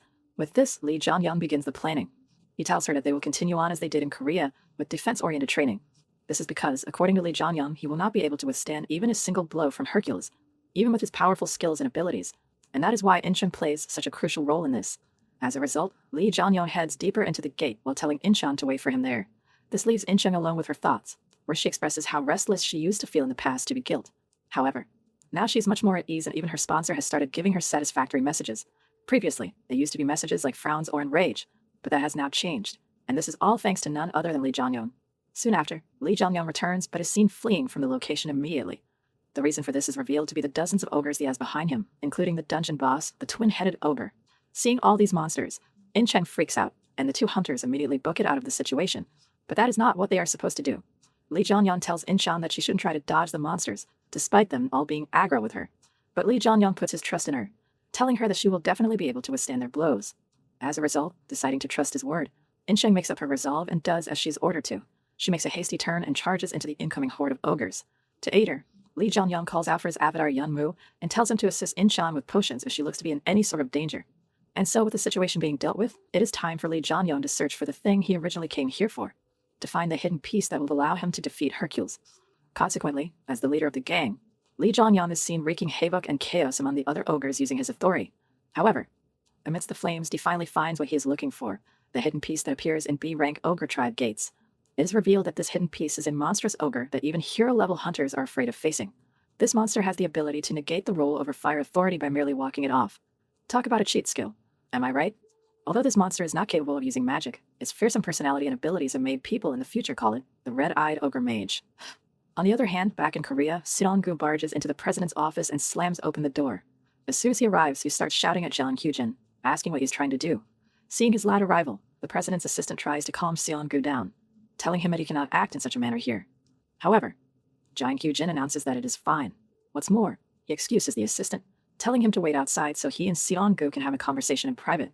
And so, once alone, the president then brings out his true nature. With anger painted on his face, he asks Sirong-gu what he thinks he is doing, but instead of replying, Sirong-gu responds with another question. Did you know all along? Of course, Jang Hyujin tries to play it off cool, stating that he has no idea what the guild master of the lead guild is saying. But this only results in Sirong-gu questioning what Jang Hyujin is thinking about. Consequently, seeing Sirong-gu act so persistently, the president takes a deep sigh and casts a barrier around them both. Here, we can have a proper conversation now, he proclaims. I guess it doesn't hurt to be too safe. In addition, he continues to claim that this place isn't the meeting room of Asbar and questions if Sirong-gu is not going to follow the rules.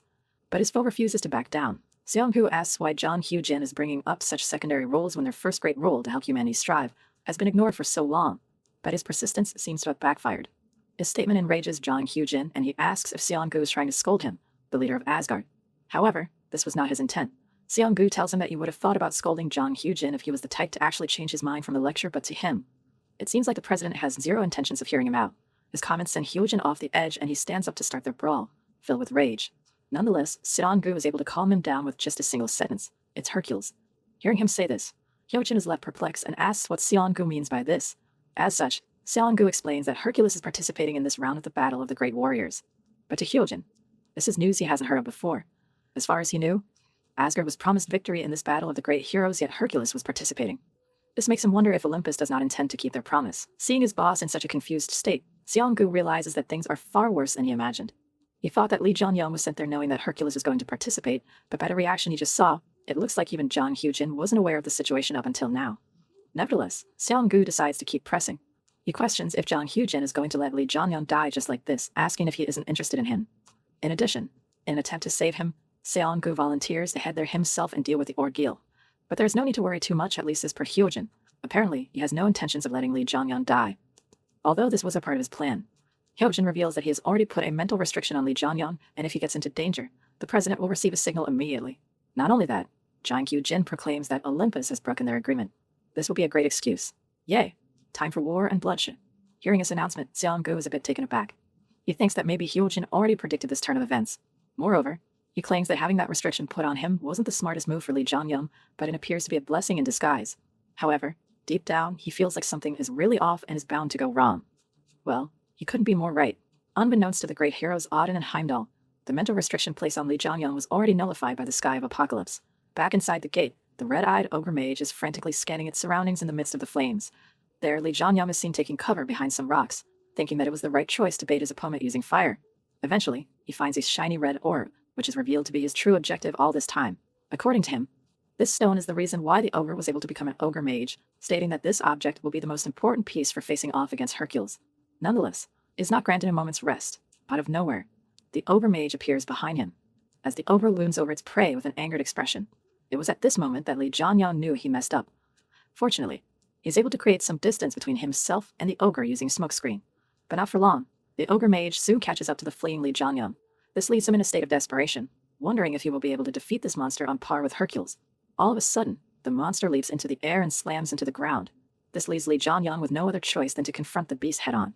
He claims that he wanted to avoid a fight with this monster in preparation for fighting against Hercules, but it can't be helped now.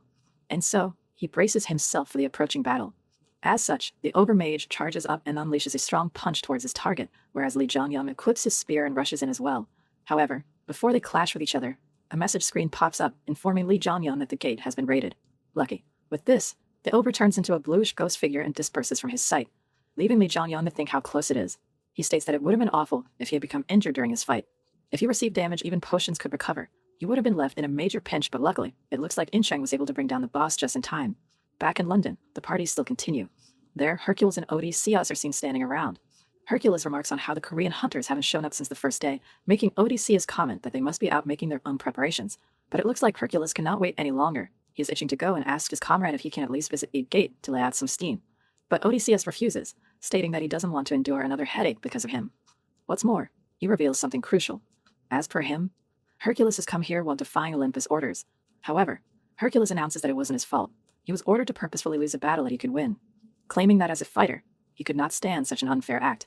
Because of his actions, Theseus, the one who was supposed to accompany Odysseus originally, has been hospitalized and Odysseus has hidden him. All has been working for now. Since Hercules showed up on the first day, someone from Olympus should be on their way as well in order to punish Hercules for defying orders and Odysseus for helping him. But Hercules tells him that there is no need to worry as he will protect his friend no matter what or who comes. With this, he starts talking about Lee Jong-hyun and Khan, stating that they look somewhat capable. But for a warrior like Hercules, there aren't many fighters that he acknowledges. For him to be looking forward to crossing swords with the underdog and his companion, Odysseus feels like something big is going to happen. The next day, at the hotel, Lee Jong-hyun and In-sheng are seen sitting in their room. There, In-sheng asks Lee Jong-hyun if he is going out to hunt again, asking if she should accompany him. But Lee Jong-hyun tells her not to as she is not in her peak condition after yesterday's battle. Of course, In-sheng blames him for this. Regardless, because of Lee Jong-hyun's antics, she was able to gain a special and valuable trait that enhanced her constitution growth and physical resistance. He jokes about whether they should go at it one more time. What? Hearing this, In-sheng begins to fluster and tries to dig into the question, pretending to look busy. Her reaction only increased my suspicions. What happened last night? But Lee Jong-hyun claims that he was just joking. As such, he tells In-sheng to rest for today and heads out alone. In-sheng eventually complies but tells him to contact her if anything happens. Consequently, Lee Jong-hyun ventures into the city and reaches a place known as Alchemy Street. He seems to be looking for someone in particular here, but with no way of locating this person, he decides to just sense the place where he is getting the most magic power. This led him to a shop, the exact place he was looking for. And so, he heads inside only to be greeted by an orange-haired girl. Why does she look so familiar? Seeing her, Lee Jong-hyun begins to smile, thinking that he has come to the right spot. The shopkeeper tries to actively engage with her customers and asks what brought him here all the way from Korea. Maybe a special potion or a weapon of mass destruction? But to her surprise, Lee Jong-hyun asks if this girl is Park Yoo-jin. Hearing this random stranger utter her name, this girl is left shocked and instantly changes her tone. She asks who this guy is, stating that he cannot be good luck as she has just set up shop here. But Lee Jong-hyun just replies sarcastically. He reveals that this girl is the younger sister of Brock, also known as Park Jae-yun, the greatest blacksmith. Her skills rival that of Jae-yun, in addition to her being a great alchemist as well. In the future, she attained the title Hephaestus. Anyways, Lee Jong-hyun requested her to modify his weapon, and a week later, she completed the task. Lee Jong-hyun wanted to melt down the red stone he found at the Overtribe Gate and use it to coat Muspel's spear. However, after working on the spear and with the red ore, Yoo-jin's suspicions have only grown. She claims that she left Korea behind, along with her good-for-nothing brother, and came all the way to London in hopes of attaining such high-quality materials. But still, she has never seen materials such as the ones Lee Jong-hyun brought in. Even Olympus didn't have anything like this, leading her to wonder just who on earth this guy is and how he got his hands on such high-quality materials. Regardless, Lee Jong-hyun just tells her to come back to Korea. He tells her that if minerals are her goal, Korea will prove to be much more beneficial to her than England, as he's currently in Korea. However, this leaves her confused. Inside his mind, Lee Jong-hyun explains what he wants to accomplish from this. When these friends come together, they will be able to make me stronger, he thinks. But in reality, Yoo-jin doesn't seem so eager to believe this stranger's words. She asks if he is claiming to be able to obtain materials even Olympus can't, leading to her calling him arrogant. But this man's confident attitude is what piqued her curiosity. Eventually, the fateful day of the raid arrives. All hunters from all over the world prepare themselves as soon as the gate opens up. There, Insham asks if they will have to battle all the hunters here. But that is not the case. There are some who aren't interested in winning, and clearing the fate first is also part of the winning conditions. This makes Inshang feel a bit relieved as she thinks this will result in minimum meaningless killings. But Lee Jong-hyun isn't too sure about that. Not everyone in the world is as kind and good-hearted as Inchang. All of a sudden, Hercules and Odysseus arrive at the location. Hercules' presence is enough to send everyone into a state of panic, and they all begin to stare at him. This enrages him, and he begins lashing out at the participants. However, Odysseus calms him down. In addition, he manages to divert Hercules' anger onto Lee Jong-hyun, who is staring at them as well. Seeing the look in his eyes, Hercules became excited about what the future had in store for them. He exchanges pleasantries with Lee Jong-hyun, and ultimately, the hunter ventures inside the gate. But something seems a bit off. Before entering, Lee Jong-hyun tells Inchang to run away first when they step inside, and this order surprises her. Nevertheless, having issued his command, Lee Jong-hyun enters the Katahdin Mountain Gate. But as soon as they enter, they are met with a huge explosion. Inchang, although managing to avoid any direct damage, begins thinking about what is going on, but decides to obey the orders Lee Jong-hyun gave her. As such, he dashes away from the scene at full speed, but is forced to stop when she sees an injured hunter on the verge of death. Not being able to ignore this scene, she tries to aid this hunter by giving him a potion, but to no avail. The warrior has already taken his last breath and passes away in front of her eyes. But that's not all. Suddenly, out of nowhere, a fierce attack comes her way. Although she's able to parry the attack just in the nick of time, the blow leaves her hands trembling. And this powerful strike was from none other than Hercules, who was impressed at her strength. I'm glad I decided to participate, he announces while facing Inchang with an ominous stance. And just like that, chaos ensues. As the battle begins, Inchang and Hercules begin attacking each other with all they have. Suddenly, Hercules unleashes a powerful punch, but Inchang manages to avoid it by the skin of her teeth. Nonetheless, when she turns back to see aftermath of the attack, she finds that the landscape behind her has been completely destroyed. But Hercules doesn't stop there. Refusing to let up, he once again starts sending strikes while making snarky comments, but this time, Inchang blocks the attack using her great sword. This is the fruit of her labor. Even though her opponent's monstrous strength is making her bones ring, she's able to block the attack thanks to her rigorous training. With this, she then takes a stance in order to charge in. Thinking, now it's my turn. She prepares to dash in, but Hercules doesn't allow it. Seeing Inchang's display, he is amazed that someone as strong as her has yet to receive a title. Regardless, as poor him, she's earned the right to receive his attack, an attack which he only dishes out to worthy opponents. And so he powers up and unleashes his technique Savage Beast. But in a twist of events, out of nowhere, a fireball comes flying in and hits him during his prep time. Seeing this, Inchang is left shocked and turns back to see the one responsible for this, but she's happy to see that this fireball belongs to none other than Lee Jong-hyun, who soon comes running from behind and tells her that running away for now will be in their best interest. Consequently, they both ditch the battlefield immediately and flee elsewhere, while Hercules emerges from the fireball almost unscathed but disappointed. Later on, Lee Jong-hyun and Inchang are seen taking refuge somewhere. There, they discuss the events that transpired right after they entered. Inchang explains that there was an explosion as soon as they stepped in, and a lot of hunters were caught up in the explosion, resulting in them meeting their demise. This whole situation left Inchang perplexed, and she questions just what is going on. As such, Lee Jong-hyun then reveals what really happened. It was an ambush. The culprit is not the one Inchang thinks he might be. It wasn't caused by Hercules, rather. It was caused by the hunters who tried to ambush Hercules when he stepped inside. Of course, they had no chance of beating the so-called strongest hunter, and Hercules began going on a rampage after being enraged. Lee Jong-hyun had already predicted this, so he ordered Enshun to run. Nevertheless, because of the ordeal, it looks like a third of the hunters had already been killed. Hearing this, Enshun asks what their plan is going forward, expressing how she would never have been able to emerge from the attack Hercules was about to hit her with after taking it head-on. But Lee Jong-hyun claims for now we will survive this A-rank gate. He then equips his weapons and looks back, finding a horde of Katahdin lions and A-rank monster standing behind them. Demetrius isn't our only enemy after all, he proclaims. Anyway, they deal with their pack. Once finished, Lee Jong-hyun set out Yeonmu to scout the surroundings, and he learned that no hunters are present there. Meanwhile, Insheng decides to bury the corpses of the monsters they just killed. Seeing this, Lee Jong-hyun thought about how odd of a person he really was. More like crazy. Am I right? And so, after completing her task, Insheng asks about their game plan. Like Lee Jong-hyun told her, there are two ways to win the battle.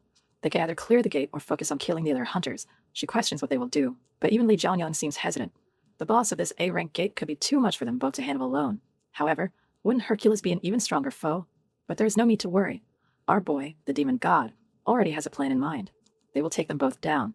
This announcement leaves Insheng speechless, but suddenly, Yeonmu appears. He reveals that there are 3 hunters with skull tattoos in the area, and they are the ones who started this whole mess. As per Lee Jong-hyun, they were the ones who ambushed Hercules, and as such, he tells Insheng to prepare herself to face them. On the other hand, Odysseus and Hercules are seen somewhere. They have captured these 3 tattooed men while trying to follow Lee Jong-hyun's fleeing trail. Odysseus explained that they are from Borgen, an evil North African organization that routinely deals drugs, conducts child trafficking, and commits other heinous acts. In addition, they are the ones who started the ambush on Hercules. Hearing this, Hercules becomes enraged while the hunters wet themselves. They beg for mercy, claiming that they messed up, but Hercules says something peculiar.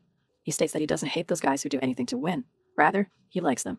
However, even such people have to comply with the rules, and that's exactly what they have failed to do by planning the ambush. Hercules unleashes a punch, having no mercy for these scumbags, telling them all to make sure to follow the rules in your next life. As Hercules' sponsor approves his actions, Hercules stands there looking at the men he just helped vanish off of the face of the earth. Suddenly, George begins complaining about his partner's speech, stating that even Hercules is responsible for breaking the rule by disobeying Olympus and beating their teammate, Theseus, half to death, putting him in a hospital in a dire state. Nevertheless, Hercules dismisses this comment and begins talking about Lee Jong-hyun, and how he is excited to beat the living daylights out of him. But, all of a sudden, their chat is interrupted by a group of hunters. These men surround Hercules and George and start looking down on them with fierce looks in their eyes as if they are going to start their assault. Thinking that these men must be the comrades of the ones he just killed, he steps forth to confront them all as well. He lets out an intense aura in preparation, announcing that I really like this, before jumping in to start the chaos. And in the blink of an eye, the fight ends as abruptly as it began. All that's left is a mountain of tattered corpses, with missing limbs and body parts, which lay on the battlefield. Seeing this scene from hell, George remarks on how terrible of a hobby Hercules has, telling him to at least use a weapon if he goes berserk. However, Hercules refuses. According to him, you need to feel it with your hands to really enjoy the hunt, and a dweeb like George wouldn't get it. Arrogant much, it is explained that George isn't very fond of Demetrius solely because of the fact he is strong. Apparently, he isn't just a simple lunatic, rather he is a warrior with a thirst for battle and victory. In the heat of the moment, he transforms into a homicidal maniac who loses all his rationale. Regardless, Hercules hasn't had enough yet and wants to go meet up with Lee Jong-hyun now. And that is what George is worried about, the meeting between Demetrius and the underdog, Lee Jong-hyun. On the other hand, somewhere else, Lee Jong-hyun and Incheon close in on the boss area. There, they feel an intense magic power, and suddenly, Yeonmu rushes to his master's side and informs Lee Jong-hyun that there are hunters in the vicinity. However, there is not a speck of bloodlust in the air, making him think that these hunters must not be enemies. As a result, they head over the top of these hunters, who claim that they have been waiting for the Korean hunters for a long time. But of course, Lee Jong-hyun has no idea what these people are talking about. Confused, one of the warriors confirms that Lee Jong-hyun was sent here by Asgard, and he tells him it is right. With this, the hunters huddle together and talk with each other to come to a conclusion about this situation. Eventually, Inev, one of the hunters, steps forth. He introduces himself as a member of Nile, a global organization similar to Asgard and Olympus which operates in the shadows, and states that they were tasked with helping the underdog.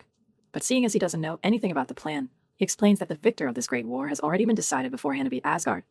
Although it seems like there has been a problem on Olympus' side and things have gotten a bit complicated with Hercules' arrival, the hunters of Nile are here to help ensure Lee Jong-hyun and Inchang's victory. Hearing all this, Lee Jong-hyun finally figured out the reason why Choi Yam-sung was able to win the Great War. As such, Inev announces that he and his team will help them defeat the boss, as only the 2 of them will not be enough to win. But Lee Jong-hyun has something else in mind. He proclaims, I will take down Demetrius. His announcement leaves all the others perplexed but to Lee Jong-hyun.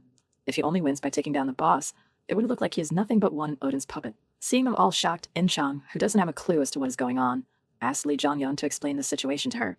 And he expresses how the plans to make Asgard win was already set in motion by the higher-ups, but his plan to defeat Hercules has left them speechless. But still, there's one thing worrying Lee Jong-hyun. He questions if even In-chang will oppose his decision, but, much to his surprise and delight, she shows her willingness to tag along with her partner, stating that she will follow Lee Jong-hyun's plan. Hearing this, Lee Jong-hyun begins to smile, and I am blushing after seeing In-chang smile. However, disaster strikes at the last moment. One by one, the other hunters begin chickening out. Obviously, they do not want to directly face off against the supposed strongest hunter in the world, and they walk off, berating Lee Jong-hyun and his delusional ideas. Even the hunters of Nio back out, ultimately leaving the Korean hunters right back where they started, alone with just the two of them. Nevertheless, Lee Jong-hyun claims that this doesn't matter, and they both begin their journey to their first target, the Catalan Mountain Gate boss. Later on, Inev's teammate asks him about what he thinks will happen. Consequently, Inev states that although it will be tough, Lee Jong-hyun is unusually strong considering what he has experienced so far. If he is to consider the underdog's potential, it is like that Lee Jong-hyun is on par with the leaders of the underground organizations.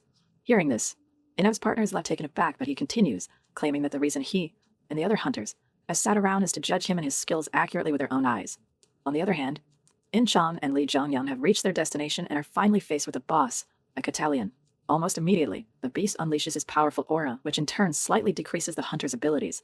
Regardless, Lee Jong-hyun is able to successfully resist the aura's pressure, and his stats return back to normal moments later. In addition, he also receive another achievement. And so, at last, the assault begins. At high speeds, Lee Jong-hyun charges into their foe to attack, telling In-chang to take the right side while he does the opposite, reminding her to conserve her strength. Having heard her orders, In-chang complies and dashes in, while Yeon-mu covers their flanks. With this, all three of them get into position, ready to attack, and so In-chang is the first to unleash a blow. However, the fearsome Catalan is able to dodge the swing and in return, uses its paw to smack her to the side. That's kind of disrespectful. This show doesn't stop there. Lee Jong-hyun soon follows suit and uses his role over fire authority to set the monster ablaze, but his tactic fails to do any damage. Once again, the boss emerges unharmed and tries striking back. However, Yeon-mu intervenes and helps Lee Jong-hyun get to a safe spot. With this, the hunter duo then regroups. Even from their brief interaction, both In-chang and Lee Jong-hyun seem to be panting heavily. There, Lee Jong-hyun reminds her to not push herself too hard, as their goal is to start the boss's second phase when Dimitris gets here. But when will that be? Meanwhile, Dimitris is seen causing mayhem somewhere else, as countless dead bodies lay shattered on the ground. Hercules is seen with his fists all bloody. It seems like in pursuit of Lee Jong-hyun. He was confronted by the hunter brutes, which attacked him repeatedly. This whole cat and mouse routine is seriously pissing Dimitris off, but this isn't such a big deal, at least to George. Hercules will soon face the opponent he desires to fight so much, but Hercules doesn't have it. As his eyes glow with a blood-red color, he tells George to shut it, making his partner think that Dimitris must be getting lost in his bloodlust now. He explains that in exchange for such incredible raw power, Dimitris gets lost in his killing frenzy the more he kills. This makes him wonder if the underdog is already aware of this fact and hence left behind these hunters for him to fight and get more into a trance. But there's no way this is possible. This information is top secret and kept under very tight wraps, even within the Olympus organization. Even Odin is not aware of this fact. But George obviously doesn't know about our boy's book. As such, it closes in on Dimitris, and, in a calm and collected manner. Hearing his voice, the bloodlust in Hercules' eyes diminishes and he asks George what he wants. Seeing this, his partner confirms if Dimitris is sure he will be able to control his sanity in such circumstances, but in response, Dimitris tells him not to worry. He has significantly improved his control since the last incident and promises he won't get lost in his bloodlust anymore. All of a sudden, the aura sent out by the battle between the Korean hunters and the boss reaches them. Sensing this immense pressure, Hercules gets pumped up, asking if it's time for the main dish now. As George makes up his mind to believe in Hercules, one of the only few S-class hunters in the world, he replies that it is time for them to head over. Well, not like he had much of a choice. Meanwhile, back at the battlefield, the boss's movements suddenly stop, ensuring that the Korean hunters have accomplished their mission by sending the boss into the second phase. However, that isn't the end. All of a sudden, while transforming and evolving into its second stage, the boss unleashes a strong demonic aura and begins to take on its final form. What's more, it also calls out for its minions, and in response, a horde of monster lions appear out of nowhere to back up their leader. All the while, the Nile hunters are watching from a safe distance, impressed at how only 2 people were able to force the Catalian into the next phase. But something is wrong. According to Inev, when the gate boss's movements are stunned, that is when normally the hunters attack the beasts as much as possible to do maximum damage. So why is it that the underdog is stopped now? Back to Lee Jong-hyun, who tells In-chang that they have become successful, and, in the nick of time, seeing as the protagonist is here. Suddenly, Hercules launches himself into the arena and George soon follows up. However, just as they show up, one of the minion lions tries to pounce on Hercules, try and get a sneak attack in. But for strongest hunter, such a foe is nothing much. With a measly punch, he completely eradicates the monster and his body explodes into a million pieces and goes flying everywhere. Now that's got to hurt. With this, he then turns his attention to Lee Jong-hyun, but unbeknownst to him, his plan isn't to fight Hercules right now.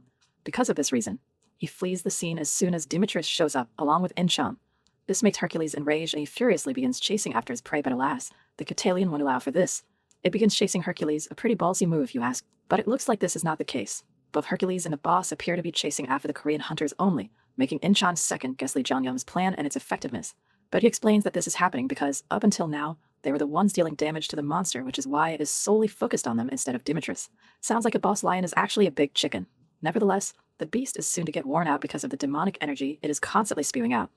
All they have to do is stall for more time, and ultimately, the beast will tire out and lose all its strength. But the issue at hand is how they are supposed to accomplish such a feat. Bewildered, In-chan questions Lee Jong-hyun, but he already has a plan up his sleeve. While continuing to run, he lures the boss and Hercules to a group of hunters, who are left shell-shocked at the sight of Lee Jong-hyun. Because of Lee Jong-hyun's antics, the boss launches itself into the army of hunters, and they begin getting involved and hurt as collateral damage. Seeing the boss become engulfed by its magical power and has lost his rational thinking, the hunters realize that they have been forced to defend themselves if they want a chance of making it out of this sudden attack alive. Hercules, who looks to have lost himself to his bloodlust, chimes into the bloodbath, laughing out loud like a crazy person. Regardless, Lee Jong-hyun's plan has ended up working out in the end. They have managed to escape the battlefield after starting the fight and have fled to a cliff to take shelter and stay hidden. But the question is for how long they can avoid the confrontation. And the answer is not for long. As a result, Lee Jong-hyun is forced to deploy his last-ditch effort. His AC is saved up just for this moment. He summons a glass vial and begins applying the potion inside it on his spear. Seeing this, In-chan asks what on earth he is doing, and Lee Jong-hyun explains that this is his secret weapon, which he plans on using against Hercules. It is revealed that the liquid inside this glass vial is actually the red magic crystal Park Yoo-jin prepared beforehand. As he applies this potion to his weapon, Muspel's spear begins to glow brightly. Suddenly, a message pops up revealing that the weapon's stats have been temporarily increased. But that's not all. It also seems like the Dragon Blood Stone is covered by the red magic stone. At this moment in time, it is explained that even Lee Jong-hyun wasn't aware of the consequences that this act would bring forth, but regardless, his plan ends up working yet again. Good plot armor he has.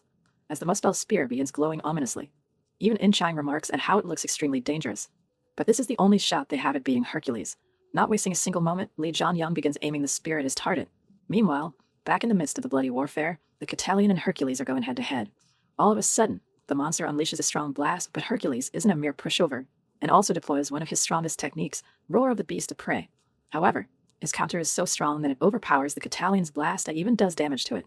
Seeing this, Lee Jong-hyun deduces that this is the best possible moment to let his spear fly, as Hercules is currently off guard.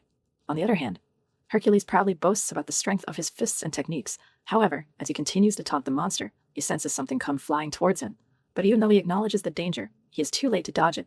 The spear is coming at him at high speeds, rendering him useless in this situation, but George intervenes at the last possible second. Using his sword, he is able to parry the incoming spear and send it back. That is exactly why he told Hercules to start carrying a weapon, as it proves to be useful in a pinch. Not going to lie, seems like good advice to me.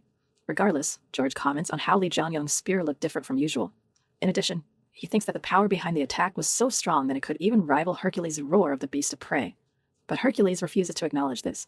In his mind, an attack of that caliber is not on par with his techniques, and in his eyes, Lee Jong-hyun's threat level has been decreased from a worthy target to that of an annoying insect, which is difficult to get one's hands on. As a result, he tells his partner to go and deal with the housefly, claiming that I'll hunt the real beast in the meantime. And so, he leaves his partner alone and goes to deal with the boss himself. On the other hand, as soon as he leaves, George begins to laugh. He turns around with a fierce look on his face and is surrounded by a powerful aura, proclaiming that he has been underestimated. And what he sees is In-chan standing before him, prepared to engage in combat with this fearsome hunter. Just like that, these two powerhouses begin clashing at each other. In-chan swings her sword, but George is able to dodge the blow. In response, Ichu unleashes a barrage of attacks, but his opponent is able to dodge or block all of them, while creating distance at the same time. At the moment, In-chan then starts gathering ki in her sword to prepare for a full power attack.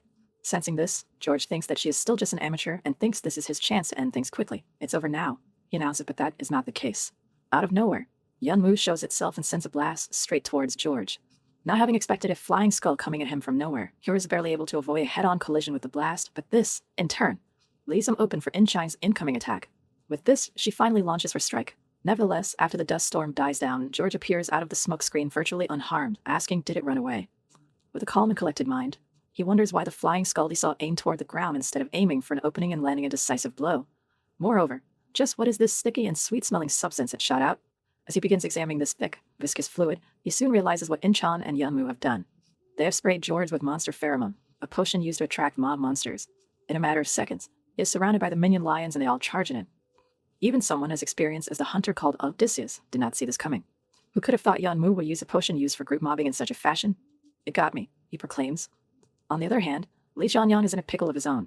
He is standing on the sidelines, witnessing the fearsome battle between Hercules and the Catalian. To him, it looks like Hercules is fighting this high-ranked boss all on his own and on equal footing. What's more, the beast is in its second stage, where it now possesses demonic energy and is at its peak strength levels. Is it even possible to face a monster in this state? He wonders, but obviously, it is as if he is seeing it with his own two eyes. He wonders just how strong Hercules' stats must be to accomplish such an insane feat, but suddenly, In-chang shows up behind him. Her return signifies that their plan is in motion and Odysseus has been securely tied down for the time being. In-chang confirms this, remarking on how Yeonmu helped her a lot to do this. Regardless, Lee Jong-hyun reminds her that they have to finish things before Odysseus is able to return to the battlefield, as it would decrease their chances of victory, and she complies. Back to Hercules, who looks to be having the time of his life against this high-ranked boss. As his bloodlust slowly consumes him, he gets more and more into the fight. However, all of a sudden, his eyes begin to change appearances mid-fight, and this is exactly what Lee Jong-hyun was waiting for. Getting his signal. He claims that it looks under control, you will surely crumble down his opponent's sanity and once and for all end Berserker Hercules. Consequently, he tells In-chang to go and confront the Catalian for now, as per their plan, while he heads over to face Demetrius by himself. According to him, there is no need for him to take Hercules down. Instead, he just needs to land one successful attack during that state. With this, he tells In-chang to get started. At the arena, Hercules sends the Catalian flying with a punch, asking it if this is all it's got. Despite this, he pursues the flying monster at high speed, but when he starts getting close, he sees a spark of flame. At this time, In-chang and Lee Jong-hyun head to complete the next step, but thanks to his quick thinking and high battle IQ, he's able to stop in the nick of time as a wall of flame is erected in his way. And out walks Lee Jong-hyun, the underdog, who asks Hercules, "Why don't you play with me too?" Hearing this, Hercules looks a bit bummed at first, stating that things are finally starting to get interesting with the Catalian, but nonetheless is more than eager and willing to play with the underdog in its place. With this, Hercules then begins powering up, and seeing this, Lee Jong-hyun becomes happy that his plan looks like it's working. As such, he starts embedding ki into his shield, but this is but a futile task. To Hercules, this is a useless tactic, and he claims that he will make Lee Jong-hyun realize what a rash decision he's about to make. And so, he once again powers up and prepares his technique. Meanwhile, Enev is still watching the battle on the edge of his seat. Seeing these events unfold from a safe distance, he too comments on how it is futile to try and stop Hercules' blow. Even though Lee Jong-hyun has infused a lot of mana into his shield, he is still nothing in comparison with Hercules' attack. Nevertheless, the strongest hunter soon launches himself towards his foe. In the blink of an eye, he closes the distance between himself and his opponent and punches the shield, and it shatters. However, much to his surprise, it looks like Lee Jong-hyun has vanished into thin air. Thinking he disappeared from sight, Hercules is left confused but senses something wrong. Because of this, he turns around to find Lee Jong-hyun up in the air.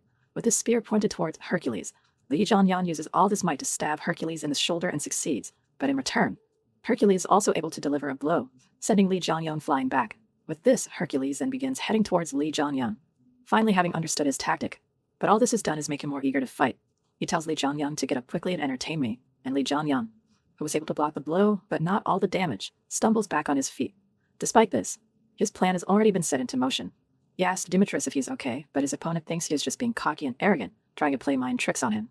To the great hunter Hercules, this wound is nothing but a scratch that will heal naturally in a bit, but that is not the truth. Suddenly, his body starts cramping up and a black, ominous liquid comes out from his wound. Hercules thinks that this might be poison, but no, this is not such an underhanded strategy. It is revealed that the potion Lee Jong-hyun applied to the spear was the red crystal that gave birth to an ogre mage. This crystal also has two names in the future, Liberation and Madness, aka the same thing Hercules is experiencing right now. As per Lee Jong-hyun, the red ore, which gives an ordinary ogre to surpass the strength of boss, was a power humanity craved. Animals exposed to it would turn into monsters, and monsters would attain boss-level strength. Because of this, the red ore was dubbed Liberation. In addition to this, because of its potent abilities, scientists began experimenting and researching this special stone, and not long after, even hunters became test subjects for these researchers. But that is when the atrocities started. Even though the crystal is able to exponentially increase the hunter's potential and power, they also had a small side effect of making them go batshit insane. It caused the hunters to lose themselves to the madness within them which the red crystal brought out with it. Because of this, it was given another name, Madness, and soon enough, its use became forbidden due to its consequences. The sheer magic power released by Hercules after absorbing the concoction of the dragon blood stone and red crystal mixed together is enough to make even Lee Jong-hyun shaky, as he comments on how it feels that the entire Catalian mountain gate is shaking. Nevertheless, he hears a voice from behind him, asking what on earth the underdog has done. This voice belongs to none other than George, who has managed to overcome the horde of lion monsters. Despite being tattered and injured heavily, he walks in with aggression, condemning Lee Jong-hyun for doing such a deplorable thing. Regardless, Lee Jong-hyun warns him that if he comes over here, he will die, but George refuses to listen. With all his might, he jumps in to aid his friend, but of course, Lee Jong-hyun doesn't allow for this to happen. He intervenes at the last second, claiming that history will repeat itself if he doesn't stop George. Apparently, as per the Demon King's autobiography, this is exactly how Odysseus was killed in the future. Hercules had lost himself in bloodlust, and George, who tried to chime in and help him overcome his madness, was unable to stop his comrade and meet his demise by his hand. This ensues a series of clashes between the two hunters, and they collide with each other full force. Desperate to aid his partner, Odysseus tells Lee Jong-hyun to move. He claims that it hasn't been long since Hercules went into madness, and as such, he will be able to bring him back to his senses. But that is far from the truth. Lee Jong-hyun announced that even for Odysseus, this would not be possible, and he would not allow him to do so. As a result, Odysseus keeps up the pressure in an attempt to get past his opponent, but is unable to. However, all of a sudden, Lee Jong-hyun states that he has a plan. These words surprise Odysseus, who takes a step back and decides to listen to what Lee Jong-hyun has to say. Even though he doesn't trust Lee Jong-hyun, he is still very desperate to help bring back his friend and asks what this plan is. Therefore, Lee Jong-hyun tells him that he only needs 5 minutes. He claims that they will all hold back Demetrius for 5 minutes. But, in Odysseus' mind, this feat is impossible and is utter nonsense. Does Lee Jong-hyun really think he can hold back an insane Demetrius? That too for a whole entire 5 minutes. But his chain of thought is disrupted when Demetrius comes flying in to attack. Seeing this, Lee Jong-hyun calls out for Incheon and gets out of Demetrius' way, and so does Odysseus. And in their place comes the Catalian. The boss engages with Demetrius, making Lee Jong-hyun delighted that Incheon is doing her part perfectly. He tells Odysseus that even the Catalian is on their side, and with its help, they will be able to hold out for a mere 5 minutes for sure. Although Odysseus is not 100% on board with the idea, in his eyes there is no other choice left for him other than to follow Lee Jong-hyun's lead. Finally, with another powerful hunter on their side, Lee Jong-hyun gets pumped up. He explains that, as per the research in the future, the effects of the red crystal only last for about 5 minutes, and if they are to hold out until the time is up, Demetrius will return back to normal. This will bring the battle to an end and mark his victory in this battle. On the other hand, the rest of the hunters who are cleaning up after the Catalian's minions finally finish up the small fry when they are suddenly met with an overwhelming demonic energy. Distressed, they look around and find that it is not coming from the Catalian boss's second phase, rather, it is coming from Hercules himself. This terrifies them, and they all begin shaking on the spot, back on the front line. Hercules begins attacking everything that moves without discrimination. That includes his partner George as well. However, this hunter is also not a pushover, and he refuses to go down without a fight. Using his skills, he's able to counter the incoming blow. However, in front of a powerhouse like Demetrius, even his attacks fail to stand up. Demetrius simply diminishes Odysseus' attacks with a single punch, but it seems like he has forgotten that Odysseus isn't alone. Out of nowhere, Incheon appears as well, and she too begins slashing away at the enemy, but alas, it fails to be of any use. Seeing this sight, the rest of the hunters cannot believe their eyes. Most of them decide that they would be better off retreating while they can in order to not get involved in such a monstrous fight, not wanting to end their life at this point in time in vain. At the cliff, even the Nile soldiers are left prepped for what they are witnessing. The female hunter asks Inev about their next move, but something else is occupying Inev's mind. To him, the power inside Hercules at the moment is similar to the red ore that their comrade Seth brought. Because of this, Inev tells his partner to get ready to fight, as they will also be jumping into the mosh pit. Bad move if you ask me. Better to let them do it instead. And so, Lee Jong-hyun, Incheon, George, and the Catalian Mountain Gate boss all combine their strength in order to face and defeat their monstrous enemy. However, even with them all working together, Hercules still overpowers the lot all by himself. First up is the Catalian boss, who goes down without putting up much of a fight. Hercules simply punches him into oblivion until the fearsome lion boss looks akin to Yamcha in the Saiyan arc. He then turns his attention toward Incheon, who was also trying her best to slow down Hercules' movements, but her efforts proved to be futile. Instead, she is sent flying away by a swift kick, even though he was able to block the brunt of it using her great sword. Up next is none other than Odysseus. He jumps in from above and charges towards his comrade, telling him to get himself back together. But the crazed Demetrius refuses to listen to even a word, while Odysseus uses his sword to launch an attack. Hercules decides that the best course of action for him would not be to dodge or block the blow. Rather, he thinks that the most efficient way is to meet the sword head-on, only using his bare fists. And that is exactly what he does. Using his fists, he makes direct contact with the sword, but despite this, takes little to no damage. In its place, he is able to send an immense shockwave through the sword and into George's body, heavily damaging him. Even the sword is not able to make it out of the collision without harm. But Hercules is far from done and doesn't stop there. After sending George into the air, he continues to charge up and eventually butts out another one of his life-threatening techniques named Savage Beast's Roar. With this, he then launches himself towards his target at light speed and delivers a flaming punch. But, just in the nick of time, Lee Jong-hyun shows up to save George and sweeps him out of the way. Even in such a state, George asks Lee Jong-hyun just how much longer they have to keep at it. How long is it till the 5 minutes are over? Hearing his words, Lee Jong-hyun began thinking to himself. The experiment in the future definitely showed that 5 minutes is the upper limit for an incomplete red core. So why isn't Hercules tiring out? Maybe because he is the strongest? Did you think about that? However, Hercules doesn't give him the time to find out. Not wasting a moment, he catches up to Lee Jong-hyun and prepares for another attack. However, out of nowhere, Hercules is blasted away by a gush of water. This attack belonged to none other than Inev and the Nile hunters, who claim they have arrived to back up Lee Jong-hyun, and the others by providing support from the back. This gives Lee Jong-hyun enough time to check up on his fallen comrade Incheon, who tries to keep up her tough demeanor, but is obviously nearing her limit. Seeing her in such a state, Lee Jong-hyun realizes that she will not be able to keep up this antic for long, leading him to blame himself for being so weak. As these thoughts rush into his head, he claims he would emerge victorious, if only he had a little bit more strength. And just like that, his prayers appear to be answered, but in the worst possible way. All of a sudden, a message pops up. The blood swallowed by the dragon's bloodstone has reversed its flow. Regeneration minus 0.3%. It looks like this is not a very good message. Almost immediately after receiving it, Lee Jong-hyun begins to vomit up blood. Seeing him choke, In-chan asks him if he is alright, but to no avail. Messages keep on popping up. The blood swallowed by the dragon's bloodstone has reversed its flow. This sends a surge of incredible power throughout Lee Jong-hyun's body. His eyes begin glowing a blood-red color, similar to the crazed Hercules, and he begins shrieking out loud in pain. The pressure from this surge in strength alone causes a huge shockwave, sensing which the Nile hunter figures out that Lee Jong-hyun must have entered the same state Demetrius is in at the moment. Good guess. Well, it doesn't stop there. The blood swallowed by the dragon's bloodstone has reversed its flow. Regeneration minus 2%. And with this, Lee Jong-hyun finally loses himself in the madness. From a wall of fire, Lee Jong-hyun walks out with a demonic, borderline traumatizing appearance and demeanor. In his mind, the thoughts of why Hercules is not back to normal continue to rush in.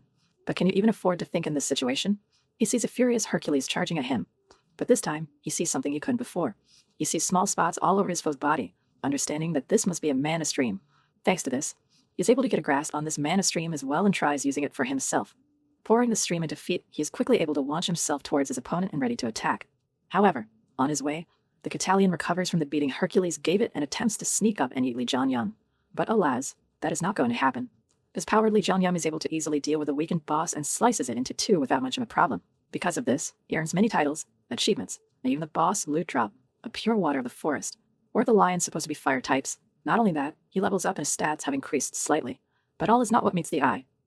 Despite the many benefits of the Dragon Bloodstone's effects, it looks like Lee Jong-hyun's sponsor's messages have been blocked by it. What's more, the demonic energy within Lee Jong-hyun has weakened his body significantly. His body is on the verge of breaking down and he has to expel the demonic energy inside him if he wants to live on. However, Lee Jong-hyun is not in the correct state of mind to make good decisions. He once again begins to scream out loud as flames begin to surround him. The enormous flames which erupted from Lee Jong-hyun then began to spread, as if to swallow the entirety of the Catalian mountain gate. On the other side of the gate, the hunters who were trying to exit are left stunned in their positions when the flames from Lee Jong-hyun's body reach them. One of the hunters exclaims that it feels like this flame is draining away the magical energy from his body.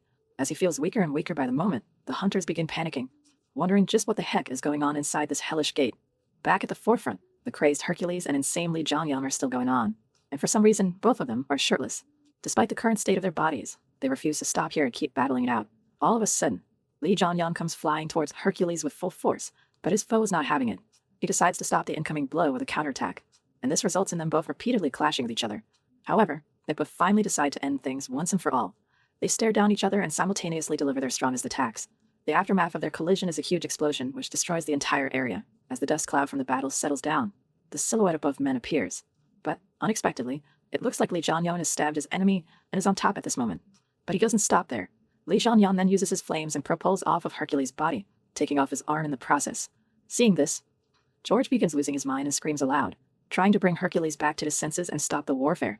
But in the meantime, Astronomist Hunter doesn't even flinch as his arm becomes detached from his body. Instead, he simply regenerates his arm almost immediately. That looks creepy, not going to lie. Is he a lizard man? This leaves George perplexed as he explains Demetrius was able to do so by using up an insane amount of mana. But if Demetrius can do this much, then what is Lee Jong-hyun capable of? With this, he then turns to look at the underdog, finding out that he is healing all of his injuries, which are more and much worse than Demetrius. This leaves the onlookers speechless. How is he able to accomplish such a feat? George wonders, but he ultimately comes to the realization that this must be because of the blue flames which have spread out throughout the gate. There can be no other explanation for this anomaly. But the show doesn't stop. Regardless of being on the verge of death, Hercules is still raring to go. He decides that he is probably healed up enough to send out another one of his techniques, that to one of his strongest ones, while Hercules prepares to send out the roar of the beast of prey. Even though his arm is not fully regenerated yet, George freaks out, thinking that's dangerous, whereas Lee Jong-hyun thinks it's best to intercept the blow. As such, he flings himself towards his opponent thanks to the mana string skill. At last, Hercules launches his attack, however, just like George suspected. This results in his arm getting completely destroyed. On the other hand, Lee Jong-hyun is able to easily deflect the blast away with his spear. This leaves everyone watching completely silent. No way. The underdog won, they proclaim, just as Hercules falls flat to the ground on his knees. His body looks lifeless, but Lee Jong-hyun doesn't seem to care in the least. He's ready to go and as such, comes closer to Hercules in preparation to decapitate his enemy. Of course, George wants to prevent such a thing from happening and rushes to stop this. But it's already too late. Lee Jong-hyun's will has already ceased to exist, because of the effects of the Dragon Blood Stone and the Red Crystal. It only instincts Lee Jong-hyun has left are his instincts to survive and the desire to slaughter and kill. But fate has something else in mind. All of a sudden, out of nowhere, a blue lighting appears from the sky, just as Lee Jong-hyun unleashes his ending strike. A humanoid figure appears in front of Hercules and shields him from the fatal blow using her barriers. What's more, this mysterious person then orders the crazed Lee Jong-hyun to kneel. And as soon as she utters these words, something happens to Lee Jong-hyun. His body begins moving on its own and he immediately kneels in front of this person, leaving himself completely open. I'm getting PTSD from the first video. Seeing this, In Chong and the Nile hunters are left paralyzed whereas George steps forth and bows to her. I honor your presence, Athena, he exclaims. But Athena seems to not be very happy about this whole ordeal. The whole situation is now a mess, as per her. Because of her subordinates, she's now indebted to Zeus. But before any of this, she asks who this man in front of her is. Of course, a hunter who was able to take down Hercules, the strongest hunter, has piqued her interest. As such, George begins to reply to her question and reveals that this man is the underdog. With this, Athena begins eyeing Lee Jong-hyun up and down. She starts thinking to herself if this man is the one who caused all the changes to this gate. The whole of Catalian Mountain was engulfed in the blue flames he produced, flames which took away magic energy from living beings. What's more, even her barriers were not enough to completely stop Lee Jong-hyun's attack. Up until now, Athena thought that Lee Jong-hyun was transferred to Asgard as a rookie freshman because of how lucky he was, but this ordeal has proved her to be incorrect.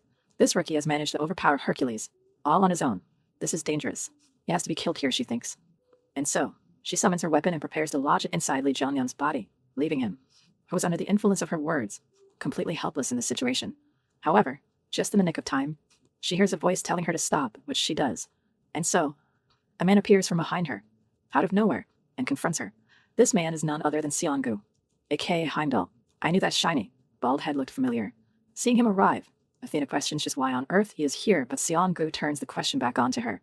Because of this, she thinks that Seong-gu must have followed her lighting and arrived here after her, but, on the other hand, Seong-gu wastes no time and steps towards Lee Jong-hyun. It stands in front of him, shielding him from any more attacks that might come his way. But this only makes Athena more enraged. She begins screaming and scolding Seong-gu, telling him to step aside as Lee Jong-hyun must be killed right here, right now, or else he will end up becoming a problem for her in the future. But Seong-gu thinks otherwise. He announces that if Athena wants to kill his friend, he will take her actions as a declaration of war between Olympus and Asgard. Hearing this, Athena is beyond furious. She begins staring daggers at him, asking if Lee Jong-hyun is really so important to Heimdall. She remarks on how she thought there was nothing important to him in the entire world. But Seong-gu doesn't give her a reply. Suddenly, Inev comes up from behind and tries to get Athena's attention. He introduces himself as a member of the Egyptian organization Nile. But there is no need for it as Athena apparently knows him. As such, he feels thankful for being recognized by the great hunter Athena and requests that she protect the underdog on behalf of Nile and give up on killing him. He shows her the Osiris Eye, expressing that he is the representative of his organization at this point in time and pressures her into accepting his request. This leaves Athena choked, but she has no other choice other than to comply for now. And just like this, the ordeal comes to a conclusion, for now at least. Soon, the gate collapses and the hunters get out. However, while Lee Jong-hyun is still knocked out, he finally begins getting messages from his sponsor once again. A Sky of the Apocalypse supports him with magic energy resistance and purification. What's more, he gets the skill Mana Stream, without the help of a sponsorship, and in addition, he receives the unbelievable achievement, the one who exploits the way on his own. And so a long time passes. In a giant manor somewhere, In Chong is seen sitting on a chair, depressed, but suddenly, she was surprised to see a small movement to her side. This movement is from Lee Jong-hyun opening his eyes after being out cold for numerous days. Seeing him finally wake up, In Chong bursts into tears while Lee Jong-hyun tries to talk to her. Learning that his voice is not working at the moment, obviously, his entire body must be a mess right now, and so, In Chong goes out to bring someone here. As she leaves to get the doctor, Lee Jong-hyun notices a shield and two swords up above the door. As per him, this symbol belongs to the Round Table. He explains that not all strong hunters form powerful underground organizations. Instead, some banded together to create a guild with noble will and intentions that worked in secret, and the Round Table was one of them. However, he reveals that the Round Table ended up not doing anything to help. They hid in the shadows, seemingly only protecting themselves, and continued to work undercover even when England was on the brink of destruction. Although they possessed mighty strength and influence, they didn't put in any effort to change the state of things. Regardless, his first priority is to get his body in order. As he examines his condition, he soon comes to understand that he is really messed up. His entire body is creaking, his voice won't come out, and even his legs are moving right now. In addition to all this, even Yeonmu is asleep at the time of for now. There shouldn't be any issues that would need him anyway. Consequently, he then opens his status window, learning that he is cross level 50. However, some of his abilities have gotten leveled down, though he figures this must be because of the red crystal's influence. Moreover, he has also received many skills that rival his unique skill and power.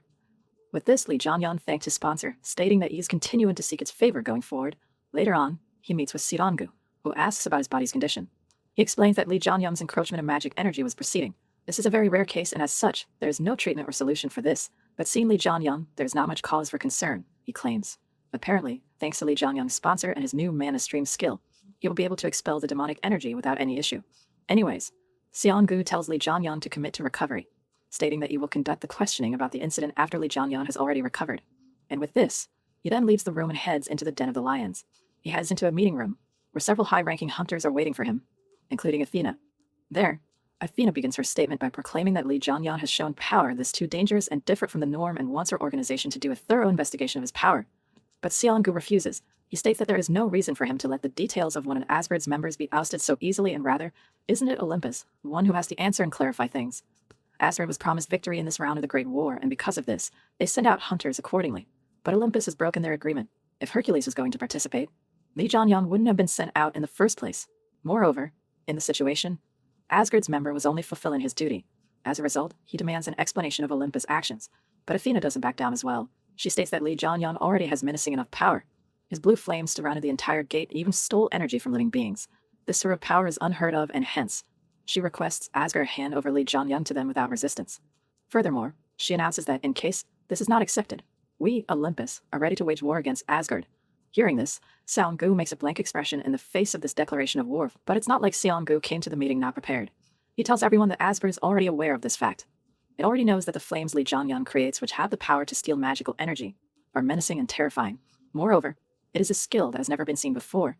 But hasn't that always been the case? Aren't the existence of hunters in itself a dangerous presence? His words resonate with everyone present in the meeting.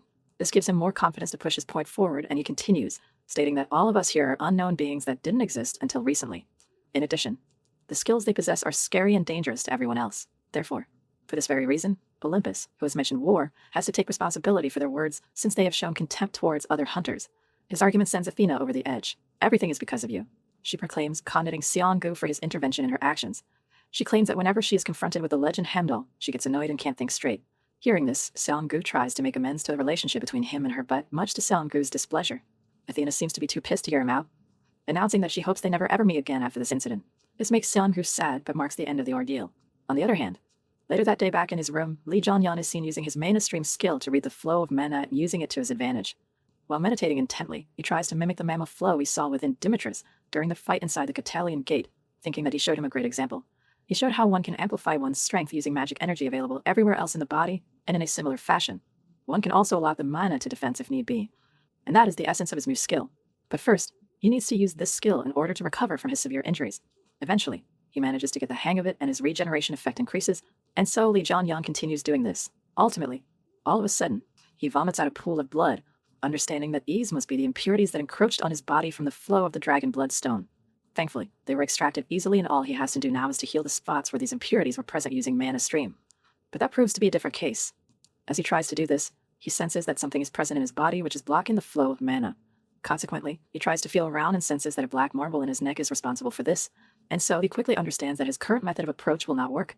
As a result, he tries to redirect the mana flow for now. The next day, at the manor's training ground, In-chang and George can be seen sparring with each other.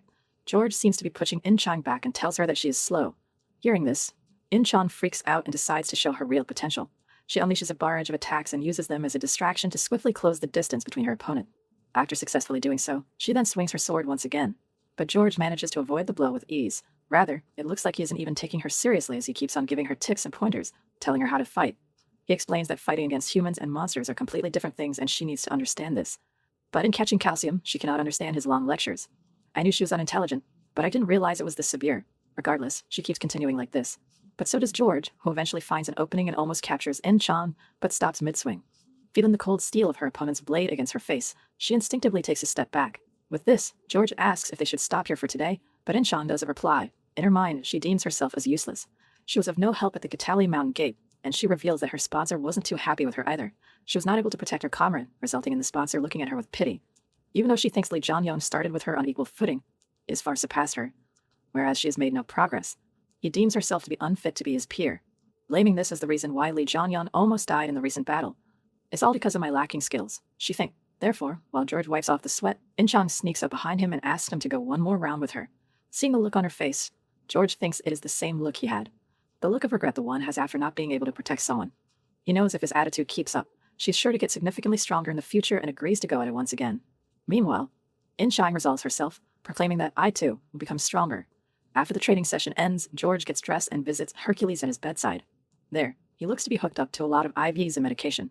However, George begins talking. He states that although he sensed the possibility of her growth at the Catalian Gate, In-chong is no joke.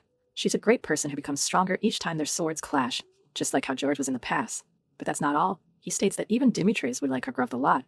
In addition, he mentions that the underdog has also woken up and tells his friend to get up soon as well, commenting on how the image of Hercules lying on the bed doesn't suit him.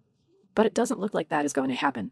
On the other hand, Seong-gu, after wrapping up the meeting, goes over to visit Lee Jong-hyun, who seems to be doing way better in such a short span of time. He appears to be stretching out his body and asks Seong-gu if he has come to see him for a particular reason. Seeing this, the bald guy is happy that his friend is already able to move around, remarking on how he's a bag full of surprises. There, Seong-gu asks him what he knows about lightning, and Lee Jong-hyun tells him that it's Olympus's divine item as well as Zeus's authority. With this, Seong-gu tells him that he is precisely right. Moreover, as per him, there aren't many other abilities in this world that are on par with Zeus's lightning. These special abilities are highly sought after and examined. As such, Lee Jong-hyun remarks on how Bifrost, the divine item Seong-gu possesses, is the same as Zeus's lightning. However, hearing these words, Seong-gu loses his mind. He is left bewildered and questions how Lee Jong-hyun knows about this. But before he can complete his question, Lee Jong-hyun interrupts him, telling him that he has something important he needs to talk about. Of course, Seong-gu agrees, but this is not the right place for such a conversation. As a result, Seong-gu tells Lee Jong-hyun to follow him and takes him somewhere special. Using a portal gate, they travel to a beautiful mansion. Even Lee Jong-hyun is left in awe after seeing it, and Seong-gu reveals that it is the sphere of his influence, the Bifrost. The mood changes as soon as they arrive. There, Seong-gu is still left perplexed after Lee Jong-hyun's last words and asks him, "Are you a prophet?" Or, he finally figures it out, and Lee Jong-hyun tells him it is something like that. He claims he has to tell Seong-gu about a book he has read, a book about Heimdall and his friend, a book about the Demon King. Hearing this, a chill runs down Seong-gu's spine. And with this, Lee Jong-hyun begins telling him all about his story and about how he was sent here in the past. But Seong-gu is refusing to believe this. "Are you telling me to believe that I killed you?" he asks, but Lee Jong-hyun claims that this is not the case. In the future, it seems like Seong-gu already knew these things would happen. All of a sudden, a message pops up informing Seong-gu that it's not a lie. What's more, Lee Jong-hyun even knows that he and Athena dated for a bit in the past. Seong-gu had suspected something was up with these two. As such, he has no other choice but to believe this ridiculous story Lee Jong-hyun is telling. However, there are still some issues. The book isn't complete, and what's mentioned is only the beginning. The rest of the future is what Lee Jong-hyun has figured out on his own. What he knows is only a small fraction of the entire truth, and there were many things about Seong-gu that were lost as well. Once again, Seong-gu gets a message from his sponsor, telling him it's not a lie. As such, now having heard him out, Seong-gu asks what Lee Jong-hyun's objective is and learns that his friend wants to change the hellish future that he experienced, vowing that a lot of things will change from here on out. But this time, there is no message to reveal whether what Lee Jong-hyun says is the truth or not. It is revealed that Bifrost doesn't really differentiate between lies and truth. Rather, it only judges someone when it wants to bring harm to its hunter, aka Seong-gu. And all this matters because, in reality, Lee Jong-hyun has still not told Seong-gu everything. It's decided to keep some things hidden, remarking on how it is not his part to play to change the future. With this, the conversation comes to an end. Later that night, Ined from the Nile organization sneaks into the Round Table Council to check up on Lee Jong-hyun, being delighted to see that the news of him waking up was really true. There, Lee Jong-hyun asks why Ined is here, keeping in mind that this is a highly guarded place, and Ined begins by apologizing for his lack of courtesy. He claims that he has risked a lot to meet with the underdog and requests something of him. Hearing this, Lee Jong-hyun remembers that Ined was the one who appealed for his protection. But as far as he knows, there shouldn't be any overlaps in the mutual interest between him and Nile. Regardless, he decides to hear him out, and that is when Ined bows his head to Lee Jong-hyun, humbly asking him to please come to the Nile. This scene surprises Lee Jong-hyun, who wonders just why the leader of the Nile is kneeling while requesting something of him. In his mind, their meeting was purely coincidental, and this makes no sense. But just as he questions the reason, their secret talk is interrupted by a guard who is caught onto Inev's trail. Not wanting to get captured, Inev promptly books it out of there, blurting out that it is regarding the red ore. This leaves Lee Jong-hyun alone with his thoughts. There he speculates that Inev wants to talk to him about the madness that the red crystal imparts in the user. He wonders if the crystal has already been discovered in Egypt, but to his knowledge, this was supposed to be not known by hunters as of yet. What's more, after thinking about it a bit, he also realizes that Nile hunters decided to chime in against Hercules when they saw him change. All of a sudden, In-chan comes barging into Lee Jong-hyun's room, asking if he is alright. She feared that the intruder was after his life, but Lee Jong-hyun tells her it was nothing to worry about, at least for now. This statement surprises In-chan, but Lee Jong-hyun just continues, stating that I have just climbed a cliff, but it feels like I'll be approaching an even bigger cliff. Eventually, the Round Table Conference ends. The result?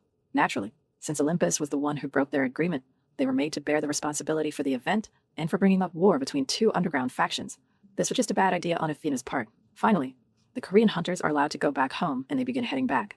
However, out of nowhere, someone calls out to Lee Jong-hyun. Hearing this voice, In-chang panics, noticing this voice belongs to none other than George. She summons her weapon and tells Lee Jong-hyun to step back, asking George what he wants from them. On the other hand, George is standing on the staircase, menacingly, while staring daggers at them both. His face displays a mix of emotions. As tensions continued to rise, In-chang's growing animosity became palpable. Lee Jong-hyun, sensing the escalating situation, urged her to calm down.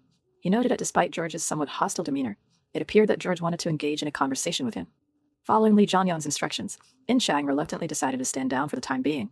With a measured approach, Lee Jong-hyun approached George, who wore a discontented expression.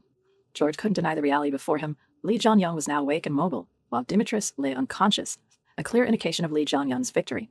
George acknowledged this outcome and expressed his gratitude to Lee Jong-hyun for the valuable lessons he had learned from their encounter. However, this moment of gratitude was laced with a veiled threat as George asserted, "I will not lose next time."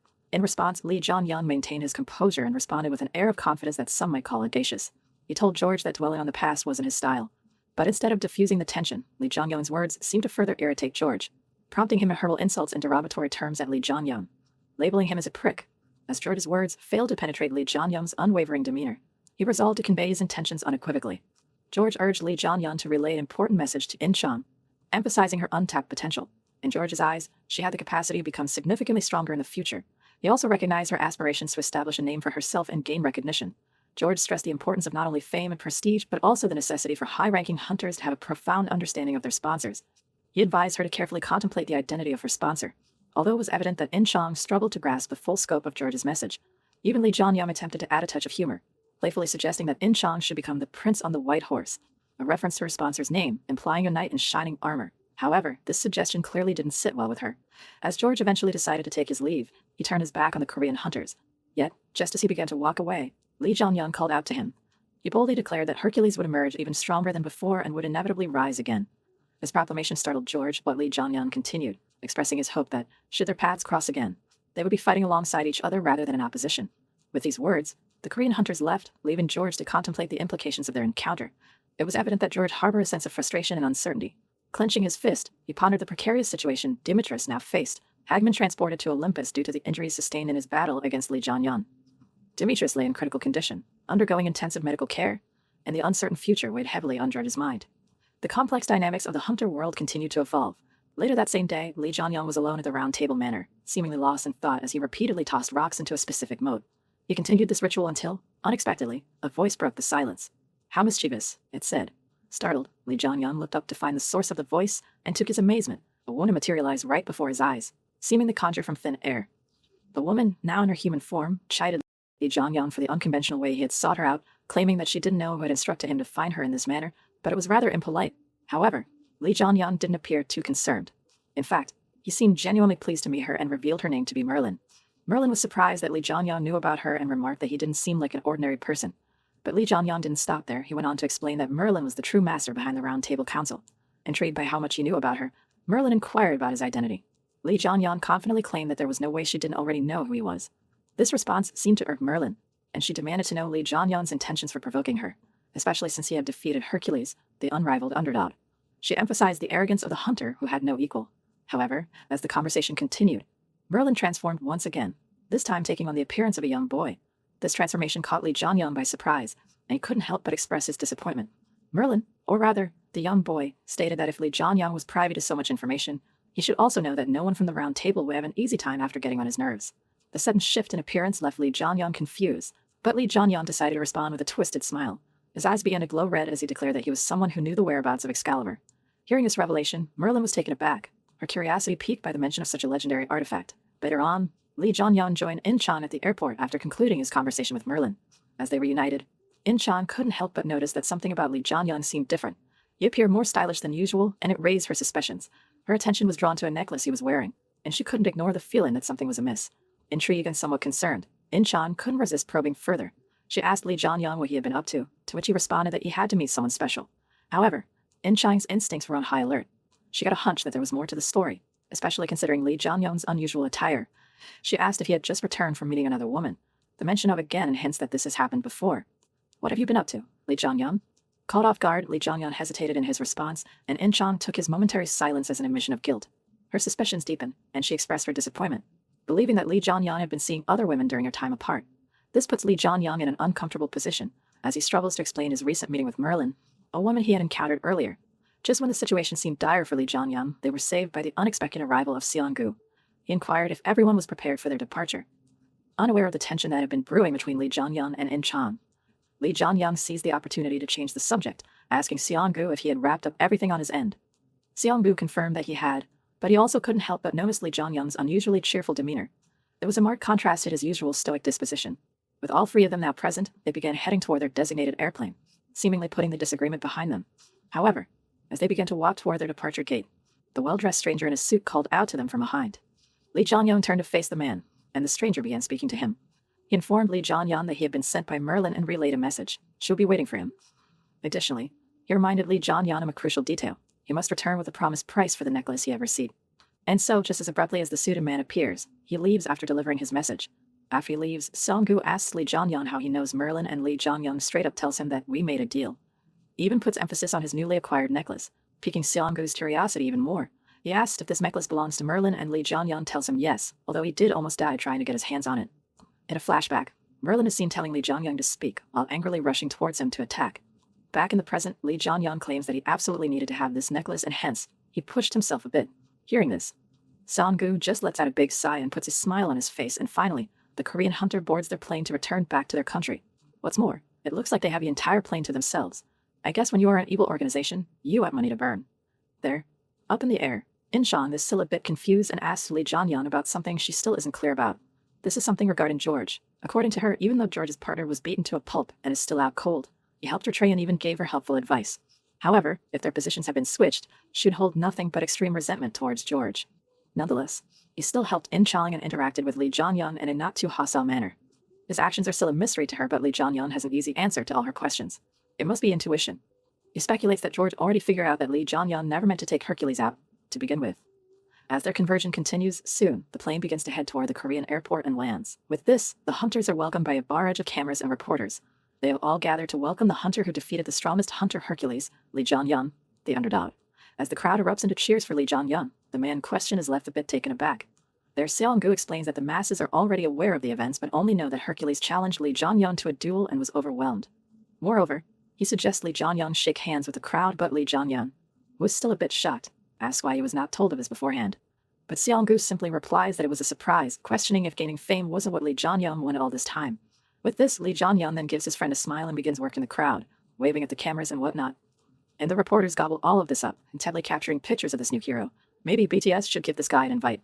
Regardless, the news of Lee Jong-hyun's victory against the feared hunter Hercules begins spreading like wildfire. As the curtain rises on the Age of Heroes, the hunter drawing the most attention at the moment is the underdog. After their return, later at night, Lee Jong-hyun heads to the usual abandoned factory with In-chan, who asks what his next plan is. But there's so much on the list, Lee Jong-hyun has to get his weapons repaired.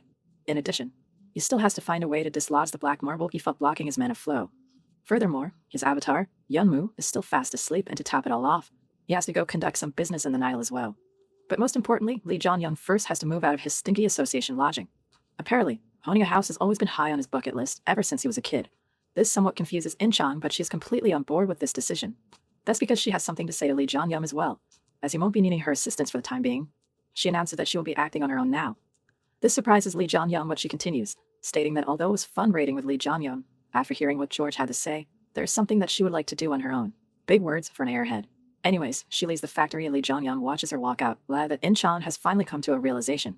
He claims that In-chan will soon become much stronger. As he smiles from ear to ear, his happiness is soon brought to an end by a mere phone call. As he picks up, he learns it's from the association and the president, Jang Hyojin, aka Odin, has called for Lee Jong-hyun. Moreover, an escort will pick him up tomorrow morning. With this, the phone call ends, and so does Lee Jong-hyun's smile. I was forgetting the most important thing. Odin, he proclaims. On the other hand, back at the Olympus headquarters, George is seen frantically running somewhere in a state of panic. However, when he arrives at his destination, he sees his friend, Hercules, has woken up and is completely fine. Yet, George is still fearful that Hercules might feel after getting defeated for the first time in his life, but he appears to be okay.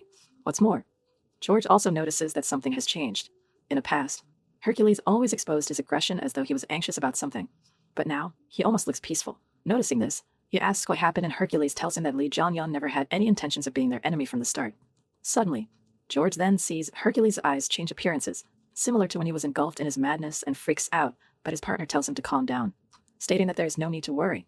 According to him, He now has complete control over his madness and proclaims that I can even just use its strength. It feels like he's given me a gift. A near-death experience is what he gave you.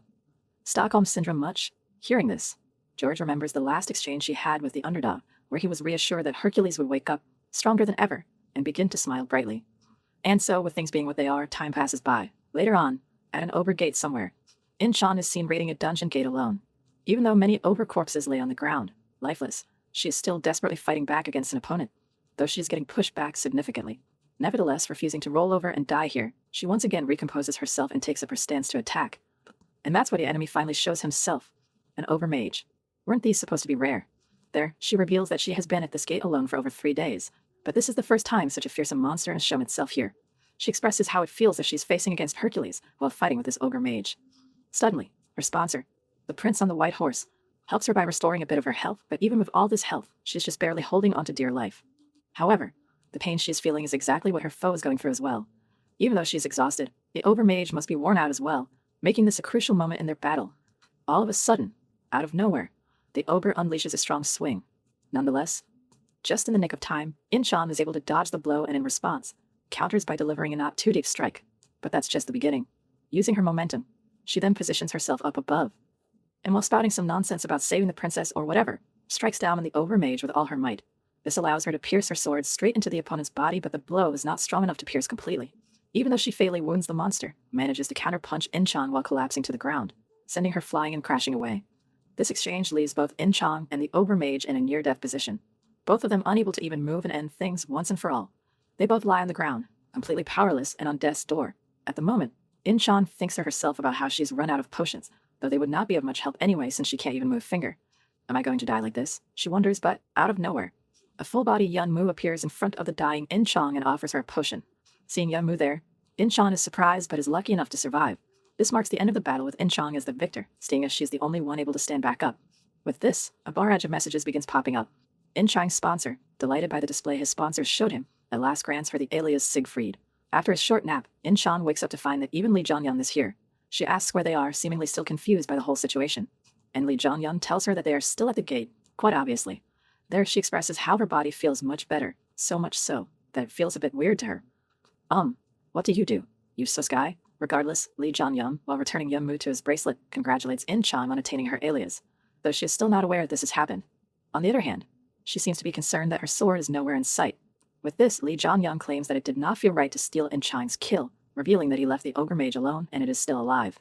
As such, she heads to retrieve her sword, thanking Lee Jong-hyun for allowing her to earn her alias.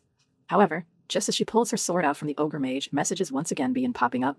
For some reason, the ogre prince Siegfried, aka In-chan, sponsors the ogre mage and the monster transforms into a small, mobile, and compact version of itself. While In-chan stands there, confused and speechless at what the heck is going on, Lee Jong-hyun explains that the ogre has transformed into her avatar, similar to Yun-mu. Once again, he congratulates In-chan for becoming a full-fledged hero, and her new avatar celebrates with a cheer. Hearing this, In-chan immediately starts thinking about how cute her new avatar is, right after it almost killed her to add. Suddenly, Lee Jong-hyun asks if she has decided on a name for the compact ogre, but, as you might expect, it's hard to come up with names in the heat of the moment. Nonetheless, it looks like the ogre has a name for himself. He blurts out Gomes, which literally translates to princess. Seeing this whole ordeal unfold, the prince on the white horse smiles in satisfaction, whereas the sky of Apocalypse laughs at the strangeness of the whole situation. Anyway, Lee Jong-hyun is just over the moon to see his partner is finally able to win against an ogre mage in a head-on battle, all by herself.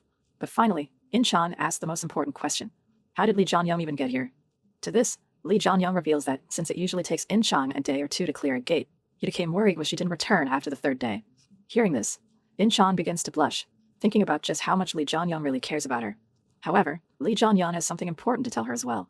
But first, they have to take care of the gate boss, who comes up from behind them menacingly. Seeing as this gate was cleared solely by In-chan, he tells her to take care of the boss as well, and she complies.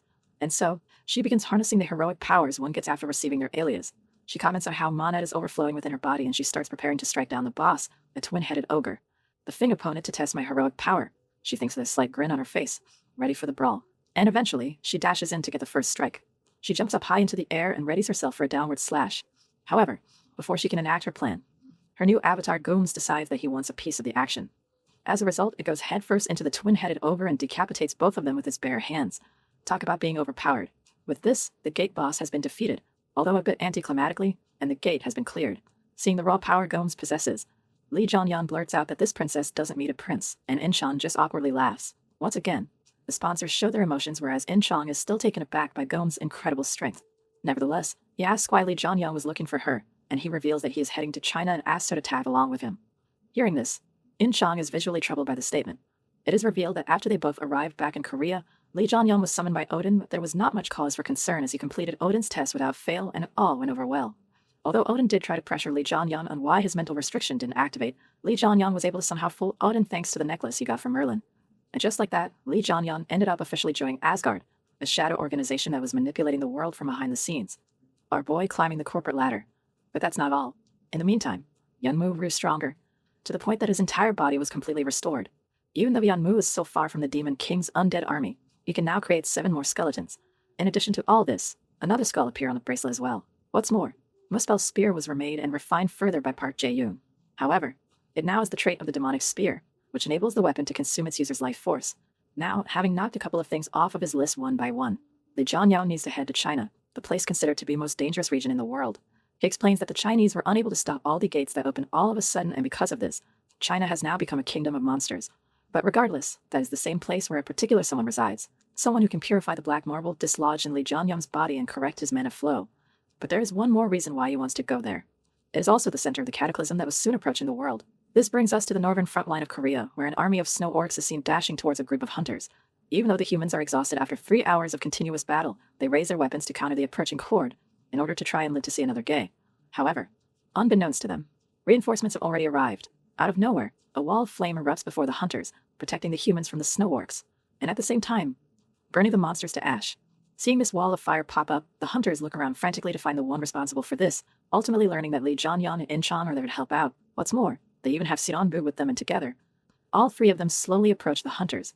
There, the leader thanks Lee Jong-hyun for his help but seems to be concerned about his plan to head into China. But Lee Jong-hyun tells them that he should be the one thanking them for fending off such an army of monsters on a daily basis in order to protect Korea. Regardless, he claims that this is something that he needs to do there, and as such, he needs to venture inside China. But the leader of the hunters is on board with the idea, still seemingly be worried. Even though he knows Lee Jong-hyun has beaten Hercules, he announces that there's something like a barrier over China, and it is something humans can't get through. But of course, our future boy has already planned and prepared for that in advance, stating that he has already found the way to enter. The way being Seongu.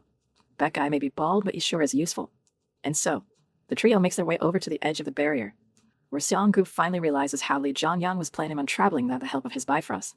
Seeing the barrier, In-chong grows perplexed and asks what this thing is, leading to Lee Jong-hyun explaining that the entire country of China has been transformed into a gate. But all this does is confuse the airhead In-chong even more, and Lee Jong-hyun tells her that she will understand soon enough after seeing it with her own eyes.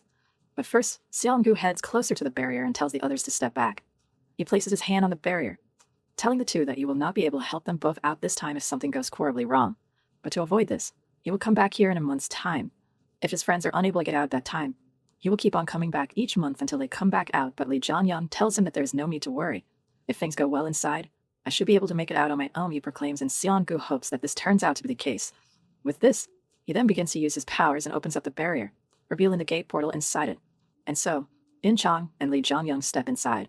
On the other hand, Seongu sees Lee Jong-hyun's back as he heads inside, thinking that his friend really is working hard to save as many people as possible, just like he said. And that's why I'm going to try and lessen your burden as much as I can. As such thoughts rush into his head, Seongu begins making his way back. On the flip side, Lee Jong-hyun and In-chong have successfully made it into Gate China. However, the duo finds that it is even colder than they suspected. To Lee Jong-hyun, this means that things are progressing faster than in his original timeline, but his thoughts are interrupted by a commotion caused by some snowworks. Hearing these monsters approach, In-chong wants to be the one to confront them, wanting to warm up in this cold weather anyway. With this, she begins slashing away at the foes, but it appears that they aren't here for a fight. Rather, as per Lee Jong-hyun, it looks like these monsters were being chased by something and were trying to escape. And this something is soon shown to be a horde of ice trolls, monsters that individually rival a B-rank hunter. Seeing them arrive, Lee Jong-hyun tells In-chong to stay careful and summons his weapon, preparing to fight these fearsome beasts. And just like that, the duo begins causing havoc in their enemy ranks and starts slashing away at the ice trolls. In a matter of seconds, they easily overpower them all without much issue. However, the ordeal has left In-chong a bit clueless. Now that's a surprise, isn't it? She claims that there are just way too many strong monsters in this place. In addition to this, they both get control of their mana as easily as they could anywhere else, and the monsters' actions and battle tactics resemble that of a human. Lee Jong-hyun realizes that she is correct in her assessment, and to him, this means that the gatification process is proceeding much faster than he anticipated. Nevertheless, his first plan of action is to relocate themselves. and so the hunters begin to travel in this barren wasteland. As the duo navigates through the area, In-chang soon is overwhelmed by the cold and asks how much further they have to go. But Lee Jong-hyun replies that it will take about a month for them to reach their destination on foot. Hearing this, In-chang freaks out, flabbergasted at how much she will have to walk. But that is not the case. Lee Jong-hyun states that it will take about a month on foot, but they do not have such luxury. As such, he decides they should find something that they can ride, finally revealing that their first destination is Heaven Lake on Baekdu Mountain. With this, they continue their journey, defeating all the monsters that come their way. Eventually, they decide to set up camp and light up a small campfire. While In-chang and Gomes take some rest, warming themselves up by the heat of the fire, Lee Jong-hyun tells them that he's going out to scout their surroundings, and soon enough he returns back with a pair of monster-like elks, which he has somehow domesticated in this short span of time. Using these animals, the hunters are able to quickly traverse this barren land and manage to reach Baekdu Mountain without any problems. As they arrive at the base of the mountain, In-chang comments on how they are going up in altitude. But despite this, even though it should be getting colder, it looks like the surroundings are getting warmer. Moreover, on the way here, the hunters also didn't face any monsters, making her a bit skeptical. But there is no cause for concern. Lee Jong-hyun explains that the master of the mountain is protecting the mountain. But this leaves her even more confused. She asks if this master of the mountain is a person, but Lee Jong-hyun replies no. As a result, she thinks that it might be a monster or an animal. But Lee Jong-hyun expresses how he isn't sure what to call them. Nevertheless, they will soon encounter the master and his disciples and tell In-chang to leave the elks behind us from here. They will have to break through a barrier. Back under the bright blue sky of Korea, Odin is seen gazing at the city from atop a tall building. There, he thinks to himself about his story. When the agents started to appear throughout the world, they brought chaos with them. In the difficult time, Odin awakened to a power stronger than anyone else. And that is when he decided to find Asgard and devote himself to humanity. However, after he started using his power to save humanity, he soon realized something. It is natural for those who can't use magic to fall behind in such a dog-eat-dog world. Because of this, his goals started to become twisted and warped.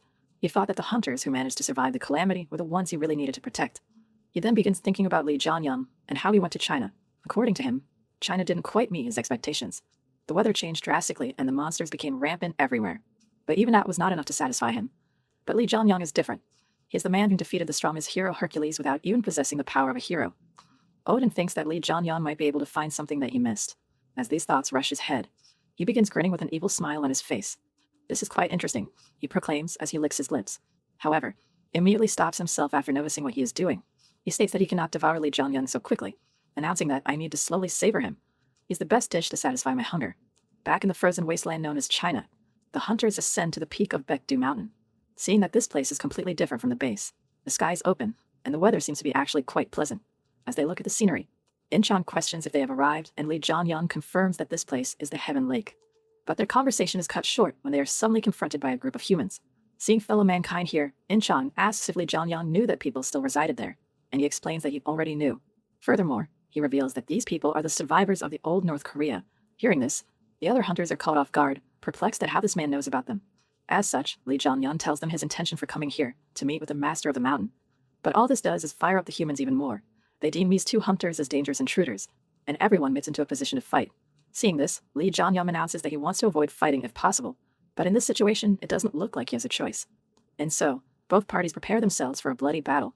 But just before the show begins, a small girl appears out of nowhere. And of course, they had to be a lowly. This child stops the men from fighting, announcing that the Mountain King has ordered her to bring the guests over. It is explained that North Korea disappeared a long time ago. After the country failed in its nuclear experiments, it became a wasteland even before the gates started appearing in the world. Because of this, many of the surviving North Korean citizens started to migrate towards China or South Korea. Damn, that escalated quickly. R.I.P. Kim Jong-un. Back on the battlefield, despite the orders from the Mountain King, the North Korean survivors are still skeptical. One of them tries questioning Lee Jong-hyun about how he knows about them and their leader, which is a very difficult question to answer. Nevertheless, the little girl chimes in once again. She scolds this troubled man, claiming that this is no way to treat the Mountain King, Sangun's guests. Of course, if someone knows about the Mountain King, he is bound to know their presence as well. But the men are still not convinced. They fear that Lee Jong-hyun and In-chang might be companions of their enemies and seem to be worried about Sangun. With this, the men discuss amongst themselves what they should do now. Whereas the girl then faces Lee Jong-hyun, telling him not to take their hostility too personally. She reveals that a long time ago, some bad people came here and tried to kill Sangun. Although the survivors managed to beat them on their own, they all began getting wary of outsiders, and that is why they all fear the arrival of these outsiders right now. However, Lee Jong-hyun doesn't seem to be interested in the least and stares daggers at the poor child, making her a bit scared. Nevertheless, on the orders of Sangun, they are let into the city of survivors, which looks to resemble a small countryside town. As they roam around the streets, the other survivors watch them from a distance, commenting on how long it has been since visitors have come here.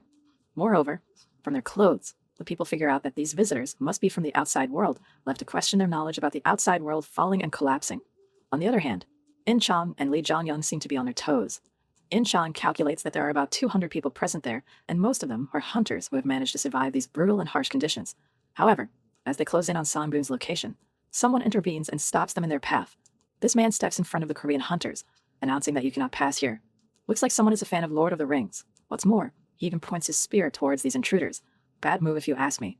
But Lee Jong-hyun doesn't look amused in the least. He questions if this is how they welcome guests in this place, questioning if the Mountain King himself ordered his disciples to escort these visitors to him. But even so, the man refuses to let them through. With a grim expression on his face, he takes up a stance for a battle. But in the nick of time, the lowly comes out and tries to talk with this man. But to no avail. He is still insistent that these visitors cannot meet Sang-boon, telling the girl that she already knows the current state he is in. Hearing this, Lee Jong-hyun finally understands that something has happened to Sang-boon and powers up. He prepares to brawl, stating that the opinion of the man standing in front of him doesn't matter in his eyes. And these are fighting words. Deciding not to take nonsense from his outsider, the man prepares to launch an attack, telling Lee Jong-hyun to come in him. However, just before the brawl starts, the girl screams aloud. She proclaims that the mayor at Cheonji-chan orders them to step aside. As a strong aura surrounds her, he orders to bring the disagreement to an end. And the man bows down to her, deciding to follow her orders at last. Should have done that since the beginning. With this, she then escorts Lee Jong-hyun and In-chang to Sang-boon, and they enter a secret cave system. There, Lee Jong-hyun asks In-chang if she is aware of the Dangin myth, but she obviously has no idea, being an airhead and all. As such, Lee Jong-hyun explains that it is a forgotten national myth that states that a deity named Wonum came down and founded Korea, but this is all going over her head. In-chang asks why her partner is bringing all of this up now, and he replies that maybe the people here are familiar with the myth. At last, they finally reach the Mountain King's chambers and find a majestic white tiger lying there. As Lee Jong-hyun approaches the beast, he questions if the beast is Sang-boon. In response, the tiger speaks up, confirming his identity. It proclaims itself as Sang-boon, the guardian of Baekdu Mountain, and asks what brings these outsiders here. There, In-chang is taken aback by the intimidating aura this white tiger possesses, but Lee Jong-hyun is acting completely different. What a mess, he announces. He claims that Sang-boon's powers to guard Baekdu Mountain will disappear soon. In his mind, he reveals that the beast in front of him is currently dying because its source of magic power, aka Baekdu Mountain, is getting destroyed slowly. Hearing his announcement, Sang-boon questions just who on earth this man is, and Lee Jong-hyun replies that he is someone who can help. In addition, he claims that he hasn't come all the way here to meet with this white tiger. Rather, he wants to meet the real owner of this mountain. But these words offend and enrage Sang-boon, who roars as a retort. Despite this, Lee Jong-hyun continues. He claims that though Sang-boon managed to successfully confine the intruder, there is no way that a dying cat like Sang-boon would be the owner of this mountain. In addition, he tells Sang-boon to bring him to the intruder, and after that, he will save both Sang-boon and Cheonji-chan. Hearing this, Sang-boon begins staring daggers at Lee Jong-hyun. Regardless, they both are allowed to leave, despite Lee Jong-hyun's insolent words. Outside, In-chang is curious about the real identity of Sang-boon. As a result, her partner explains that it is not a monster and is much more similar to the elk they rode on the way here. In layman's terms, after absorbing magical power from the ground caused by the gates, the animal's personalities and form change. But even so, this shouldn't make it possible for an animal to speak human language and possess such a huge amount of magical power. But Lee Jong-hyun reveals that Sang-boon is much more than a normal animal, even before absorbing mana from the ground. He was different. He was an alpha.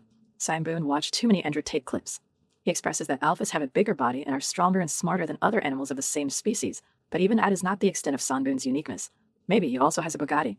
In addition to everything mentioned above, Sang-boon is also a sponsored hunter, just like Lee Jong-hyun and In-chang, and is currently injured after fighting the intruder who invaded Baekdu Mountain. This leaves In-chang shell-shocked, but Lee Jong-hyun continues, stating that he isn't the one they must hunt. It's the intruder who wounded him. Anyway, after their conversation with Sang-boon, Lee Jong-hyun and In-chang follow the lowly mayor to a secluded place up in the mountains, where she mysteriously opens a gate using her magical powers, as a beam of light appears and spreads across the sky. A gate pops up out of nowhere, and the Korean hunters leap into the gate, with Lee Jong-hyun falling like a diva. As soon as they enter, the chief closes the gate, and the mysterious beam of light disappears. With this, the lowly pray for their safe return. On the other hand, a message screen informs Lee Jong-hyun and In-chang that they have entered an instant gate named Sealed Grounds. Inside, In-chang questions what an instant gate is, and Lee Jong-hyun explains that it refers to a gate inside a gate. According to him, since North Korea and China have both become gatified, all the gates inside these countries are instant gates. Moreover, even though it was cold until earlier, it was too hot in the gate. As per In-chang, but Lee Jong-hyun tells her to think of it as temporary and a passive way for them to get stronger. All of a sudden, maybe because of all her nagging, In-chang's sponsor blesses her with heat tolerance, but it looks like she is still not satisfied, remarking that maybe her sponsor should have given her cold tolerance as well. Regardless, now that they have entered, they begin traversing this instant gate and begin plowing down enemies left, right, and center. All that is left is a bloody battlefield where the corpses of many monsters lay lifelessly. Suddenly, Lee Jong-hyun gets a message informing him that his control over fire has been increased, and he has leveled up. Just as I thought, he thinks. Apparently, an instant gate with strong flame is a great place for leveling up. However, there is still something bothering In-chang. She asks who that loli is, referring to the village mayor, and questions if she's the one who created this sealed ground. To this, Lee Jong-hyun responds that she is somewhat correct. Although she did not create this area, she trapped the invader who injured Sanbun here. According to him, this place is the center of Baekdu Mountain, and is where all its power is concentrated. Furthermore, the source of Sanbun's power also lies here, and the mayor Loli, whose name is Unmyo, can use and manipulate the energy of this mountain. Thanks to her power, she's able to give Sanbun its power. This explanation does nothing but confuse In-chang even more. She wonders if Sanbun isn't actually the strongest, but the chief Unmyo is. However, before she can finish her thought process, Lee Jong-hyun interrupts and announces that the invader is in a deeper and stronger part of these sealed grounds, stating that their target is probably stronger than any boss monster they have faced up until now. But his efforts prove to be of no use. In-chang is still stuck on her pointless questions, remarking on how Unmyo is a really unique and weird name. But Lee Jong-hyun tells her that it is not her real name, but rather a pseudonym. He reveals that the lowly chief is a hero, making In-chang a bit dubious at the fact that although it was so difficult to attain this title, they seem to be roaming around everywhere. Despite all their chattering, they eventually return back to clearing the gate. Lee Jong-hyun recalls how the book stated that she and Ji-chan was the best place to grow, and that couldn't have been true. It's hard to find hunting grounds like this, and he thinks that he has to grow his skills and abilities as much as possible in order to prepare for any sudden changes that occur in the future. As he thinks all this, he starts going on his usual rampage, slaying all the monsters in sight, one after the other.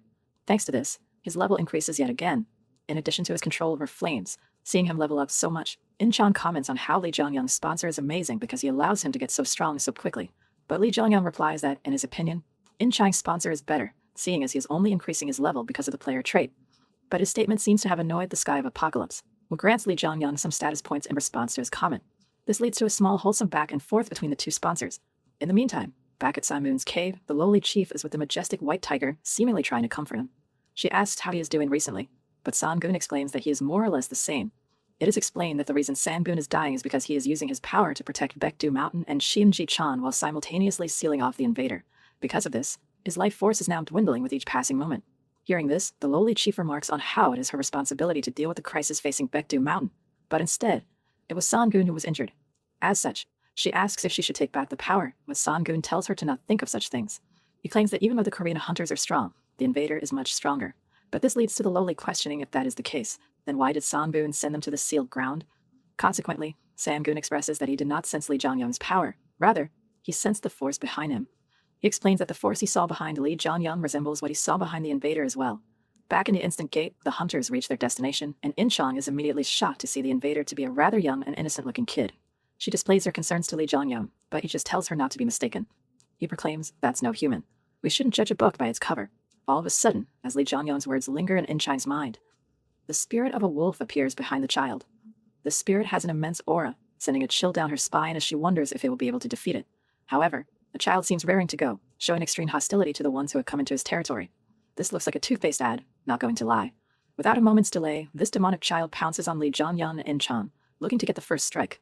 However, before either of them can react, Gomes decides that he wants a piece of the action and dashes forward beforehand. Using his immense strength, Gomes manages to stop the incoming blow, but alas, even he is not enough to stop it fully. The pressure behind the attack is so fearsome that Gomes is forced to be pinned to the ground and is left helpless. Seeing her avatar getting bullied, In-chang chimes in as well.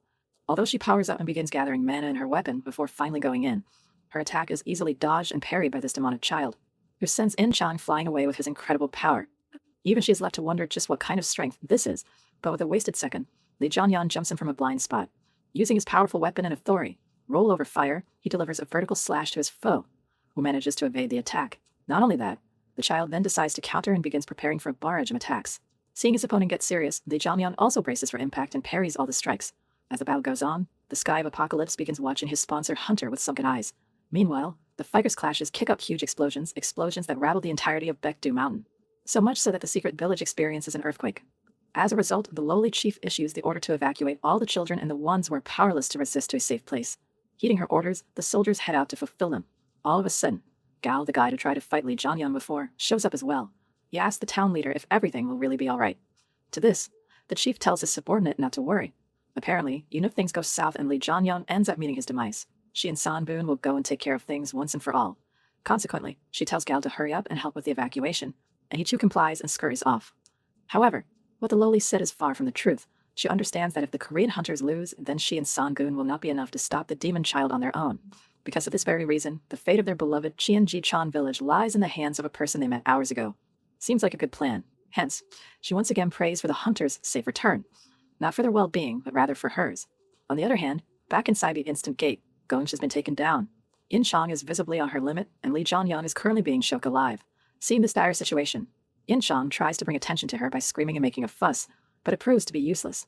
The child is fully focused on killing Lee Jong-hyun at the moment and is furiously trying to grab a good hold of his neck. In the meantime, Lee Jong-hyun is desperately trying to keep himself alive. However, soon enough, he begins running out of steam, and the child's claws inch closer and closer. In these circumstances, Lee Jong-hyun is left literally unable to do anything. But, all of a sudden, something begins replaying in Lee Jong-hyun's mind. He recalls the time before the battle when he found out that his growth for magic power had already been blocked, even though it grew rapidly from the mana-strained skill. The skill itself is still only at level 1, and it looks like his authority will not be growing anymore here as well. But there is still a solution to all this. Suddenly, back in the present, a message pops up, stating that Mainstream is leveled up. With this, Lee Jong-hyun's eyes begin glowing red, and he begins to overpower the child's claws. Ultimately, he is able to free himself, surprising his opponent. That was close, he states. Apparently, whenever you are in a life-threatening combat situation, Mainstream activates. But for someone of Lee Jong-hyun's level, feeling any threat from the monsters he has faced recently has not been worthwhile. But despite this, he figured that it might be possible if he fought with his foe. Although a bit late, his body feels like mana has completely wrapped around it, making him significantly stronger. He remarks on how it feels like he's reborn, but it doesn't look like his enemy is too amused by this turn of events. The child takes up a rather savage-like stance, prepared to go in at a moment's notice. In response, the powered-up Lee Jong-hyun picks up his weapon and aims it toward his target. Using his authority, engulfs his weapon with flames and unleashes a special technique called Sunflare. As he does so, a barrage of messages begins popping up, revealing that Lee Jong-hyun has attained this skill without the help of his sponsor, and because of this, his stats increase even more. In Chao, who is watching all of this unfold, is left speechless at what she's witnessing. Lee Jong-hyun has condensed the mana so much that the space around him has started to become distorted. At last, Lee Jong-hyun is finally ready and throws his spear toward his foe, who is ready to take the attack head-on. With this, the strongest of techniques collide with each other, resulting in a huge explosion out of which the demon child emerges in tatters. This sends Lee Jong-hyun's authority to level 10, and he obtains the achievement Fire Monarch. However, even before the aftermath of the clash dies down, an image of the child's wolf spirit appears in the sea of flames, as it menacingly looks down towards Lee Jong-hyun. In-chan is left on the edge of her seat after seeing such a sight. Regardless, Lee Jong-hyun simply walks closer to his injured foe, who begins growling at him. But there's nothing else it can do. As per the Demon King's book, Lee Jong-hyun already knows that this beast will not be able to disobey him because of the beast's origins. As the wolf continues staring at Lee Jong-hyun, its eyes, which were filled with anger and pain, turn to eyes full of sadness. Eventually, with the two of them intensely staring at each other, the wolf at last shows obedience to Lee Jong-hyun. It gets closer to Lee Jong-hyun, allowing him to pet it. Suddenly, a message informs Lee Jong-hyun that the Sky of Apocalypse has sponsored a bond. There, Lee Jong-hyun reveals that even though this beast is currently docile, it was once a demon who put the entire world into a state of chaos along with the Demon King. The wolf was an ally of the strongest hunter, who treated this demon as if it were his child. In the future, this beast had many names such as the Snow King Monarch of the Beast God Jaws. And so Lee Jong-hyun decides to name his new pet, Femmer. With this, the bond is then transformed into submission, and the Sky of Apocalypse asks to sponsor Hunter if he wants to activate it. This marks the end of the ordeal. Back on the surface, the lowly chief notices that the vibrations have stopped, wondering if things have come to an end. As she thinks, she hears footsteps approaching her, finding that the Korean hunters have returned safely. However, upon further notice, she is left perplexed after seeing Lee Jong-hyun has brought the demon child in his arms up to the village. This leaves her in a state of panic, and she hastily calls for Sanbun, who immediately shows up and backs her up. Consequently, the chief asks what the meaning of this is, but Lee Jong-hyun replies that he has kept his promise. But Sanbun doesn't look convinced. He questions if this hunter is trying to deceive him, claiming that Lee Jong-hyun said he would kill the intruder. But that is far from the truth. Lee Jong-hyun never said he would kill the intruder. Rather, he said that he would save Sang-gun and Cheonji-chan. He announces that this guy is no longer dangerous. All of a sudden, the child, who was sleeping up until now, opens his eyes and leaves his owner's arms. With this, he then begins menacingly staring at Sang-gun and the chief, harnessing his power as he does so. This scares both of the Cheonji-chan leaders. However, after getting permission from his owner, the child unexpectedly bows to them as a sign of apology. This leaves the chief even more confused, but proves that the child's hostility has come to an end, along with the whole arc of madness. And so, after things settle down, Lee Jong-hyun teaches his new pet how to pronounce his name, but he keeps messing up, calling him Jugyo, which literally means kill. That isn't too far off, to be honest. But this confirms that the child in front of him is not even able to talk yet. Suddenly, In-chan comes up from behind them and calls out to her partner. However, it looks like Femmer is not too happy about her interrupting his time with his owner. He begins showing aggression towards In-chan, who obviously doesn't want her avatar to meet an unfortunate demise. In Lee Jong-hyun's eyes, though, this is just kids being kids, although I don't think In-chan would agree. The sponsors watch these things happening and share a wholesome interaction with each other. Later on, Lee Jong-hyun calls out to the chief to the edge of the barrier. There, she asks why he called her out here. As such, Lee Jong-hyun reveals that he made a promise with Sang-gun. If he is able to take care of the intruder and help in his recovery, Sang-gun claims he could take the chief. This leaves her confused and looks toward Lee Jong-hyun for an explanation. However, he claims that this is not the correct time. He still has some business to conduct in China and states that he will be back to pick her up after he's done with it, telling her to be ready for when that time comes. Moreover, he summons a sword and throws it into the lake in front of him. As the weapon sinks to the bottom, he also tells the lowly chief to guard it until he returns. He tells her that it would be great if she could use her powers and perform a ritual on it, similar to how she trapped Fenmer. This confuses her even more, but Lee Jong-hyun explains that this weapon is something important, and he has to gift it to someone later on. The following day, the Korean hunters get prepared to leave and continue their journey. As they leave, the people of Cheonji-chan surround them, apologizing for their harsh treatment toward them. They chalk it up to the outsiders who came before them and try to plunder the village, and Lee Jong-hyun states that he can understand their skepticism. Suddenly, the lowly chief shows up, asking if Lee Jong-hyun is already leaving. To this, Lee Jong-hyun replies that yes, as he has no time to waste, but he promises to be back for her soon enough. However, the chief seems to have no idea as to what he is talking about. Hearing this, Lee Jong-hyun figures out that she no longer remembers their conversation yesterday, questioning, did her side effects worsen? Regardless, he tells her to ask Sang-gun about this. At last, the Korean hunters bid farewell to the people in Sang-gun and finally head out on their journey. On the other hand, deep in his cave, Sang-gun tells Lee Jong-hyun to hurry. And so the Korean hunters, now with their new companion, began their descent down from Baekdu Mountain. There, as they continued their descent, In-chan suddenly stopped walking. Noticing this, Lee Jong-hyun turned back to take a look at what happened. Seeing that In-chan was not feeling very happy, she announced that her footsteps were getting heavy after leaving the people of Cheonji-chan like this.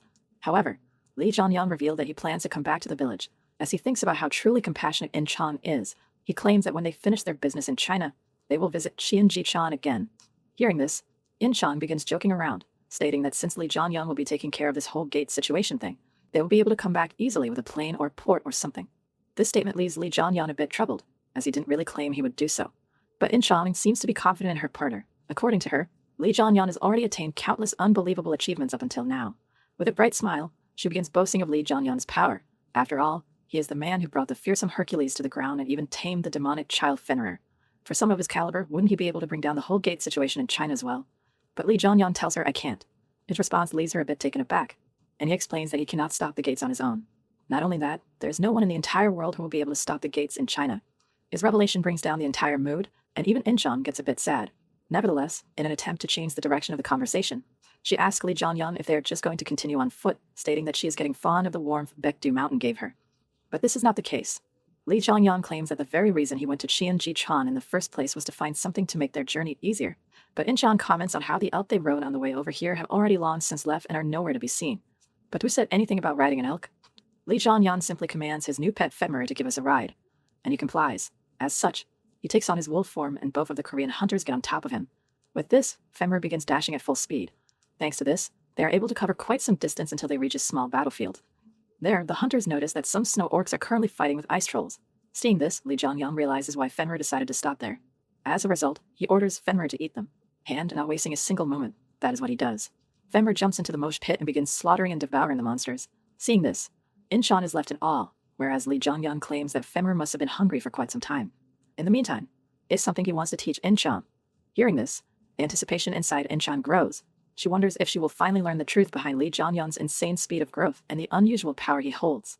She was curious about how it worked all this time but didn't ask because she thought Lee Jong-hyun would tell her at the correct time. And much to her delight, the correct time has finally come.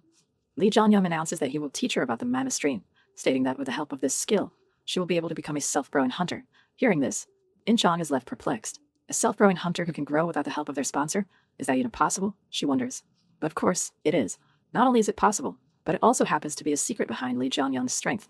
Consequently, she gets pumped up, thinking that she too will become stronger as well.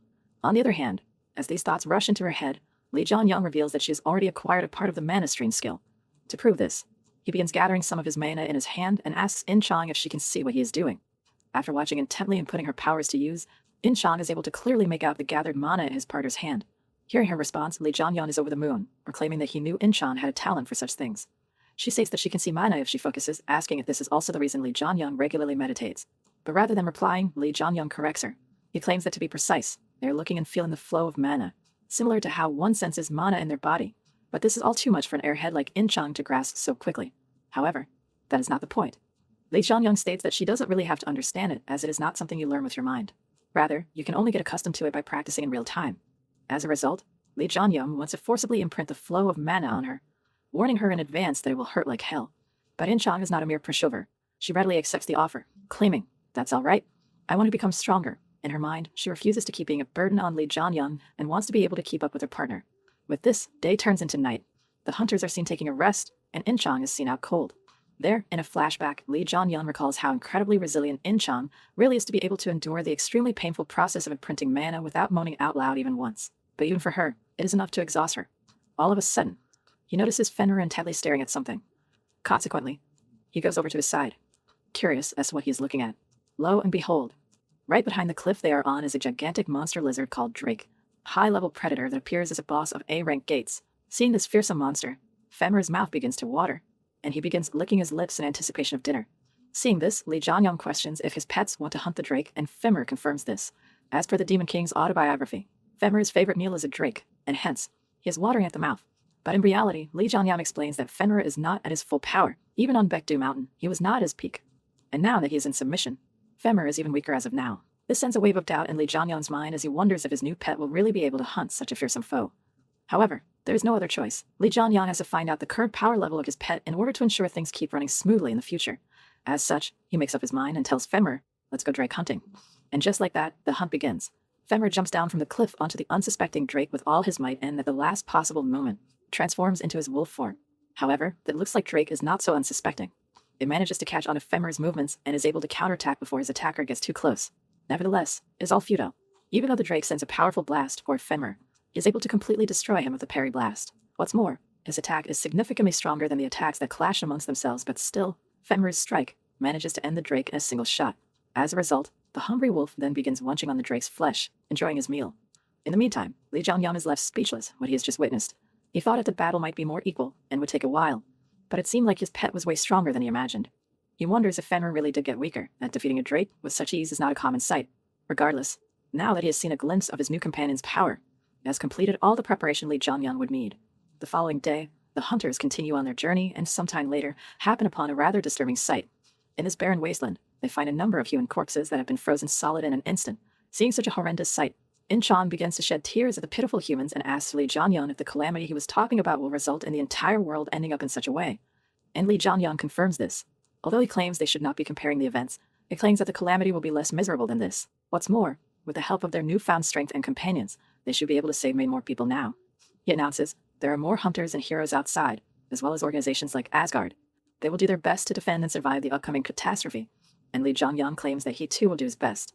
As such, there's no need to worry too much. Hearing his announcement, In-chang begins to feel a bit better. She wipes off her tears, stating that she feels a little bit more comforted now. In addition, she too promises to do her best and help as many people as she possibly can. Anyway, seeing as they have reached a frozen river, Lee Jong-hyun suggests that they cross it as it is completely solid. According to him, they will arrive at their destination after they successfully cross this river. There, In-chang realizes that she doesn't even know what their destination is and asks about it, learning that they have to find a particular someone in the Guangdong province. However, In-chang still has some doubts. She wonders if there will really be any survivors in such a harsh climate, but Lee Jong-hyun tells her that he is confident there will be. Inside his mind, he could not be more desperate at this stage. Even though he has managed to press down on the black marble using his Mema Stream skill, he can feel the power of his foreign object inside his body getting stronger, leading him to question if he is already on his limit. Consequently, the hunter decides to cross the river as fast as they can, wanting to find the someone fast. And so, they quickly get over the lake thanks to Fenrir. However, soon after crossing the frozen river, they disembark from Fenrir. Lee Jong-hyun gathers the group and explains that moving forward, it's best to avoid riding Fenrir, as they need to maintain a low profile and avoid drawing unnecessary attention. The barren landscape around them seems to have thawed slightly, and In-chang notes how the temperature has risen. She also observes that there are no signs of monsters in the vicinity. Lee Jong-hyun smiles and replies, "That's a good sign, it means we are heading in the right direction."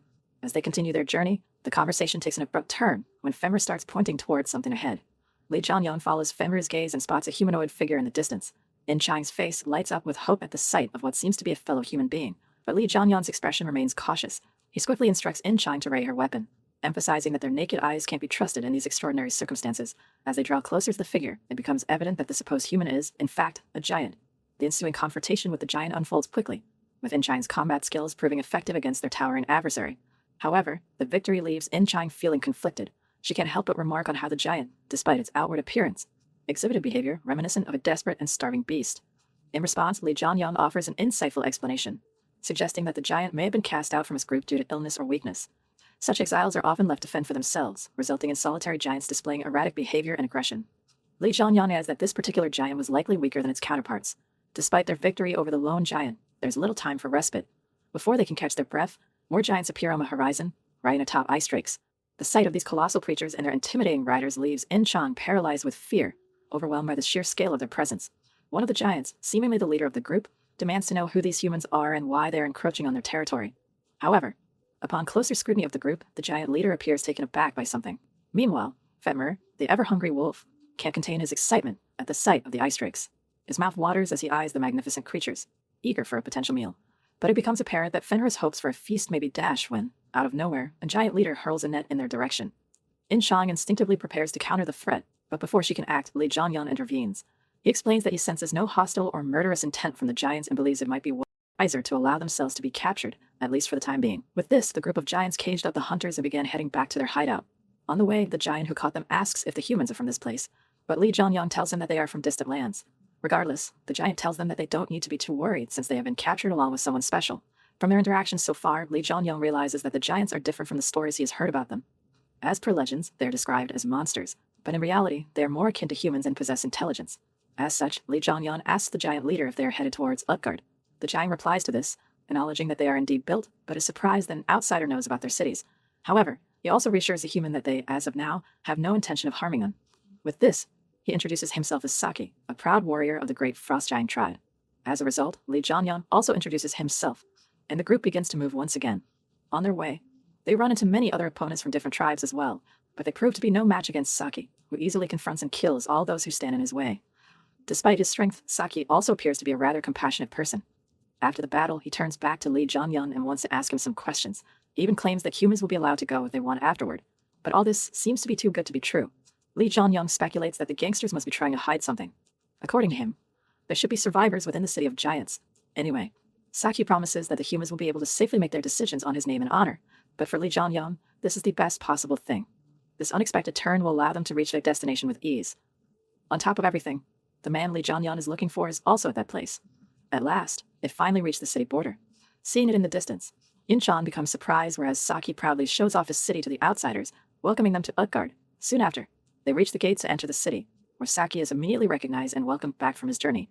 There, the caged humans look around at the surroundings and exchange comments on how this place feels like they are back in medieval times. She jokingly asks if they are traveling through time and space or something, but her thought process is interrupted by the civilians against her, who have gathered around Saki and have noticed the humans in the cage. But even to them, this sight is rather unusual.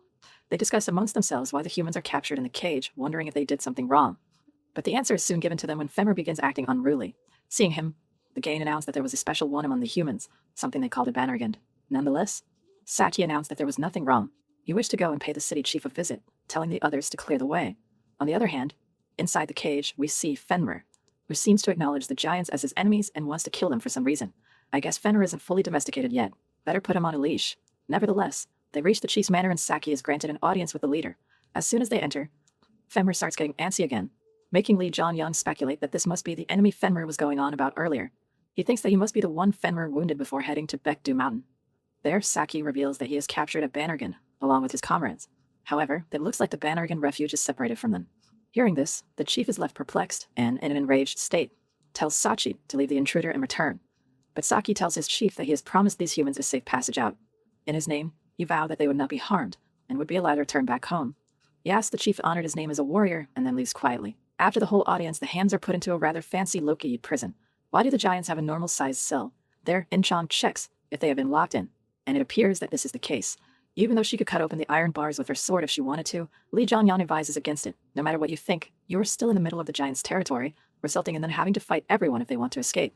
As a result, In-chan wonders if they are in trouble, remarking on how the chief doesn't look like he has good intentions for them, especially when the chief looked at Fenrir. He appeared troubled and pressured, prompting her to ask what they should do in such a situation. But Lee Jong-hyun tells her not to worry. As per him, they should think of this ordeal as a break, which they haven't had in a long time. He claimed that they could just leave at any point if they wanted to, but it would be best for them to take the time to relax, stating that it looks like we'll have to spend quite some time here. Inside the place they are forced to call home for now, Lee Jong-hyun recalls how, in the Demon King's autobiography, The giant war was said to be the worst war of all, but everything he has seen so far has proved otherwise.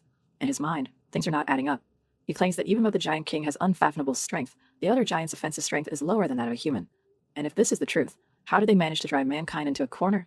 As he ponders over the possibilities, there is a knock on their cell door, and in walks a little girl who has brought tea for the hunters. There, as the girl serves the tea, Lee Jong-hyun decides to use this time to investigate some things. He asks if everyone who is captured is treated like they are, but the girl reveals that this is not the case.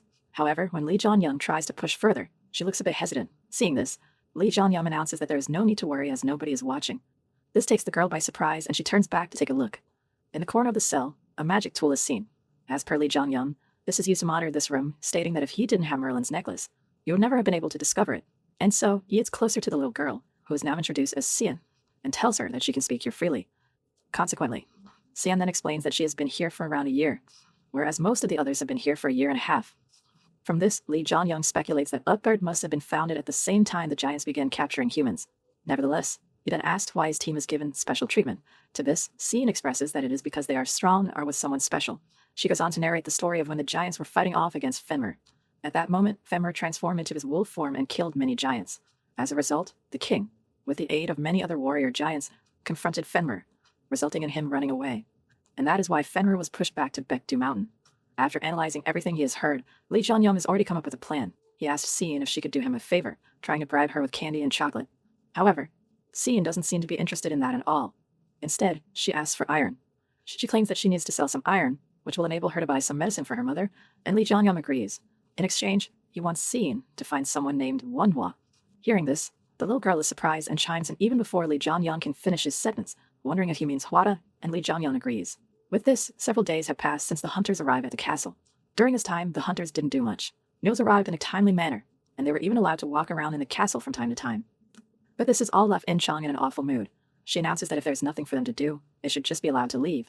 The human in such a situation, Lee Jong-hyun finds some positives, stating that at least this has given them time to train. Regardless, In-chong is still bored out of her mind, but her partner has something up his sleeve. He wonders if they should conduct a demonstration of power inside the castle and begin summoning his weapon. Seeing and hearing this, In-chong also gets ready, asking if they are finally going to tear everything down.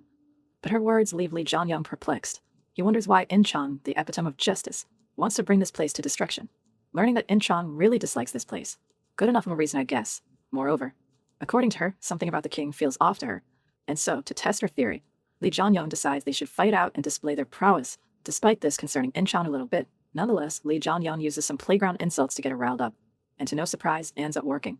The two powerhouses begin clashing with each other, where they both decide the loser will have to do the winner a favor. And just like that, their fearsome battle ensued and ultimately brought the downfall of the castle's garden. Later on, Sachi is informed about the situation, and he begins to laugh out loud after hearing about the whole situation. It is revealed that after consolidating with another tribe, the chief began changing. He started wanting to be referred to as king and began gathering iron and soldiers.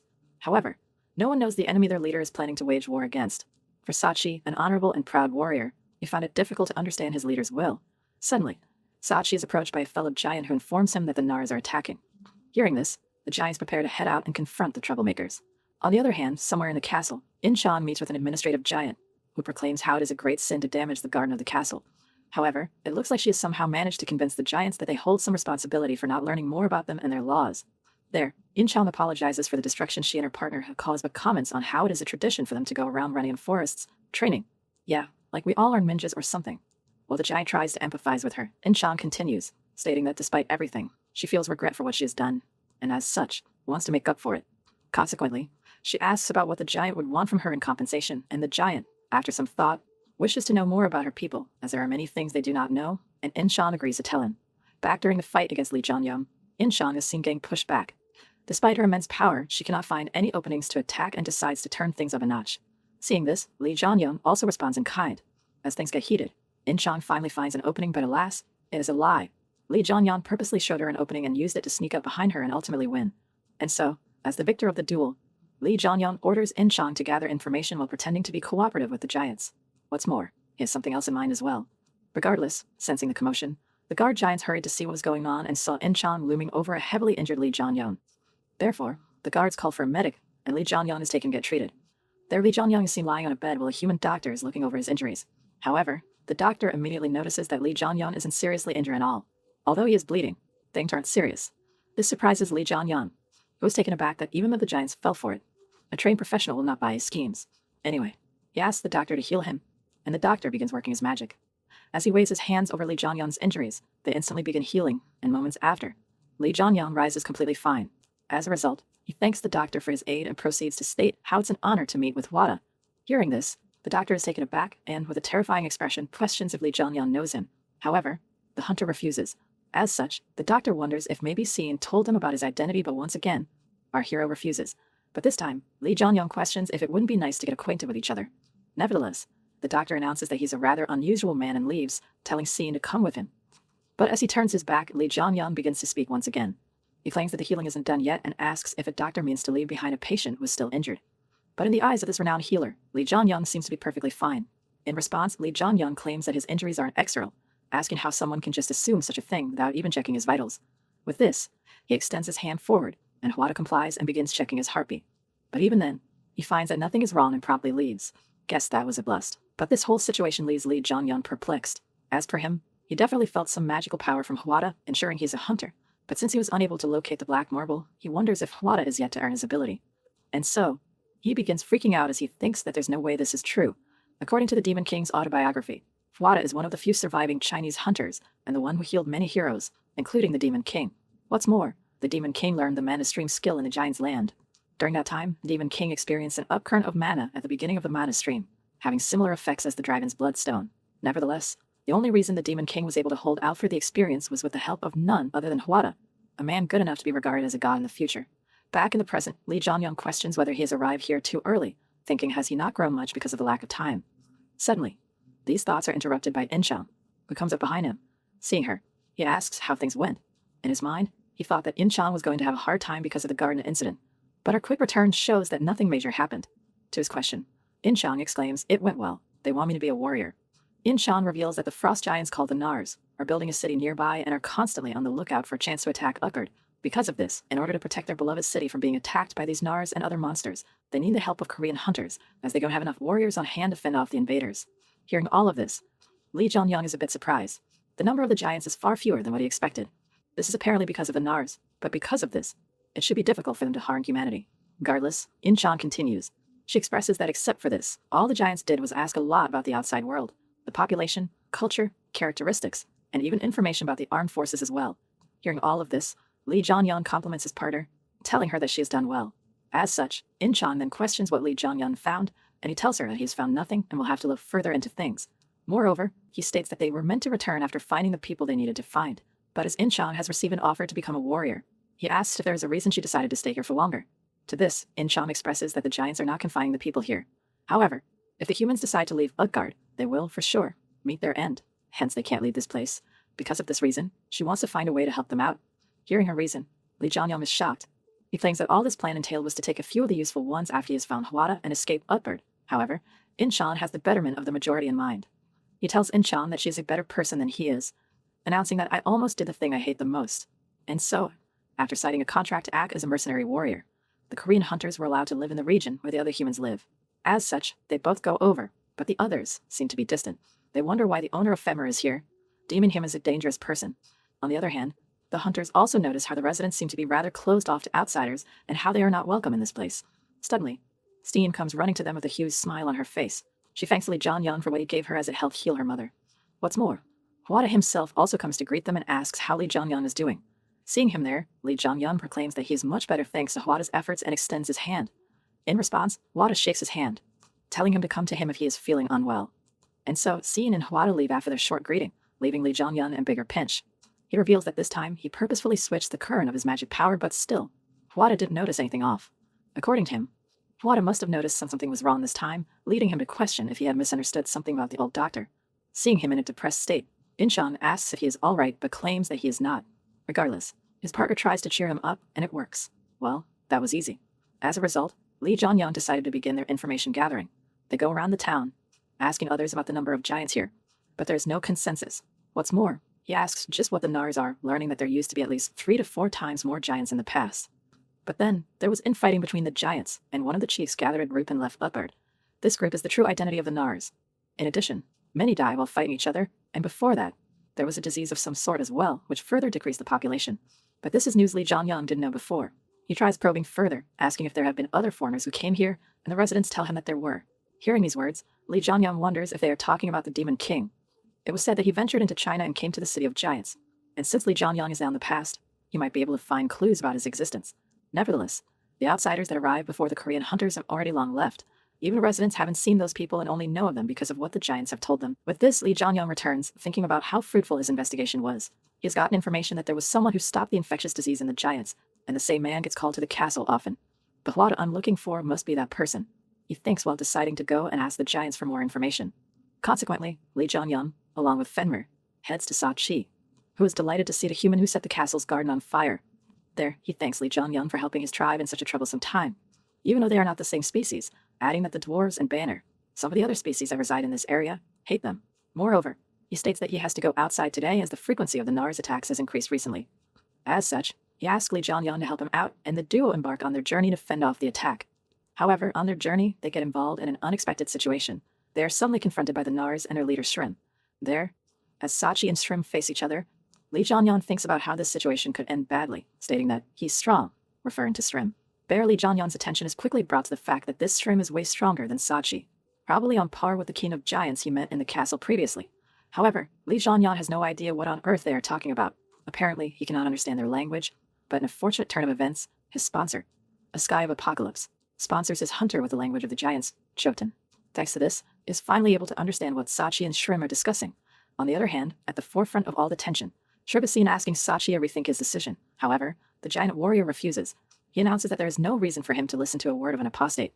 Nevertheless, Shrim remains composed and calm, questioning if Sachi still intends to continue obeying his foolish king.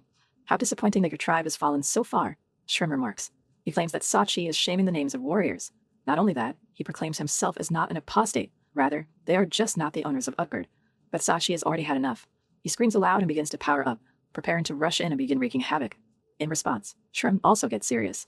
This is the way giants resolve things, using brute force. However, all of a sudden, Shrim notices the two unusual characters with Sachi.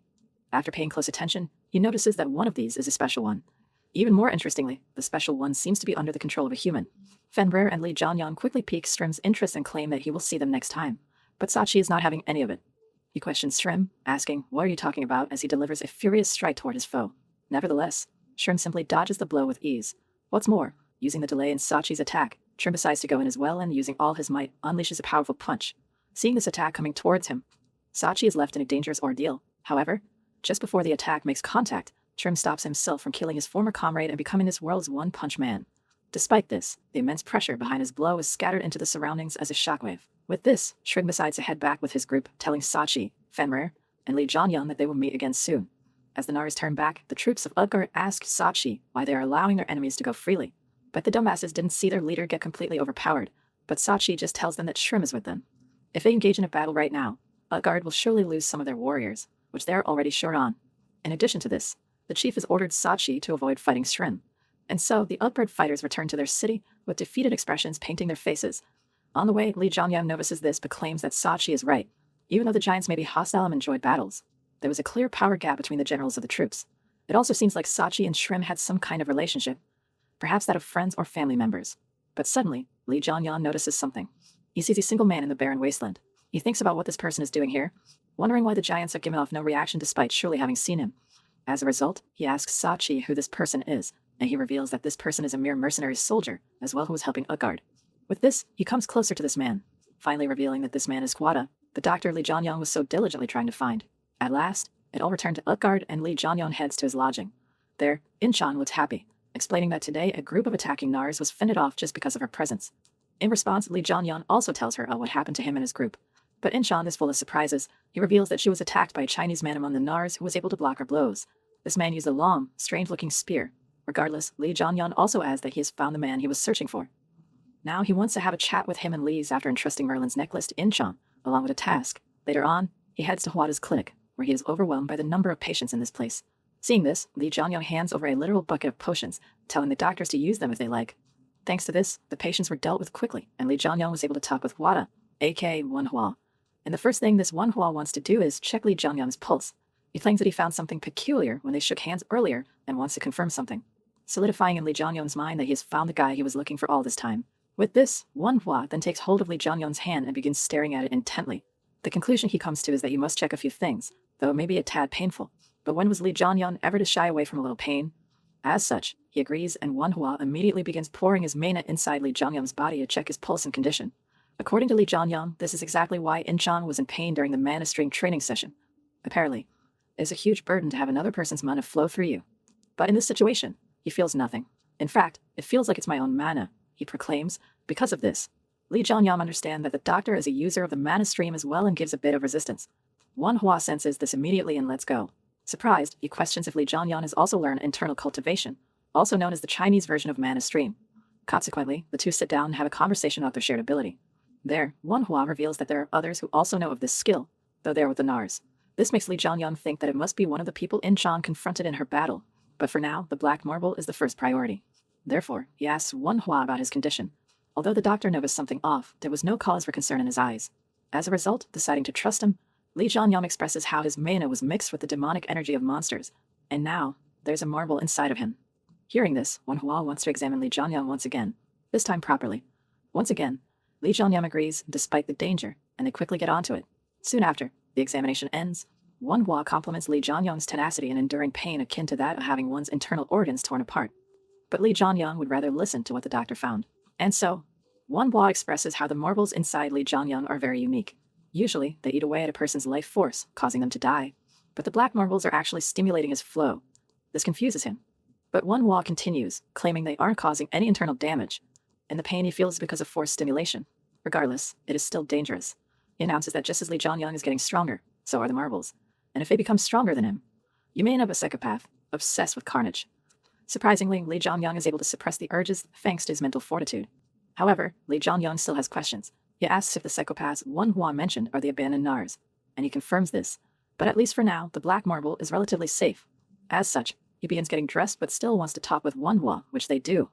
There, he asks why there are so many human patients, even though they don't fight, and Manhwa explains it is because of the amount of energy. Hunters might benefit thanks to their interaction with the energy, but normal people cannot handle it. That is also why when gates opened, it created lands people couldn't survive in any longer. What's more, Manhwa then asks what Lee Jong-hyun's intentions are for coming to such a place, asking if a rescue party is coming. But Lee Jong-hyun denies this. There was no record of a rescue party, and he claims there will be none in the future. Hearing this, Manhwa is visibly depressed, but Lee Jong-hyun elaborates that it's because the party is already here. However, Manhwa just thinks of it as a joke. With only 2 people, there is no way for them to escape with everyone. But there are just 2. With Fenrir and Yeonmu, there are 4 of them. But still, that is not enough. As such, Lee Jong-hyun determines to know more about the people with the Nars, exclaiming that I need their help. But to Manhwa, this is a load of rubbish. Lee Jong-hyun knows nothing about the Nars. But Lee Jong-hyun isn't talking nonsense. He asks why most of the hunters have left Utgard in favor of the Nars, but Manhwa doesn't know. He was apparently gone or collecting, returning to find the hunters had left Utgard. There, Lee Jong-hyun notices how the look in Manhwa's eyes is similar to his past self. They want to help others but are unable to do anything. Nevertheless, they still need the help of the hunters if they want to make out alive with this many people. Consequently, he asks Manhwa a favor, stating that I want to learn internal cultivation. This persuades Manhwa, but he continues on, proclaiming that if I learn internal cultivation, I can take one step closer to the power of the Demon King. This brings us to the outskirts of Utgard, where Lee Jong-hyun, Fenrir, and Manhwa are seen diligently training on the ground. Manhwa is setting up a barrier around their location to avoid any energy escaping, ensuring no one will notice them if they train here. This confuses Lee Jong-hyun, who asks why he needs this to train, leading to Manhwa explaining that internal cultivation requires absorbing the energy around you. In this process, the change is great and the giants might catch on. But Lee Jong-hyun has always absorbed the energy in the air naturally. This shocks Manhwa, who is taken aback at how this man is able to gather energy without proper technique. To him, it looks like Lee Jong-hyun has a great aptitude for internal cultivation, so much so that it has surpassed his expectations. All of this is a relief to him, who has finally figured out a way to solve their problems after listening to Lee Jong-hyun. On the other hand, at the Nars hunter camp, 3 humans are seen discussing their recent clash. The leader learns that the hunter he fought earlier, In-chang, is really a skilled hunter. This makes them wonder if a rescue party is coming, but to the others, it doesn't seem to be the case. If it was, the Nars would have noticed them, leaving them entirely clueless. The leader claims that he was just being merciful at that time, but now, he has no clue how things are going to turn out. Regardless, the leader asks how their troops are faring, learning that they are quickly getting stronger and are also acquiring funds now. There, the leader proclaims that you need to get stronger for the cause. This riles up the other 2 hunters, and they scream alongside their leader, raising their words. Meanwhile, back at the barrier that Manhwa created, the duo is seen training. While Manhwa flows his mana into the shirtless Lee Jong-hyun's body, The person in question is surprised at how the flow of another man's mana could feel this warm. That is so sus. Dude, get a room. But I guess you already have a barrier, so that works. Apparently, when creating the mana stream, Lee Jong-hyun used to feel intense pain, like something was piercing him. Suddenly, Manhwa tells his patient to follow his pace since they are almost there, though it might be painful and not make any noise. Oh my god, how can they say such things with a straight face? At last, Manhwa is able to reach the marble and finally begins to extract it from Lee Jong-hyun's body. However, things aren't as easy as they seem to be. The black marble is something unlike anything the doctor has experienced before. I didn't think it would be this great, he thinks. The demonic energy inside the marble is much stronger than he thought. Not only is it consuming Lee Jong-hyun's mana, but is also eating his body from the inside out. Suddenly, the pain intensifies. Veins begin popping out from Lee Jong-hyun and Manhwa's bodies. Nevertheless, it is already too late. I can't stop now. Manhwa proclaims. He was the one who started this whole ordeal, and as a result, he will have to take responsibility and finish it. However, despite their best efforts, the barrier is not able to hold in all the energy they elude. The energy begins to escape, shining like a beam of light. Even Fenrir, who casually feasts on ice drakes, is left perplexed by the incredible power. That's not all. The energy shockwave reaches Utgard as well, grabbing Sachi's attention. Even though the energy he senses is something familiar to him, he concludes that even Manhwa and Lee Jong-hyun are capable of generating this energy. As a result, this leaves only Shrim who could be the culprit. Remembering his humiliation in the last meeting, he grinds his teeth. Nonetheless, being the proud warrior he is, he gets back up on his feet and issues an order to all the warriors of Utgard to get ready for battle. Hearing this, the soldiers are a bit troubled, stating that their clan leader will not approve of this. But Sachi doesn't take no for an answer. He asks just how long they will continue to stay like this while worrying about the enemy attacking due to the orders of the chief. He invokes pride in the giants, announcing that he will take responsibility for everything. This finally makes the soldiers willing to fight, and the warriors quickly get prepared and leave towards the ice land from where the energy is coming from. On the other hand, even Shrim takes notice of the intense energy. He wonders who the one generating it might be, speculating that it can be no one other than the leader of Utgard. Even though he is supposed to be preoccupied with other things, why is the king out on the barren Iceland doing this stuff? This might be a trap, Shrim thinks. However, though that may be the case, this is also their best opportunity. Deciding to take the chance, he also orders all his troops to gather, announcing that today, they will take over Utgard. And so, not long after, both the Utgard and the Nars gather at the barrier, where Fenrir is seen guarding the area. There, both parties look to be prepared for combat, and Sachi steps forth. Seeing Shrim here has solidified in his mind that he is the one responsible for all this. However, the same thing happens with Shrim, who thinks Sachi is the one responsible. He asks, is the king inside? But before they can talk with each other, they sense an immense bloodlust. This is given off by none other than Fenrir, who begins growling at the two commanders. All the while, Inchan is also at the scene. She figures out that if Fenrir is defending the barrier, it must mean that Lee Jong-hyun is inside. Nevertheless, Shrim begins to power up. He announces that he does not trust Sachi anymore. In addition, he has given up on reconciliation and wants to see things through to the end today. In his mind, this is a good opportunity. Although the king isn't here at the moment, of course, Sachi is not afraid and refuses to go down without a fight. With this, both commanders order their troops into action, and all hell breaks loose. The two armies go at each other with full force. Even Shrim and Sachi get involved and begin clashing with each other. On the other hand, inside the barrier, all the commotion forces Lee Jong-hyun to open his eyes while honoring his inner cultivation. As he does so, he looks around to find a dark, demonic energy floating around in the air. What's more, he finds Manhwa, who looks as though his life is being drained away from his body. He has grown visibly older and weaker, but despite being in such a state, he is still ready to continue with the procedure. He tells Lee Jong-hyun that this isn't over yet. He still needs to subdue this rage energy and technique in the air. But that cannot be. Before he can even finish his sentence, the old man Manhwa loses consciousness and collapses to the ground. Seeing this, Lee Jong-hyun frantically rushes to his side and checks his vitals, learning that he is still alive. There, he remembers the part in the Demon King's autobiography where it was mentioned that Manhwa sacrificed his youth to save the Demon King. At that time, the Demon King saved the doctor's life by using the elixir he had, but Lee Jong-hyun didn't have one. Regardless, he is not willing to let Manhwa die here like this. That is why he summons a golden apple from his inventory, explaining that this apple is called Asgard's elixir. He asked Odin for it, just in case, and it looks like it did end up becoming useful. With this, he then tells Manhwa to consume this elixir, whereas he promises to consume all the energy within the barrier using his technique. With this, he then begins using the mana stream, and slowly but surely, the energy in the air begins to move. Outside, the bloody battle is still ongoing. The giants engage in brutal fighting, and even Inchang is getting some of the action, but the giants are no match for her. However, all of a sudden, out of nowhere, a spear comes flying at her. Even though the force behind the weapon is strong, she manages to block the strike and takes a step back, finding that the user of the weapon is none other than the hunter she met earlier. Realizing that this human is far stronger than the giants, she calls out for Gones, ordering him to keep the other giant out as she wants to fight with this hunter. And Gones gladly complies before rubbing off. This leaves the two hunters alone, where Inchan powers up, telling her, well then, let's fight. Seeing her brimming with power and confidence, the hunter begins laughing aloud, amused. In the meantime, Both Shrim and Sachi seem to be going all out as well. They both attack each other in full force. There, Shrim remarks on how Sachi has gotten stronger, but his foe replies that Shrim is still the same. With this, the battle continues, and her fearsome blows kick up a huge dust cloud. Once it settles, Sachi appears from the smoke gravely injured. His shoulder has been sliced open, but despite this, he gets back on his feet. He realizes that even though he has gotten far stronger since they had their last fight, there still seems to be a huge difference in strength. The power gap between him and his foe is too large, as expected of the strongest warrior giant, he thinks. As all these thoughts rush into his head, Sachi questions Shrim about why such an honorable warrior like his opponent would betray his own kind. As rage overcomes him, he jumps in once again to attack, asking why Shrim abandoned Utgard. But Shrim just launches an attack and pushes him. He then responds that he could not bear any longer to watch the king play around as their leader. He announces that Sachi may not be aware of the facts, but the reality is that the king ruined everything. However, Sachi doesn't seem to be interested in the least. While Shrim is still speaking, he attacks him, but his strike does no damage whatsoever. But it does infuriate the Narsleer, who lets go of his weapon and punches Sachi, sending Sachi flying backward. As such, Shrim then continues speaking, claiming that the one who killed my friend and your father, Olvaldi, was him. This announcement leaves Sachi confused and speechless, but Shrim doesn't stop there, stating that Loki, the one who calls himself the king, is in fact the one who murdered Olvaldi. Hearing this, Sachi's mind breaks down. All of a sudden, the barrier Manhwa cast breaks, unleashing a strong burst of magical energy that it withheld inside. The immense pressure of this energy causes everyone momentarily stop and find out just what on earth is happening.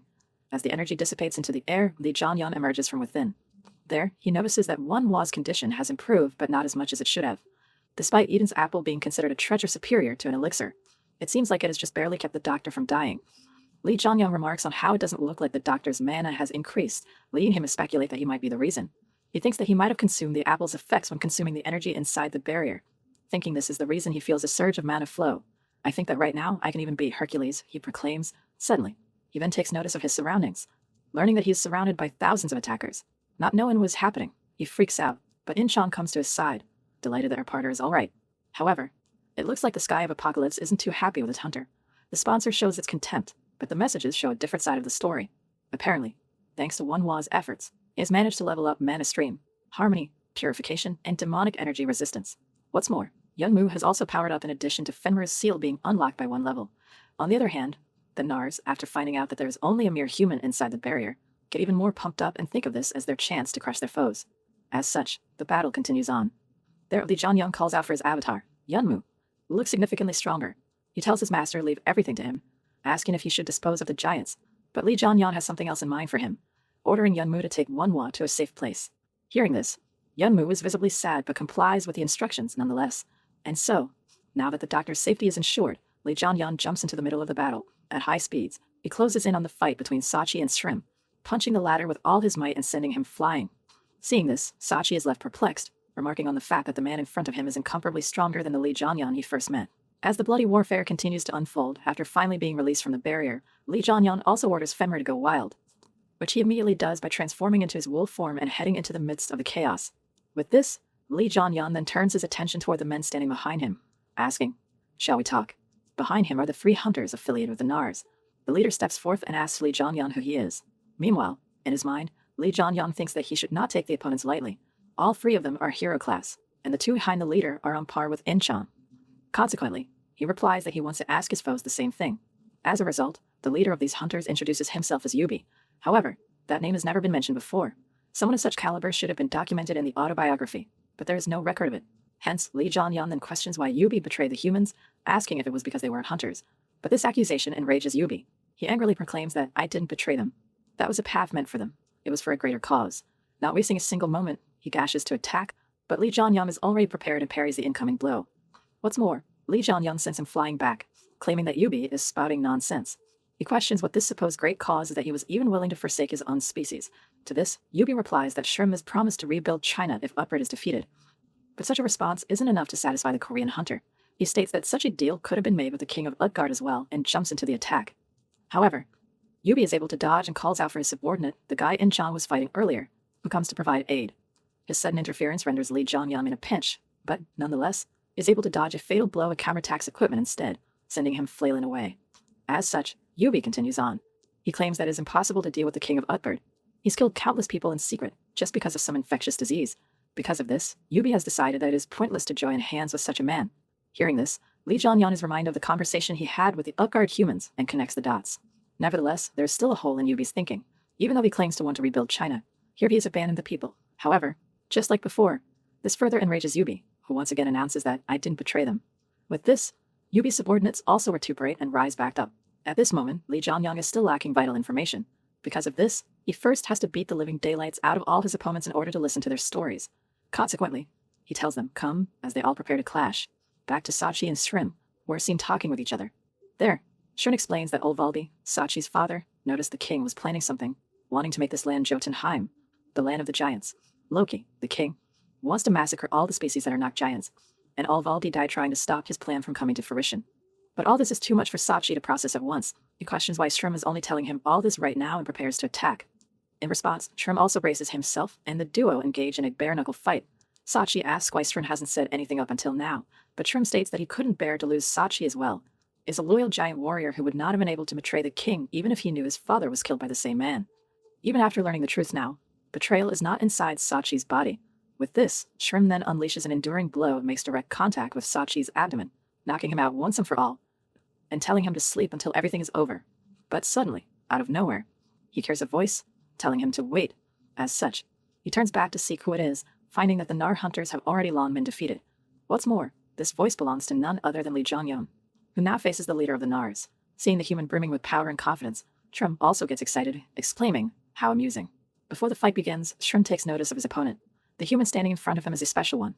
Someone who is currently as dangerous as Sachi, or rather, is on par with the king of Utgard, Loki himself. And so, after assessing his opponent, Shrim then unleashes a special technique called Gorda. Apparently, he was trying to save this from going against the king. But at this moment, he has no other choice. However, instead of bracing himself, Lee Jong-hyun throws his hands into the air, proclaiming that I forfeit.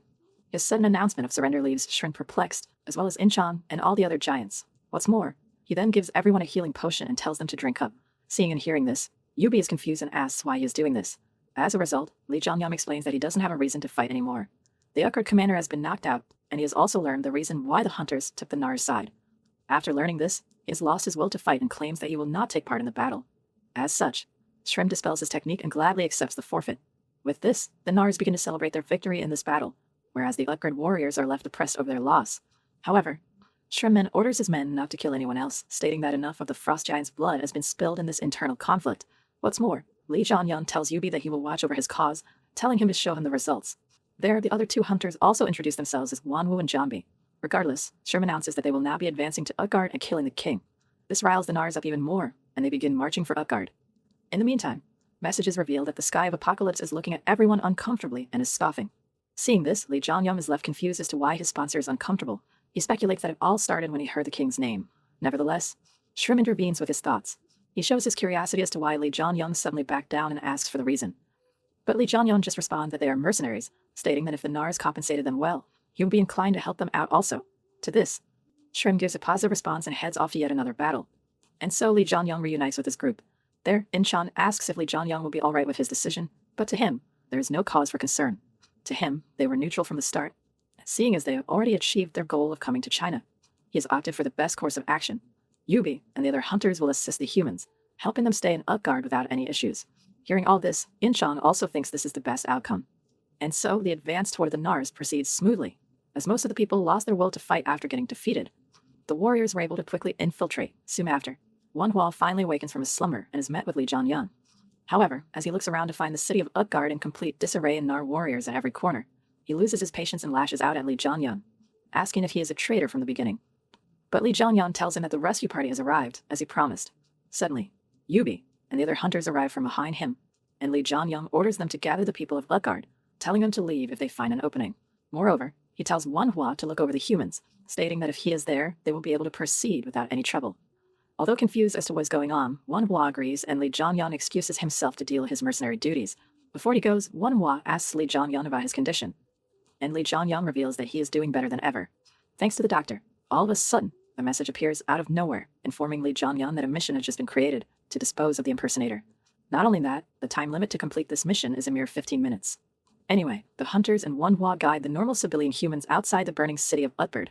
There, Wanhwa shows his concern towards his new acquaintance, hoping he stays careful as the king is very strong. On the other hand, the king of giants, Loki, is confronted by Nara's troops inside the castle's throne room. Loki questions how a dirty apostate set foot within his castle. However, Shrim is unafraid, claiming that it is now Loki's turn to face the music. Hearing this, Loki stands up, announcing that he should have just killed Shrim when he had the chance. Meanwhile, In-chang and Lee Jong-hyun are watching the ordeal unfold. Lee Jong-hyun remarks on how the king is calm, despite being surrounded by hundreds of giants in front of him. He comments on how the foe is exuding an intense aura, leaving him to question if Loki has an ace up his sleeve. Nevertheless, Shrim's confidence is unwavering. In a mocking tone, he asks if the king regrets not killing him as he did with Olvaldi. Hearing this, Loki begins to smirk. He already knew that Olvaldi was the reason for Shrim's rebellion. Seeing the murder of his friend Shekel and his heinous actions, Shrim is infuriated and begins to power up. Not only that, he unleashes a powerful technique, so strong that even Loki has no choice but to compliment his foe. But that's not all. In response, Loki gives a hand signal, and just like that, hundreds of mutated giants barrage into the throne room out of nowhere. These giants possess immense power and seem to be glowing red, similar to when Lee Jong-hyun and Hercules were consumed in their madness. As they come out, Loki once again begins to laugh out loud manically, whereas Shrim questions just what on earth Loki has done. Seeing this, Lee Jong-hyun is left perplexed. This is the first time he has ever seen a giant without conscience. He wonders if the information he got about many giants dying because of an infectious disease was, in fact, not true.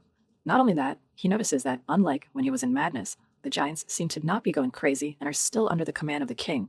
Finally, the puzzle pieces are coming together. The king sacrifices people to make an army of his own, Lee Jong-hyun proclaims. Meanwhile, Loki is still manically laughing while explaining his reasons. He needed an army that only obeys him, and the giants have become that army. How honorable is that? He chuckles. But Shrim has had enough. Unable to withstand the defilement of his fallen comrades any longer, he pounces toward the king with full force, wanting to end things as quickly as possible to bring his fallen comrades to rest. But of course, things won't be so easy. The king gets out of his throne and powers up, counterattacking the incoming Shrim and sending him flying back. The strike is so powerful that it leaves a gaping hole in the castle's roof, seemingly pulverizing Shrim in one hit. But that's not all. With this, Loki orders his soldiers to rip that rebel's corpse apart, and the mutated giants go crazy. They bum-rush the Nar's warriors, who are left in a defeated state after witnessing their commander get overpowered in a single hit. As the rest of the Nars panic, Shrim, seemingly uninjured, emerges from the attack. Upon his return, he orders his troops to charge, telling them to get rid of the king as he has lost all his pride. Now with the commander on their side, the Nars get pumped up and charge in as well. As all hell breaks loose, In-chang is left confused by the situation, as she can't understand the giant's language. As such, Lee Jong-hyun explains to her that the king wanted an army of his own, and as a result, he sacrificed and renovated the giants to fulfill his cause. This leaves In-chang visibly shaken, leading her to proclaim Loki as an insane king who sees people as his tools. Nevertheless, the battle continues. Loki's army senselessly attacks the Nars. Even though they get injured, they show no pain and pursue charging in, using their bare hands and mouths to literally rip apart their foes. Even Lee Jong-hyun notices them dashing in like insane berserkers, making him realize that the Nars, as of now, have no chance of winning. But there's one method. Back towards Loki, who is now once again mocking his enemies. He claims that he will get rid of all of them. However, Lee Jong-hyun has something else in mind. He fully charges up Muspel's spear with his mana and prepares to defeat the king himself. As such, he leaps onto the king from above, trying to deliver the ending strike, but Loki is no mere pushover. He notices the incoming Lee Jong-hyun and acknowledges his blow. Nevertheless, Lee Jong-hyun's attack fails to be useful. After noticing the blow, Loki sets up a barrier and protects himself from any damage. Rather, he manages to use his strength and sends Lee Jong-hyun flailing backward, announcing that I have been watching you. In his eyes, Lee Jong-hyun, who has the strongest mana in the room, is the biggest threat, and as such, the best course of action for him would be to end things quickly. Consequently, Loki unleashes yet another powerful technique, sending a blast toward Lee Jong-hyun. The speed of the blast catches Lee Jong-hyun off guard, and he is left unable to dodge it. As he panics, thinking about what he can do in this situation, something grabs Lee Jong-hyun's attention. This something is another blast, which collides head-on with Loki's blow and offsets it. Seeing this, Loki is left perplexed, wondering just who on earth was able to accomplish such a thing.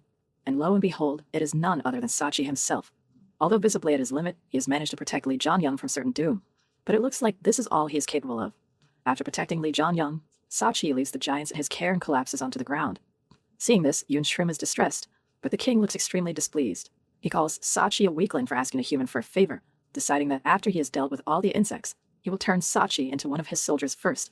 But Lee Jong-hyun won't allow for that. In this desperate situation, he calls out for his ace, Femmer, who arrives at his master's command, and after taking his wolf form, attacks Loki. However, it looks like Fenrir has gotten significantly weaker, and Loki easily overpowers him in a single hit. In addition to all this, the time limit for Lee Jong-hyun's mission is already down to 5 minutes, and the Sky of Apocalypse orders Lee Jong-hyun to get rid of the disgraceful individual. On the other hand, even In-chang is taken aback at just how much power the King of Giants possesses. She asks Lee Jong-hyun what their next plan of action is, leading him to tell her to hold Loki for 1 minute. Of course, In-chang knows how outrageous of a demand is to hold back someone who was able to so swiftly deal with Femmer. Even though Shrim is boldly engaging with the king, he'll not be enough. As such, Lee Jong-hyun tells In-chan, "I need you." Hearing this, In-chan begins to blush and promptly agrees. Now that's manipulation 101. She immediately heads into battle while Lee Jong-hyun begins to pour mana into his weapon yet again. But soon enough, the spear reaches its maximum input limit. Despite this, Lee Jong-hyun is still not satisfied. He knows that this amount of mana will be insufficient to end things, and he needs more. Consequently, he continues his antics, eventually going over the limit. Meanwhile, Shrim and In-chan are boldly fighting with Loki, but even the two of them combined seem to be having a tough time.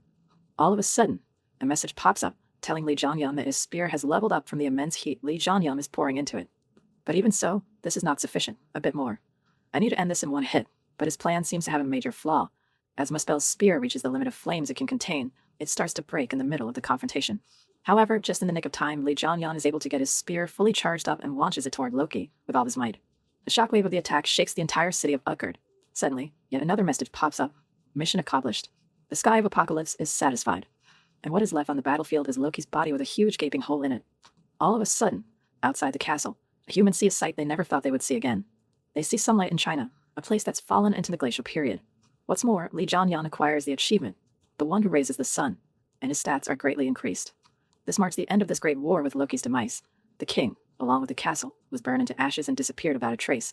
The mutated giants were killed by the Nars warriors, and now the 4 chiefs have gathered at the spot where the castle fell into ruin. However, the fight is not over yet. There, Shrim tells Yubi that he will keep his promise and tells Sachi to kill him. In his mind, whatever the reason might be, he still betrayed his kind, and he deserves his punishment. However, he asked his friend to spare the Nars that followed him. As such, Sachi agrees and summons his axe. Later on, Sachi and Lee Jong-hyun are seen on top of the ruined castle. There, Lee Jong-hyun asks Sachi if he despises him. However, Sachi claims there is no reason for him to do so. Because of Lee Jong-hyun, he was able to make the right decision, and because of this, he is rather thankful. Slowly but surely, the reconstruction of Utgard commences, and everything is proceeding smoothly.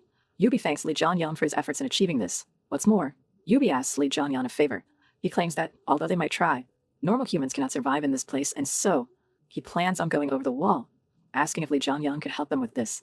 As such, Lee Jong-hyun states that although he wouldn't mind, Yubi's decision is not a good one as many things are about to change.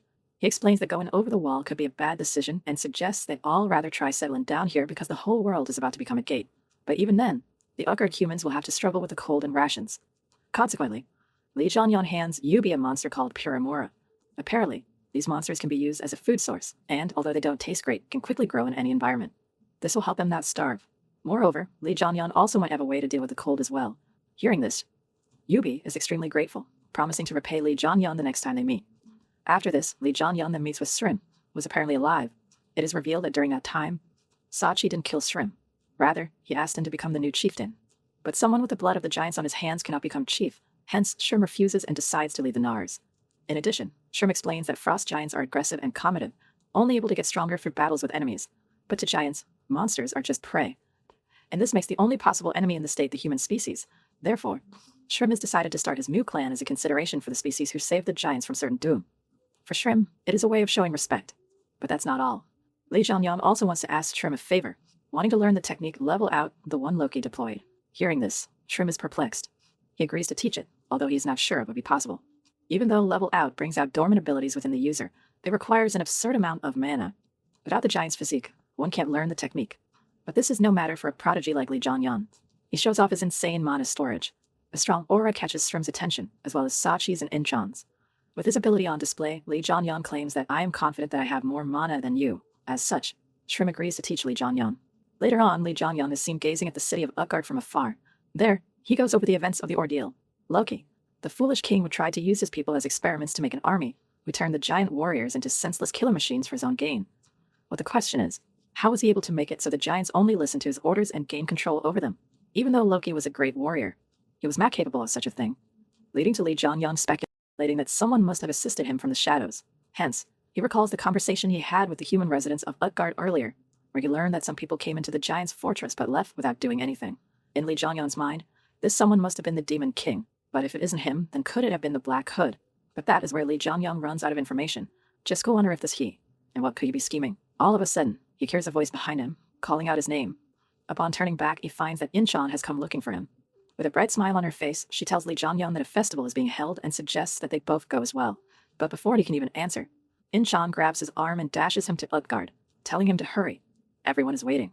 And so, they hastily make their way into the city, finding that it has been all decorated. The people are seen eating food and leisurely chatting around, happy that their conditions have improved. Although it is still quite hard, they are grateful to have survived up until now. Seeing all the laughter and joy in the air, both In-chan and Lee Jong-hyun are delighted and hopeful for the future after seeing a festival in a place that has been gatified.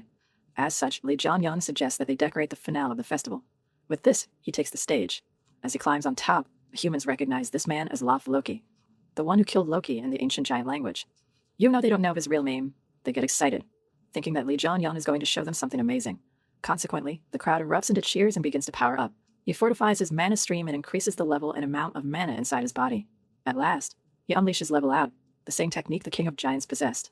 This surprises all those watching, Yubi's crew, In-chan, and even Shrim, who is far away somewhere but still senses the immense power. But the show doesn't stop there. Lee Jong-hyun then begins to concentrate mana in an attempt to create a core. This core resembles the appearance of a sun, baffling the humans watching this unfold. Moreover, as for the messages, because of the Dragon Bloodstone's influence, a weak dragon heart begins to form due to this core. Soon after, the festival comes to an end. Later on, Lee Jong-hyun meets with Yuri in private where he is asked if he plans on leaving now. And that is his plan. He reveals that he has injected heat into the metal structures using the technique he learned from Park Jae-yoon. Furthermore, using Merlin's necklace, his passive barrier that ensures the heat doesn't escape. There, Yubi asks if Lee Jong-hyun is really leaving, claiming that he wants to repay the debt he has accrued. But Lee Jong-hyun tells him, we'll see each other again. With this, he regroups with his team, as well as Manhwa, where In-chan makes a joke about Lee Jong-hyun's new title. Anyway, she again asks the same thing Yubi asked, and Lee Jong-hyun explains the situation to her. With this, he then orders Fenmer to transform and bids his farewell to Yubi. And just like that, the team quickly makes their return. At night, they rest for a while, and In-chan and Lee Jong-hyun discuss their trip. There, Lee Jong-hyun also inquires about In-chan's progress in the mana stream, learning that she's gradually improving. But that's not good enough. You need to hurry. There shouldn't be much time left, he proclaims. In his mind, he reminds himself that the black marble inside him is charging even now, increasing mana and growth. But such is the case for everyone. Even monsters are getting significantly stronger, and the entire world's about to change. The China crisis is just the beginning of the end. All of a sudden, In-chan notices something and begins to panic. Visibly shaken, she points towards something, and Lee Jong-hyun turns back to take a look, finding that Baekdu Mountain is on fire. On the mountain, it appears Xiunji-chan is currently under attack by a horde of orcs. The orcs, after setting the city on fire, jump in to begin their rampage, whereas the powerless humans run frantically, trying to survive this ordeal. There, Gal, bet you remember this guy.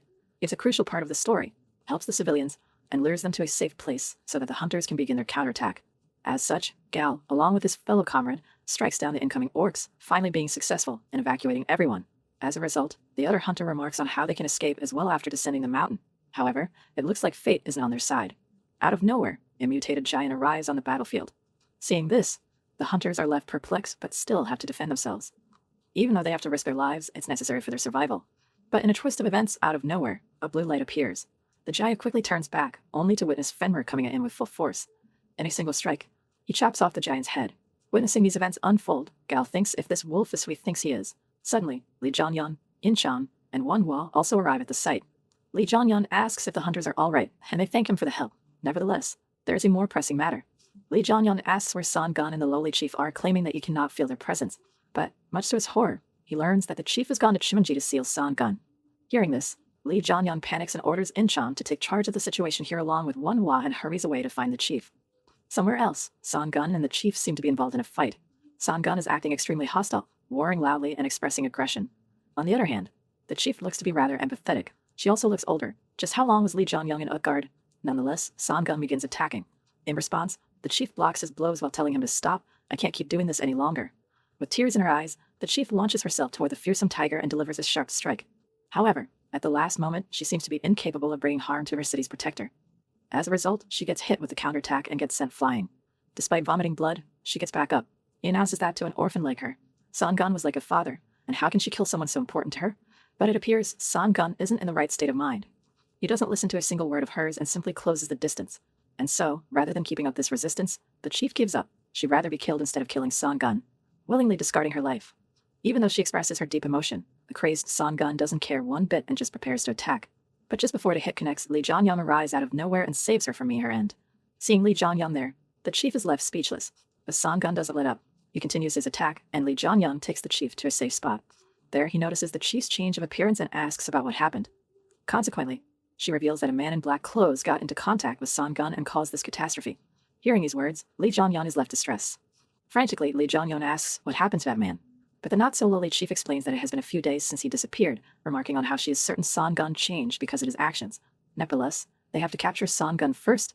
As a result, Lee Jong-hyun powers up and turns back to confront the White Tiger. However, the chief stops him.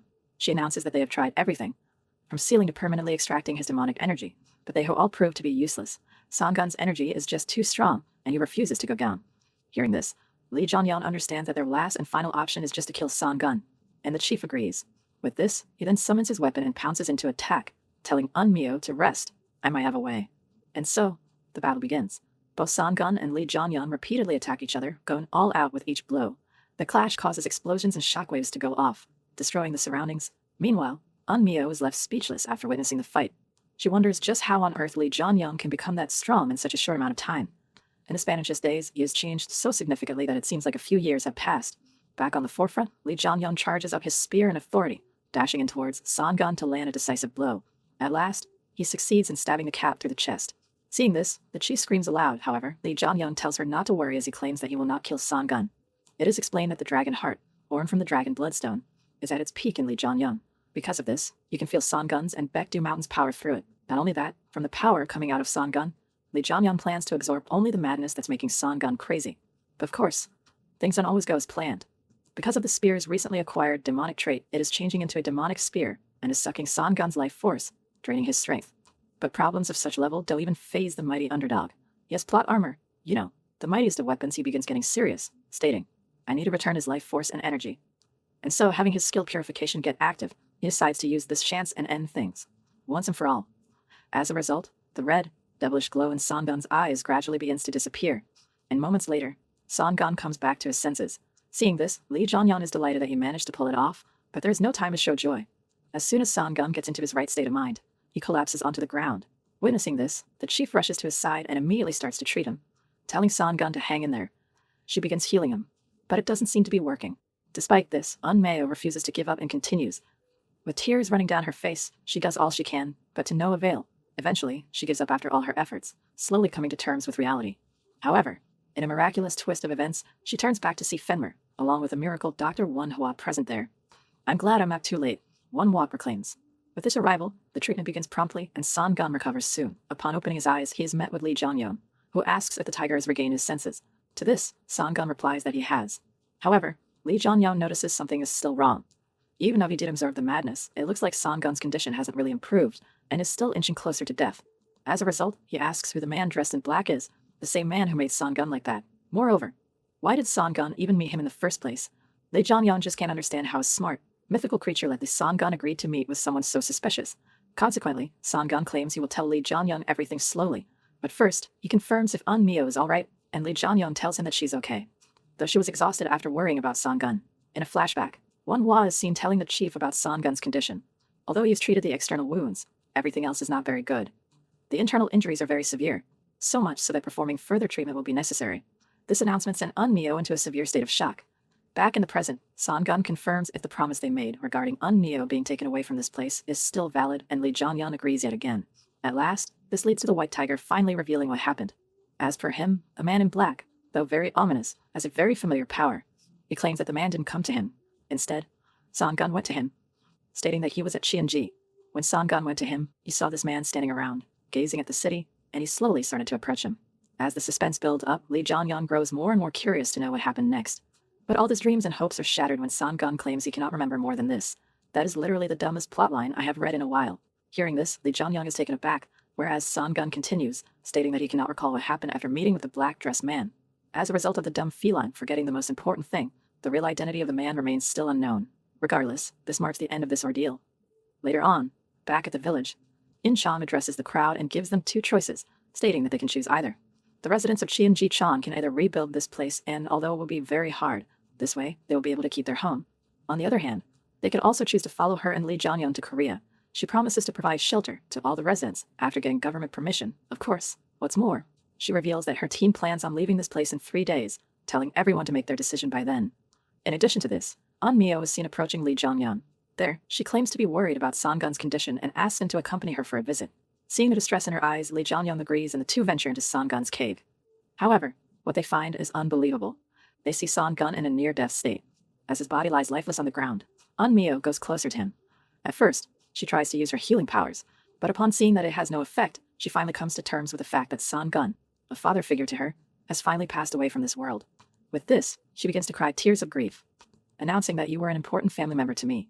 You were my friend and my father. As she says her goodbyes, all of a sudden, Son-gun's body begins to glow brightly. It then turns into a bluish hue and disperses into the air.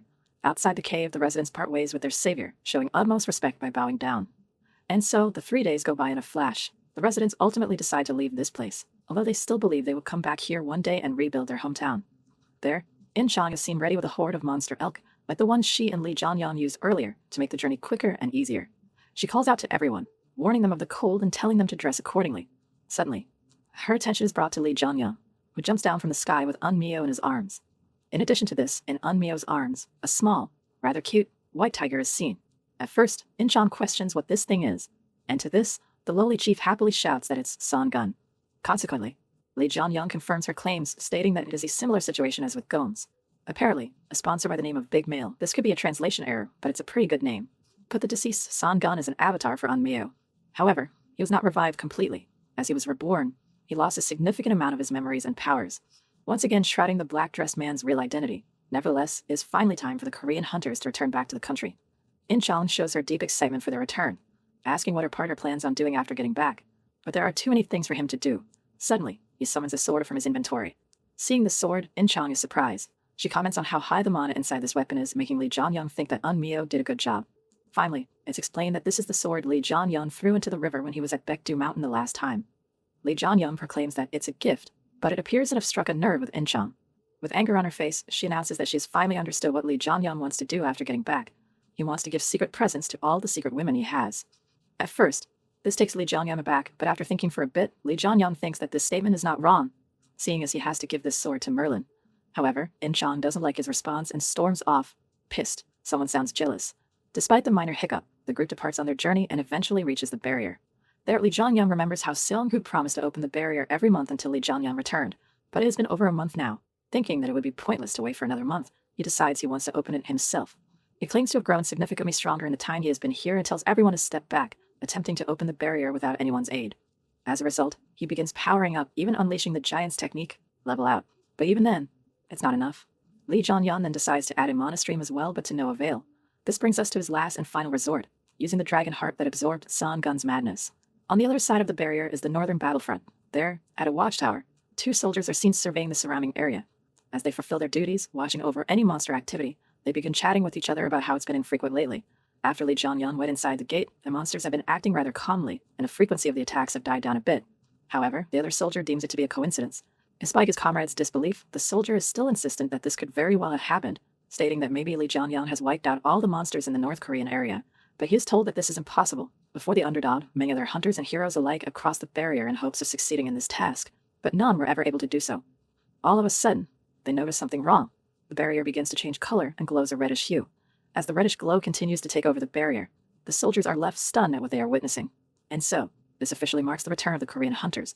Later on, Lee Jong-hyun and In-chang, along with the rest of the people, are taken in by the northern soldiers and are welcomed. Lee Jong-hyun, over a cup of coffee, explains that the people with him are North Korean citizens. What's more, they are all hunters on top of that.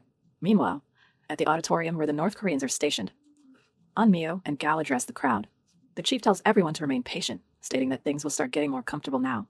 There, Lee Jong-hyun is seen staring at Un-myo, delighted to see that her curse has been undone.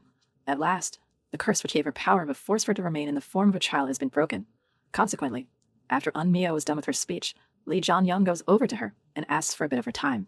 Hearing this, she begins to blush, whereas Lee Jong-hyun just drags her off somewhere while the crowd cheers those two on. On the flip side, this does concern Gal, who is left wondering why the residents are excited about their chief getting swooped away by someone. Seems like In-chang isn't the only jealous type around. Anyway, somewhere else Lee Jong-hyun inquires about her curse, learning that it has been banished, but still not fully convinced. He wants to check her body using mana steam. Therefore, he forcibly grabs her hand and inserts his mana into her body. However, immediately, Un-myo distances herself from him, asking what he thinks he is doing. A normal response to someone suddenly grabbing your arm. To this, all Lee Jong-hyun replies is, "You became weaker." This statement leaves even Un-myo shocked, leading her to check this information for herself. And so she does, ultimately reaching the same conclusion Lee Jong-hyun did. Regardless, Lee Jong-hyun speculates that the chief is strongest near Baekdu Mountain because she controls its energy. Hence, she was a child there. But all this does is sadden Un-myo, leading to Lee Jong-hyun comforting her.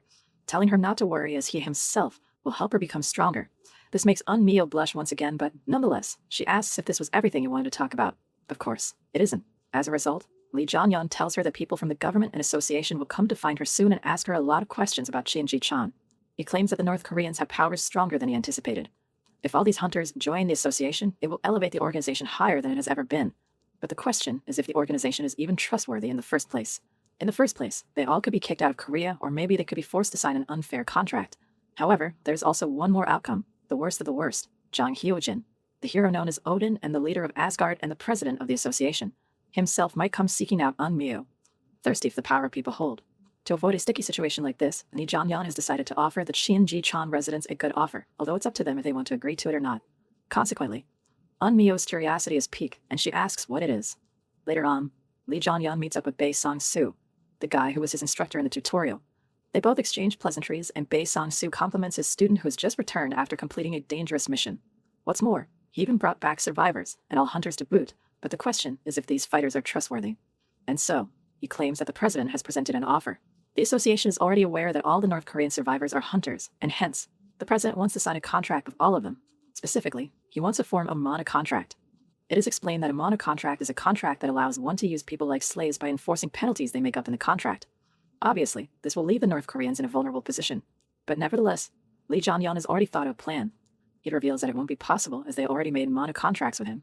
Seeing as he brought them on his own will, he didn't want any unwanted trouble and thus made mono-contracts with all the North Koreans. What's more, he reminds Bae Sang-soo that only one contract can be made per person. This leaves Bae Sang-soo in thought, and he decides to discuss the matter with Jang Hyo-jin himself. As he pulls out his phone, Lee Jong-hyun is seen waiting in anticipation, thinking how Odin will react after hearing this news. Back at the auditorium, the survivors are given some clothes and beds. In addition, they are given delicious food. All of this leaves them delighted. They comment about how they could only eat potatoes and Shinji-chan, but now they can eat such tasty food, leading them to wonder, this is heaven. Yoo In-chan and Lee Jong-hyun are seen eating with them. There, over their meal, they both talk with each other a bit, and In-chan claims that even though it's nice to relax, her body is already itching to go. Hearing this, Lee Jong-hyun compliments her tenacity, claiming that they will soon return back to their dreadful training program, like the one they did to face Hercules. However, this leaves In-chan distressed, and she quickly eats her own words. As the saying goes, be careful, you wish for. Later on, Lee Jong-hyun heads out to think for a while. He knows that this world is soon going to turn into hell, and so, he should enjoy himself before things go south. However, unbeknownst to him, the lowly chief, who was no longer a lowly, appears behind him. Seeing her there, Lee Jong-hyun is left extremely shaken and taken aback. There, the chief finally reveals that her name is Choi Yeon-seo. However, Lee Jong-hyun could not be less interested. Instead, he asks how she was able to hide her presence, stating that despite his amazing skills, he could notice her. If she was an enemy, I could have died. As such, she proclaims that it's because of her skill. Nonetheless, she has more important issues at hand. She asks what Lee Jong-hyun's next plan is, as the others are anxious about what they will have to do after the mono-contracts they made. But Lee Jong-hyun reassures her that he will not do anything drastic, and the hunters will only have to fulfill their duties. Moreover, as they have made a contract with Lee Jong-hyun, someone affiliated with Asgard, the security organization cannot do much to stop him. Satisfied, Yeon-seo takes her leave when a message pops up informing Lee Jong-hyun that the weak dragon heart has been stabilized. With this, he begins to wonder how strong his newly acquired power really is. In his mind, he can defeat Hercules now, even in his berserker state, leading him to proclaim that I have definitely gotten stronger. All of a sudden, one of the Northern Battlefront soldiers comes to find him, revealing that someone from the organization is here to see him. As a result, Lee Jong-hyun follows the soldier, where he gets to be reunited with his bald friend, Seong-gu. Damn, that thing is even shinier now. As the two exchange pleasantries, they soon get onto the topic at hand. Lee Jong-hyun asks what the association is saying about this situation, and Seong-gu claims that it's a mess. Apparently, almost all members of Asgard came back to Korea. This is because of the appearance of special gates. They are typically a sign of violent upheaval, which produces monsters that are a lot stronger than usual and thus brings much dire consequences once opened. And such gates have been popping up all around the world. Because of this, many hunters return to their homelands. Yoon Odin called for the other members. What's more, Seong-gu states that they all had a meeting a few days ago. There, they also discussed Lee Jong-hyun's actions, expecting him to come back sooner rather than later, but they didn't think he would come back with such a gold mine. In Lee Jong-hyun's mind, the North Korean hunters are worthy of being labeled as a gold mine. Just the number of hunters alone is very powerful. However, the problem at hand is that the owner of this gold mine is Lee Jong-hyun. According to Seong-gu, mono-contracts only have one purpose, to force loyalty and obedience. Since Lee Jong-hyun ventured into China, a place no one goes to, and brought back a lot of hunters will now all be his subordinates, he is going to make a lot of enemies. He warns him, announcing that mono-contracts and guilds are different things. But Lee Jong-hyun tells him that it's okay, regardless of the situation, is still a member of Asgard, and as such, no one will act recklessly around him. With this, the group's topic of conversation comes to an end, and Seong-gu hugs his friend, congratulating him for coming back safely. Later on, along with Seong-gu, he heads into the auditorium and tells everyone that they will be departing on their last trip. Although the North Koreans are happy that they have had time to rest, Lee Jong-hyun informs them that they will soon be getting busy. All of a sudden, Yeonso catches Seong-gu's eye. He asks who this girl is, jokingly asking if she was the reason why Lee Jong-hyun went to China in the first place. To this, Lee Jong-hyun claims that it would not be a wrong way of putting it, but all this does is bewilder Seong-gu. Suddenly, In-chan also pops up behind them, refuting Lee Jong-hyun's claims. She states that this is not the case because Lee Jong-hyun already has a lot of women here anyway. However, hearing herself speak, In-chan is left in an even more depressed state, wondering about just how many rivals she has. Things just keep getting worse and worse for her. Poor In-chan. Regardless, the trip soon begins. Everyone boards their bus and eventually reaches the association headquarters in Seoul. There, the North Koreans are left speechless after seeing the dazzling city. The tall skyscrapers, the abundance of people, and all the latest tech have left them all flabbergasted. Seeing this, Lee Jong-hyun tells Yeonso to watch over her people, but to no avail. Yeonso is just as captivated by the sight as her people, if not more. Of course, this was always going to happen seeing as everyone was living on a mountain up until now, but this being the first time they have seen civilization. As such, he puts In-chang in charge of the Cheonji-chan people, telling her to follow the people from the association, and she agrees. What's more, he even tells Fenrir to follow In-chan. However, Fenrir is not too happy with this place. He begins staring at the sky and starts growling intensely. Seeing this, Lee Jong-hyun pats him on the head, revealing that Fenrir felt the incredible power coming from the president of the association, Jang Kyu-jin. This ensues a staring contest between Odin and Lee Jong-hyun, after which Lee Jong-hyun warns Fenrir to stop growling at others. In order to be able to use your teeth when necessary, you also need to know when to hide it, he proclaims, and his pet complies with his order. And so, once the North Koreans have been taken care of, Lee Jong-hyun and Seong-gu head to Hyujin's office, where they are welcomed by the president. Ovin is delighted that Lee Jong-hyun has brought back a lot of interesting things with him, including over 100 hunters, 2 hero rank hunters, and even 3 weird specimens. Of course, Yeonso and Manhwa are the hero rank hunters, and Fenrir and Songan are the weird things. But what is the third? To this, Odin claims that the third thing is Lee Jong-hyun himself. Of course, the guy of the god complex calls people things. But before they can have a conversation about Lee Jong-hyun's trip to China, there is something that needs to be addressed beforehand. With this, Odin opens a golden gate and walks straight into it. There, Seong-gu explains that today is the day they will introduce Lee Jong-hyun to Asgard and host a conference for him. In addition to this, all the heroes of the organization are here, curious to learn more about the underdog. Inside the gate is a mansion of gold, inside which many hunters are seen chatting amongst each other. Apparently, not everyone is very happy about Lee Jong-hyun's entry into Asgard, and they all discuss him. Suddenly, one by one, they begin sensing the arrival of the newbie, along with Seong-bu and Heimdall. However, unlike how they were chatting before, as soon as they sense Lee Jong-hyun's power, they begin to get nervous. These so-called strongest hunters of Korea start trembling at the mere presence of Lee Jong-hyun. At last, the underdog makes his first appearance, announcing, "Nice to meet you all. I'm the underdog, Lee Jong-hyun." Now that's a badass introduction. After their arrival in Seoul, the North Koreans are immediately put to work. Under Kim's supervision, they are all ordered to clear a gate, and they venture inside without any hesitation. What's more, they also come back in a timely manner with no casualties. As the group exits the gate, it disappears, and Kim congratulates everyone in the White Tiger group on their return. There, Gal thanks Kim for waiting for them, and he is delighted that the citizens will now feel more at ease. Kim also notices how everyone from the White Tiger group is very well-mannered and has high-quality skills. Nevertheless, Yeonso, raring to go, wants to head to the next gate right away. Although Kim is on board with that idea, he reveals that a small break can be taken, as there is no need to take care of everything today. However, Yeonso claims that they are all fine, asking Kim to please guide them to the next gate.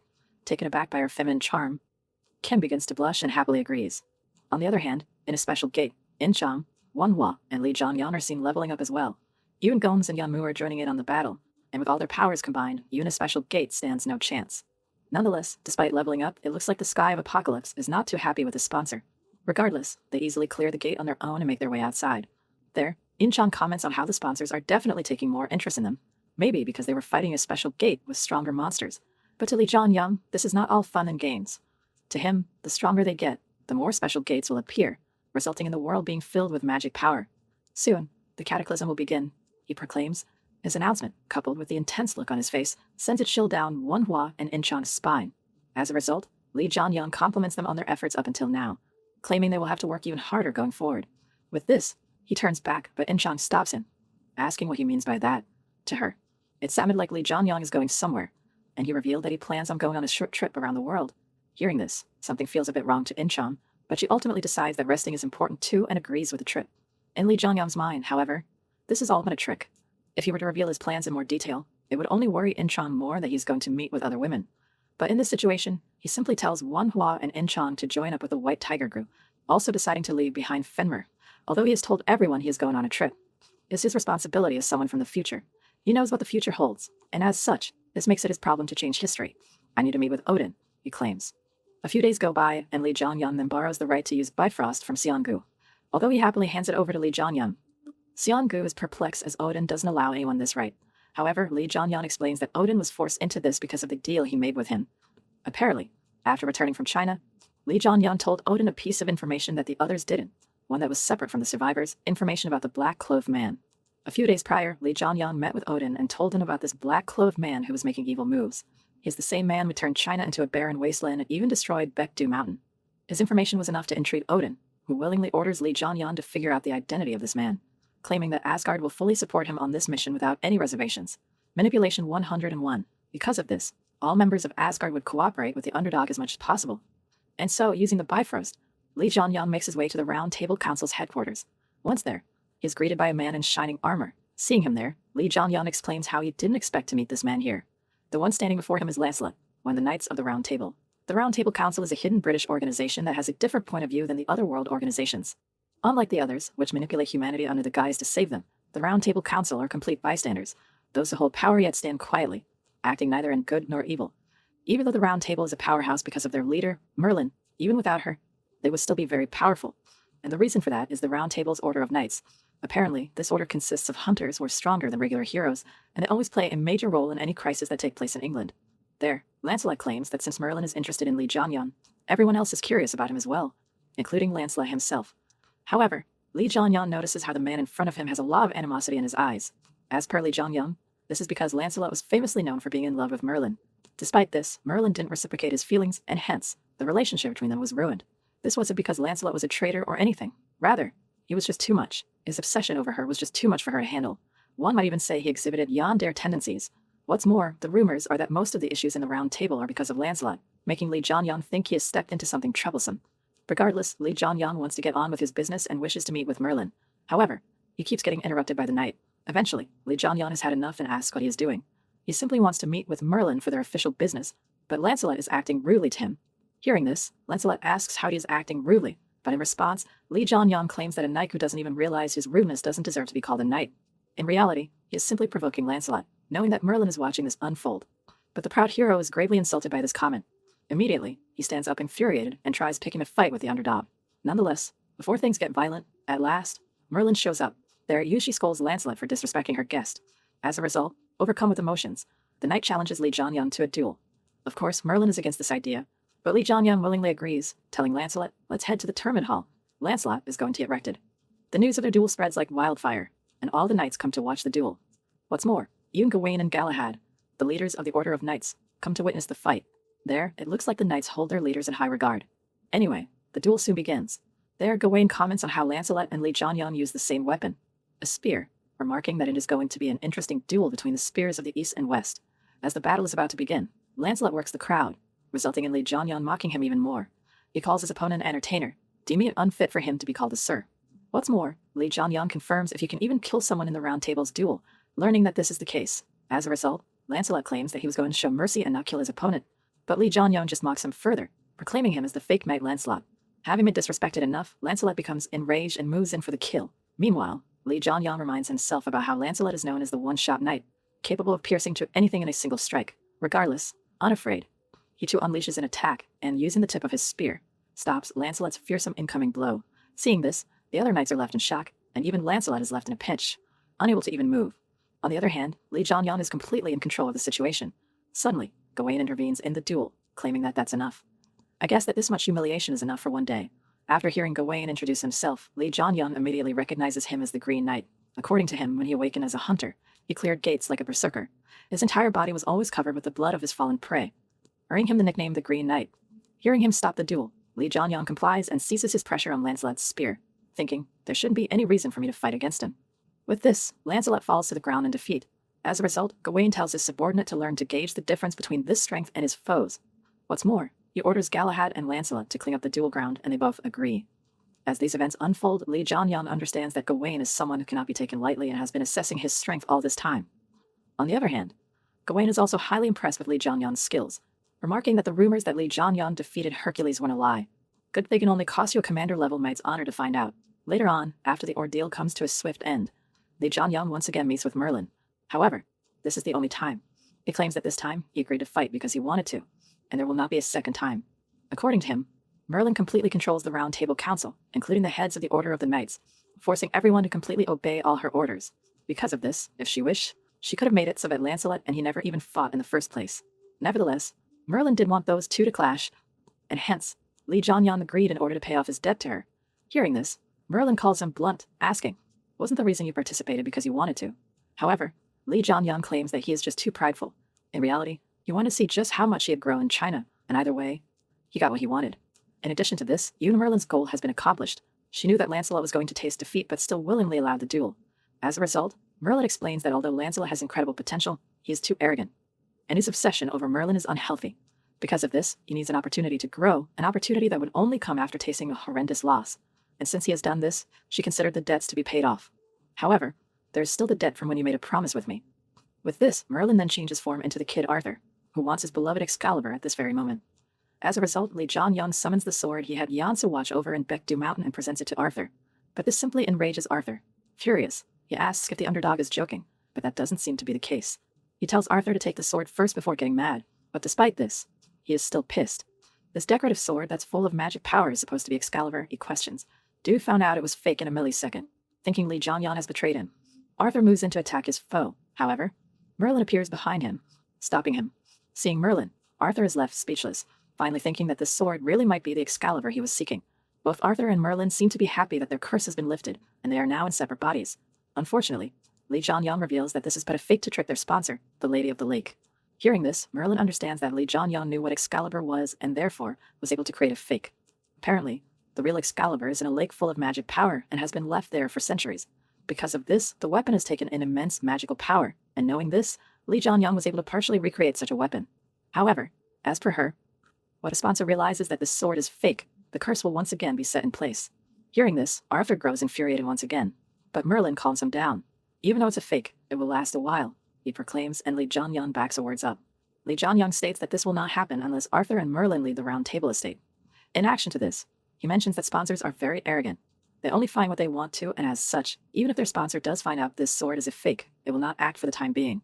Plot armor back at it again. With this, Lee Jong-hyun's job is done, but to Arthur, this is not enough. He was the one suffering from the curse more than Merlin, being forced into the body of a child. As a result, to quench his anger, Lee Jong-hyun claims that I'll tell you one more thing, the location of the real Excalibur.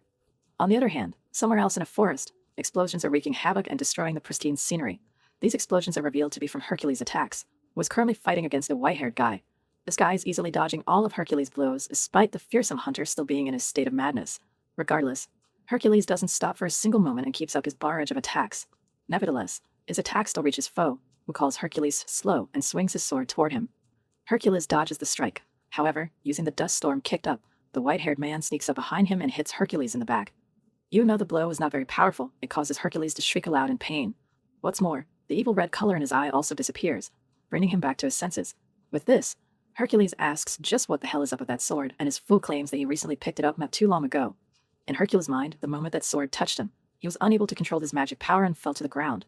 Regardless, the guy is satisfied with Hercules' progress, so much so that he has forgiven him for breaking the pact and acting on his own. As a result, Hercules wonders if he will not have to face any disciplinary action, but that is not the case. Only this guy has forgiven Hercules, but the others still want to punish him. Someone like Athena, who has been watching over the fight all this time. Hearing this, Hercules turns around and sees her standing there, and freaks out at the fact he couldn't even sense her presence. There, Athena reveals that she has come here to report something about the underdog. Hearing news about Lee Jong-hyun even riles Hercules up, and she continues. According to her, after Lee Jong-hyun's return from China, he is now in the UK at the Round Table Council, though his intentions and reasons are still a mystery. Hearing this, the guy orders Athena to continue keeping an eye on him for the while and tells Hercules to not neglect his training. And so, both of them comply with this guy's orders, finally revealing this white-haired man to be none other than Zeus himself. Back at the Round Table, Lee Jong-hyun tells Merlin and Arthur that Zeus has possession of the real Excalibur, but Arthur still seems to be unconvinced that this is the truth. What's more, Arthur asks why Lee Jong-hyun is talking to him so casually, learning that the reason is because Arthur is doing the same. Anyways, Arthur then questions the next step of their plan. However, Lee Jong-hyun has none. In his eyes, he has done what he promised, found an Excalibur and they can release the curse. What's more, he has even told them the location of the real sword, and so, it's you guys who have to pay me back, he claims. Of course, Arthur already knows that Zeus will not be willing to negotiate over the Excalibur, but Lee Jong-hyun states that Merlin will find a way, commenting on how smart she is. Of course, this is the one thing Arthur can agree on with Lee Jong-hyun, and hence, he asks what he wants in return. However, Lee Jong-hyun wants Merlin to return from her meeting first. Regarding the recovery of the sword, first, eventually, she does. And at last, Lee Jong-hyun tells them both, "What I want is for you two to survive." His words take the round table leaders by surprise, but Lee Jong-hyun continues.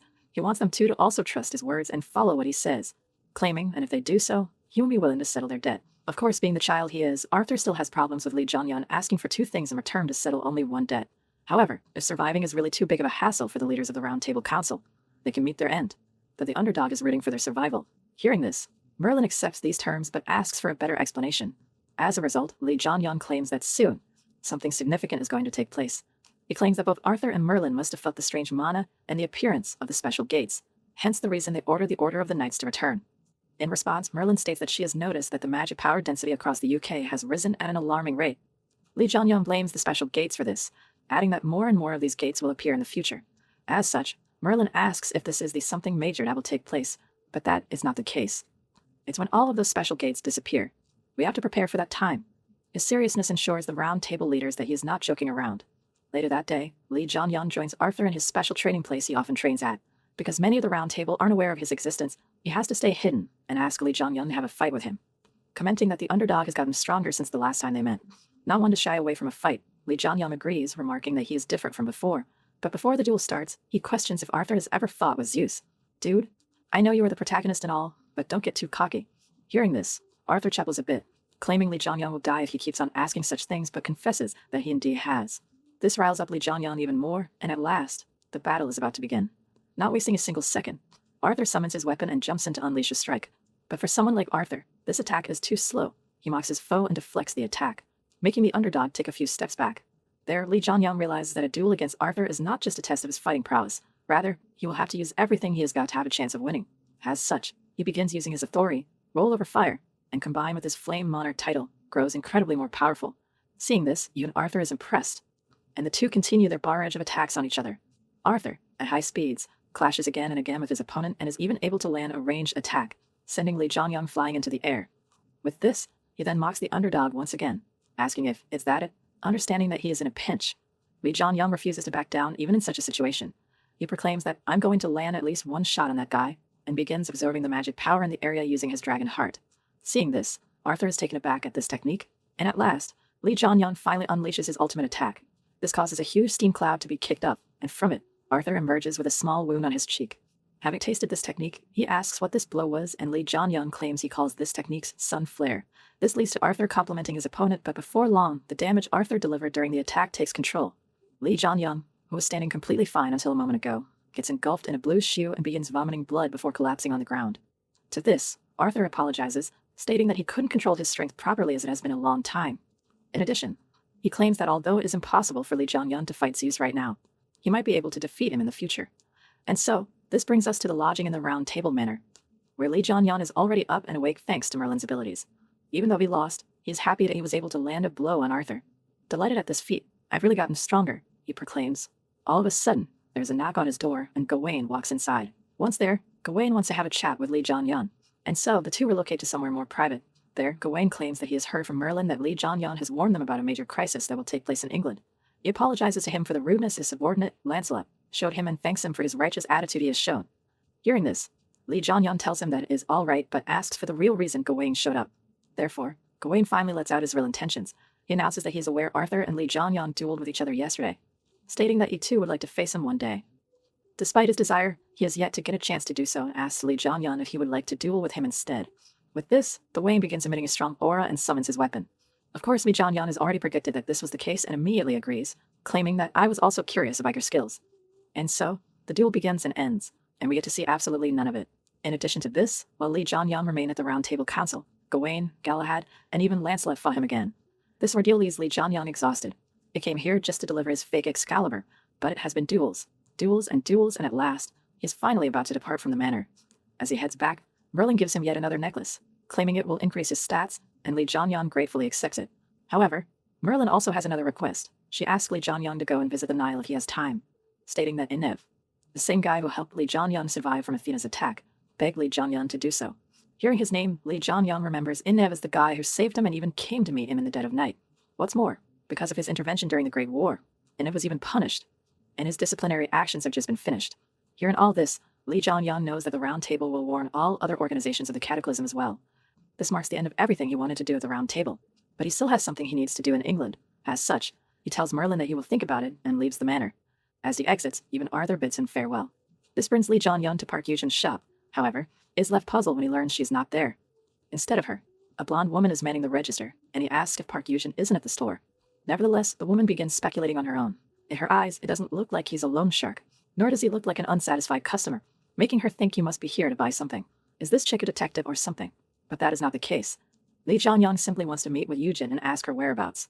However, the blonde claims Yujin is not here as she's been asked to take care of the store. As a result, Lee Jong-hyun states that he is here because of Yujin's brother, Jae-yoon, and asks when she'll be back. Because of this, the blonde finally remembers Lee Jong-hyun. Apparently, Yujin told her about him, and hence Yujin has left a message for him. She has joined Olympus. Hearing this, Lee Jong-hyun is left paralyzed in fear. The past changed again. He claims, to his knowledge, this event was still somewhere away, leading him to question what happened to make her go there so quickly.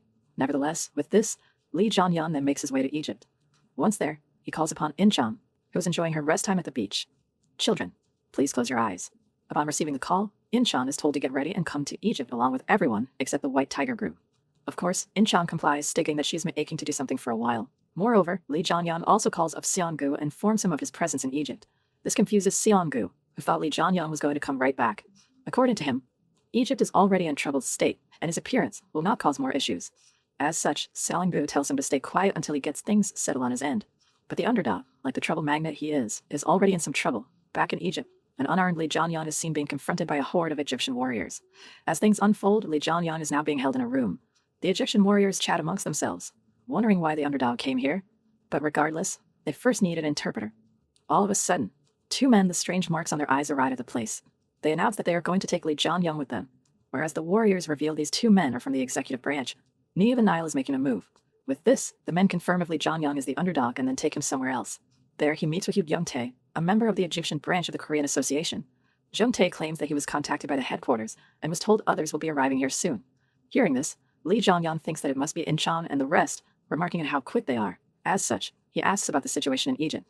Consequently, Jung-tae explains that as of right now, Egypt is under the total control of the Nile. The Nile is largely divided into three branches: Memphis, which governs politics; Hermopolis, which controls the business district; and Heliopolis, which rules over the hunters and the association. Apparently, all three are in a constant state of power struggle and are always trying to take over each other's power. As a result, the situation is a mess. Previously, Heliopolis had the most power, but after the recent Horus incident, there was an issue within the branch. Hearing this, Lee Jong-hyun remembers that Inev was from the Heliopolis branch as well and asks why the Horus incident was. However, even Jung-tae is unsure of the details. It is something so secret that even his sources haven't been able to figure out. However, it is certain that the crisis started while attacking a gate. This makes Lee Jong-hyun remember Inev telling him about the red ore, the same ore which turns a normal ogre into an ogre mage. Thus, Lee Jong-hyun wants to meet with Inev, the hero hunter. Of course, Jung-tae prepares for this. In the meantime, at the airport, In-cham, along with Fenmer, Gomes, and Manhwa, arrive. There, Lee Jong-hyun is seen waiting for them and welcomes them. However, it appears that an uninvited guest has also tagged along. This man is none other than Balder, one of Asgard's strongest heroes and also Odin's right-hand man. Here, unannounced, Lee Jong-hyun questions what he is doing here with a hostile expression on his face. In response, Balder also threatens Lee Jong-hyun, asking if you were showing your true colors from the start. You're going to make me upset. As he utters these fighting words, Fenrir, In-cham, and Manhwa ready themselves for an attack. Nonetheless, Balder then quickly gets back to normal, stating that Odin has sent him to help the underdog accomplish his expedition aboard. According to him, all Korea's special gates have been taken care of quickly, and therefore, there's no need to worry. With this, he announces that I'm looking forward to working with you until you return to Korea, and then turns to Jung-tae. Hearing this, Lee Jong-hyun realizes that this trip is going to be rather uncomfortable. You don't say. The next day, Jung-tae informs Lee Jong-hyun that his request to meet with Inev has been received. As per him, something is happening within the Nile. Similar to everyone else, the Egyptian organization is also calling back all their hunters from abroad, and Set, the second in command of Heliopolis, has returned. If Horus is unable to get back his status, which fell because of the recent incident, the position will be given to Set instead. To boot, Set is the strongest hunter in the Nile at the moment. Hearing all this, Lee Jong-hyun begins contemplating if he could beat Set. It took all he had to fight Arthur, and even then, he was only able to scratch him. Is Set just as strong, or is he even stronger than Arthur? With this question in mind, Lee Jong-hyun stands up and tells Jung-tae to keep on requesting the meeting with Iniv. To this, Jung-tae asks what Lee Jong-hyun is planning on doing, and he claims he will find a way on his own to meet with him. On the other hand, back in Korea, Odin is seen chatting with Seong-gu on top of the association building. There, Odin claims that up until this point, he has not asked anything regarding the underdog to Seong-gu. But now, I need to know. He claims that Lee Jong-hyun always stimulates his curiosity, but never seems to give him an answer. Odin just cannot understand Seong-gu's excessive kindness towards him. As per him, Seong-gu has never been one to easily believe in others. Hence, it is so strange to see him showing so much blind trust in the underdog, as if he has known him for a long time. Consequently, he asks just what the underdog's goal is, claiming that he has no idea what he really wants. In response, Seong-gu reveals that Lee Jong-hyun's goals are something which coincide with Odin's. This reminds Jang Hyo-jin about the same thing Bae Song-soo said. Lee Jong-hyun might help him achieve his goal once he grows. However, it seems like that is not really the case. Lee Jong-hyun really has a contingency plan for all situations. In Seong-gu's mind, he reveals that Lee Jong-hyun has already prepared him for this question if Odin ever asks. Because of this, he already has a perfect script in mind. Seong-gu announces that your goals and his are the same: killing his sponsors. Hearing this, Odin is taken by surprise, but Seong-gu continues on. He states that hunters that are sponsored by the one who rules the riverside have lost all their power. This is the first time something like this has happened. It only happened after Lee Jong-hyun killed Gunther. Hearing this, Odin begins to chuckle. This is great, he proclaims. Back in Egypt, Lee Jong-hyun calls for Balder and asks him which hero of the Nile is affiliated with Asgard. Hearing his question, Balder tries to avoid answering, but Lee Jong-hyun questions to what extent Odin ordered him to help the underdog. Of course, Balder states that he needs to comply to the best of his abilities, and so Lee Jong-hyun once again asks which hero on the Nile is affiliated with Asgard. As a result, Balder claims he will get back to him on that, stating that it is a secret. With this, Lee Jong-hyun agrees and takes his leave. There, Lee Jong-hyun then reminds himself of the conversation he had with Jung-tae, speculating that a hero-class hunter must be here, and that should be enough for him. Later on, he and his team pay a small visit to the city. There, In-chan comments on how hot it is here, but to Manhwa, this heat is way better than the icy cold of China. As they walk and chat, Manhwa also asks what Lee Jong-hyun's final goal is. Hearing this, In-chan also chimes in, stating that even she hasn't heard his final goal as well. To this, Manhwa adds that it always seems like he's working toward a goal, and even though his short-term goal is clear, his long-term plan is still a mystery. He jokingly asks if it's something like world domination. Consequently, Lee Jong-hyun suddenly stops and turns back, proclaiming that I think it is something like world domination. Of course, he is joking, but the way he said it, both Manhwa and In-chan are left speechless, wondering if this is really a joke or not. You never know, might not be. All of a sudden, Fenrir senses a powerful and ominous aura coming toward them. Upon closer inspection, it looks as if the Nile members have come to them. Lee Jong-hyun tells his teammates to stand back, and from the horde of warriors emerges Set, the soon-to-be leader of Heliopolis. Upon seeing him, Lee Jong-hyun remarks at how he is comparable to Arthur in strength. With this, both Set and Lee Jong-hyun exchange pleasantries, after which Set claims he needs to discuss something briefly with the underdog. As a result, both of them head to a secluded rooftop. There, Set tells Lee Jong-hyun about the history of Egypt and how it became independent from the kingdom. However, the truth is, Egypt is still under control by the Nile dynasty. Consequently, Lee Jong-hyun asks if Set is trying to succeed the Nile dynasty, and he confirms this, complimenting Lee Jong-hyun. As such, he then asks Lee Jong-hyun if he wants to try guessing why he wants to succeed Osiris as the head of the Nile. Moreover, he asks what he needs to do after becoming the ruler. Having been asked these questions, Lee Jong-hyun claims that he thought Set was the one who caused the Horus incident to take over the throne. However, if he didn't just do it for power, what else could be his motivation? As he thinks, he questions himself. Is he trying to become a king? Eventually, their conversation ends, and Lee Jong-hyun makes his way back to his teammates. There, In-chan asks how his talk with Set went. In response, Lee Jong-hyun tells her that he asked him to guess his goal. However, Lee Jong-hyun wasn't even able to do so. He thought that Set was simply trying to become a king for power, but that is not the case. In reality, Set is a dangerous person. That being said, he is not evil as well. In the world of black and white, he is neither, he is gray. But of course, all this would go over In-chan's head, so Lee Jong-hyun tells her that he couldn't give him an answer. All of a sudden, they hear footsteps behind them. As such, they frantically turn back to look at who it is and find Balder standing there, asking where Lee Jong-hyun went. Obviously, In-chan is pissed that this guy is taking away her precious Lee Jong-hyun time and angrily asks if Balder doesn't have anything else to do. However, Balder has questions of his own. In his eyes, it's very strange. Lee Jong-hyun's team comprises of all hero-level hunters, but none of them have joined Asgard. Hunters that aren't a part of Asgard knowing secrets of the organization. Is there anything more dangerous? Hearing these words, In-chan becomes more and more pissed. Having been provoked, she powers up and prepares for battle, but Lee Jong-hyun chimes in, telling Balder to stop joking around. In addition, he asks for the answer to the question he asked previously, and Balder claims that he has been ordered to comply with the best of his abilities. As such, he finally begins to tell who the hunter in the Nile, affiliated with Asgard, is. However, their conversation is interrupted when both Lee Jong-hyun and Balder sense something dangerous. With no prior warning, a blue light appears in the middle of the city. This blue light is nothing less than a special gate, which is just opened, but in the very center of the city. What's more, as soon as the gate appears, its magical power begins to expand. Seeing this, In-chan becomes distressed, thinking that if this continues, lots of people will be in danger. Consequently, she tells Lee Jong-hyun that they have to stop it now or else it will collapse soon. But Lee Jong-hyun doesn't look too concerned. He tells In-chan to calm down. However, In-chan is not hearing a word. She asks how Lee Jong-hyun can ask her to remain calm when the lives of so many people are in danger. But Lee Jong-hyun claims, it's okay. This isn't Korea. Despite this, In-chan doesn't care. Even if this isn't her country, she has an obligation to help the weak. As such, she summons her weapon and prepares to go in alone, if need be. Nonetheless, it looks like all her emotional outburst was unmuted. Up in the air, she sees the Nile hunters heading toward the gate at high speeds, including Set himself. With this, Lee Jong-hyun reminds In-chan that this isn't Korea and the Nile has their own way of doing things. At last, she finally listens, but Lee Jong-hyun remarks at how unexpected it is to see Set venture into the gate himself. Soon enough, the hunters clear the special gate. Of course, this much is expected when the second-in-command himself jumps into action. Even though the gate is special, it would cause no harm. With this, he turns back to In-chan, who asks him not to make fun of her, stating that she is already embarrassed as it is. But in Lee Jong-hyun's eyes, this is nothing to be embarrassed about. In-chan only acted in such a manner because she thought the lives of others were at stake. However, their conversation is interrupted yet again by a loud noise. Hearing this, In-chan heads in to investigate and finds a group of hunters assaulting a normal person. Seeing this, she grows enraged and questions what these men are doing. Of course, there's a language barrier, but thankfully, Lee Jong-hyun soon follows up. Thanks to Merlin's necklace, he's able to communicate in Arabic, and he asks why these hunters are harassing this man. He claims that he just cannot unsee someone getting attacked in such a manner and announces that the hunters need to tell him. He even threatens to call the association. But it really looks like this place isn't Korea. The hunter reveals that in Egypt, hunters can punish normal people whenever they want.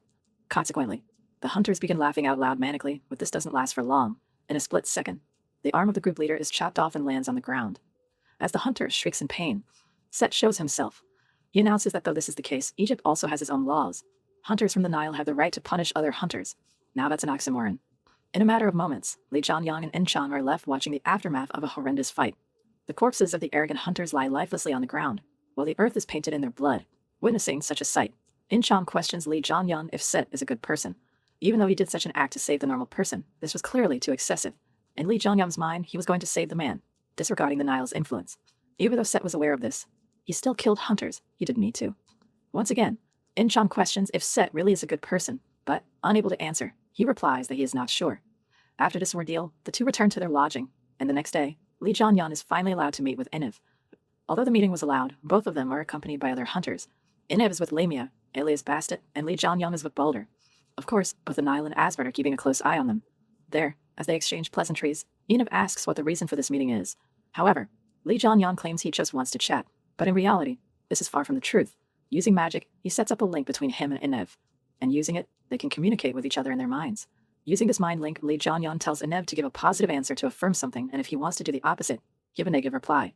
Hearing this voice in his mind, Enev is taken aback at how incredibly skilled Lee Jong-hyun really is and agrees. With this, they start a seemingly normal, friendly chat, but behind the scenes, Lee Jong-hyun asks him if the incident is related to the Red Core and Hercules' strength. He also asks if the Horus incident is related to the Red Ore as well. Enev confirms this, leading to Lee Jong-hyun asking if Horus was affected by the Red Ore, just like Hercules was. Once again, Enev confirms this. At last, Lee Jong-hyun finally asks if Set is the culprit. However, to this, Enev gives an uncertain answer. This makes Lee Jong-hyun think that even Enev is unaware of the true culprit, and they decide to meet with each other sometime else, in private. Later on, after the meeting, Balder is pissed off. He scolds Lee Jong-hyun for wasting his time and effort, stating that if he continues to use Asgard like this, it will not look good for Odin either. But Lee Jong-hyun tells him not to worry, reassuring him that Odin will be pleased later on as well. To this, Balder threatening tells him to make sure to bring forward such results, but Lee Jong-hyun simply tells him to get ready as he is almost done with his business here. He wants to head back in 3 days, stating that he hasn't finished the sightseeing yet. This pisses Balder off even more, but he's unable to retaliate. Furthermore, Lee Jong-hyun asks who the man who infiltrated Nile really is. However, wanting to keep a secret, Balder doesn't give a proper reply. He claims, "You have already met with them." This piques Lee Jong-hyun's curiosity, but he leaves it at that for the time being. Later that night, Lee Jong-hyun is seen gazing at the ocean from the seashore. There, he's met by Enev, who apologizes for his tardiness. However, in his defense, there have been a lot of eyes on him, as well as on Lee Jong-hyun. suggesting that they relocate from this place. Nonetheless, Lee Jong-hyun has set up a barrier to ensure that no one will be able to watch them from outside. Seeing this, Ineb is left even more impressed by Lee Jong-hyun's magical powers. However, in his eyes, even this will not be enough. There is nowhere that the Osiris eye can't see, he proclaims. Hearing this, even Lee Jong-hyun is left in a state of confusion, wondering if even Merlin's necklace is not able to defend off against the eye. As a result, he decides to get straight to the point and asks why Ineb wanted Lee Jong-hyun to come to Nile. Consequently, since explanation that because of the red ore, Horus is currently unconscious. As per him, it all started when Set brought back the red ore. Hearing this, Lee Jong-hyun is left perplexed. Have they already found the red ore? As expected, the past has really changed, he thinks.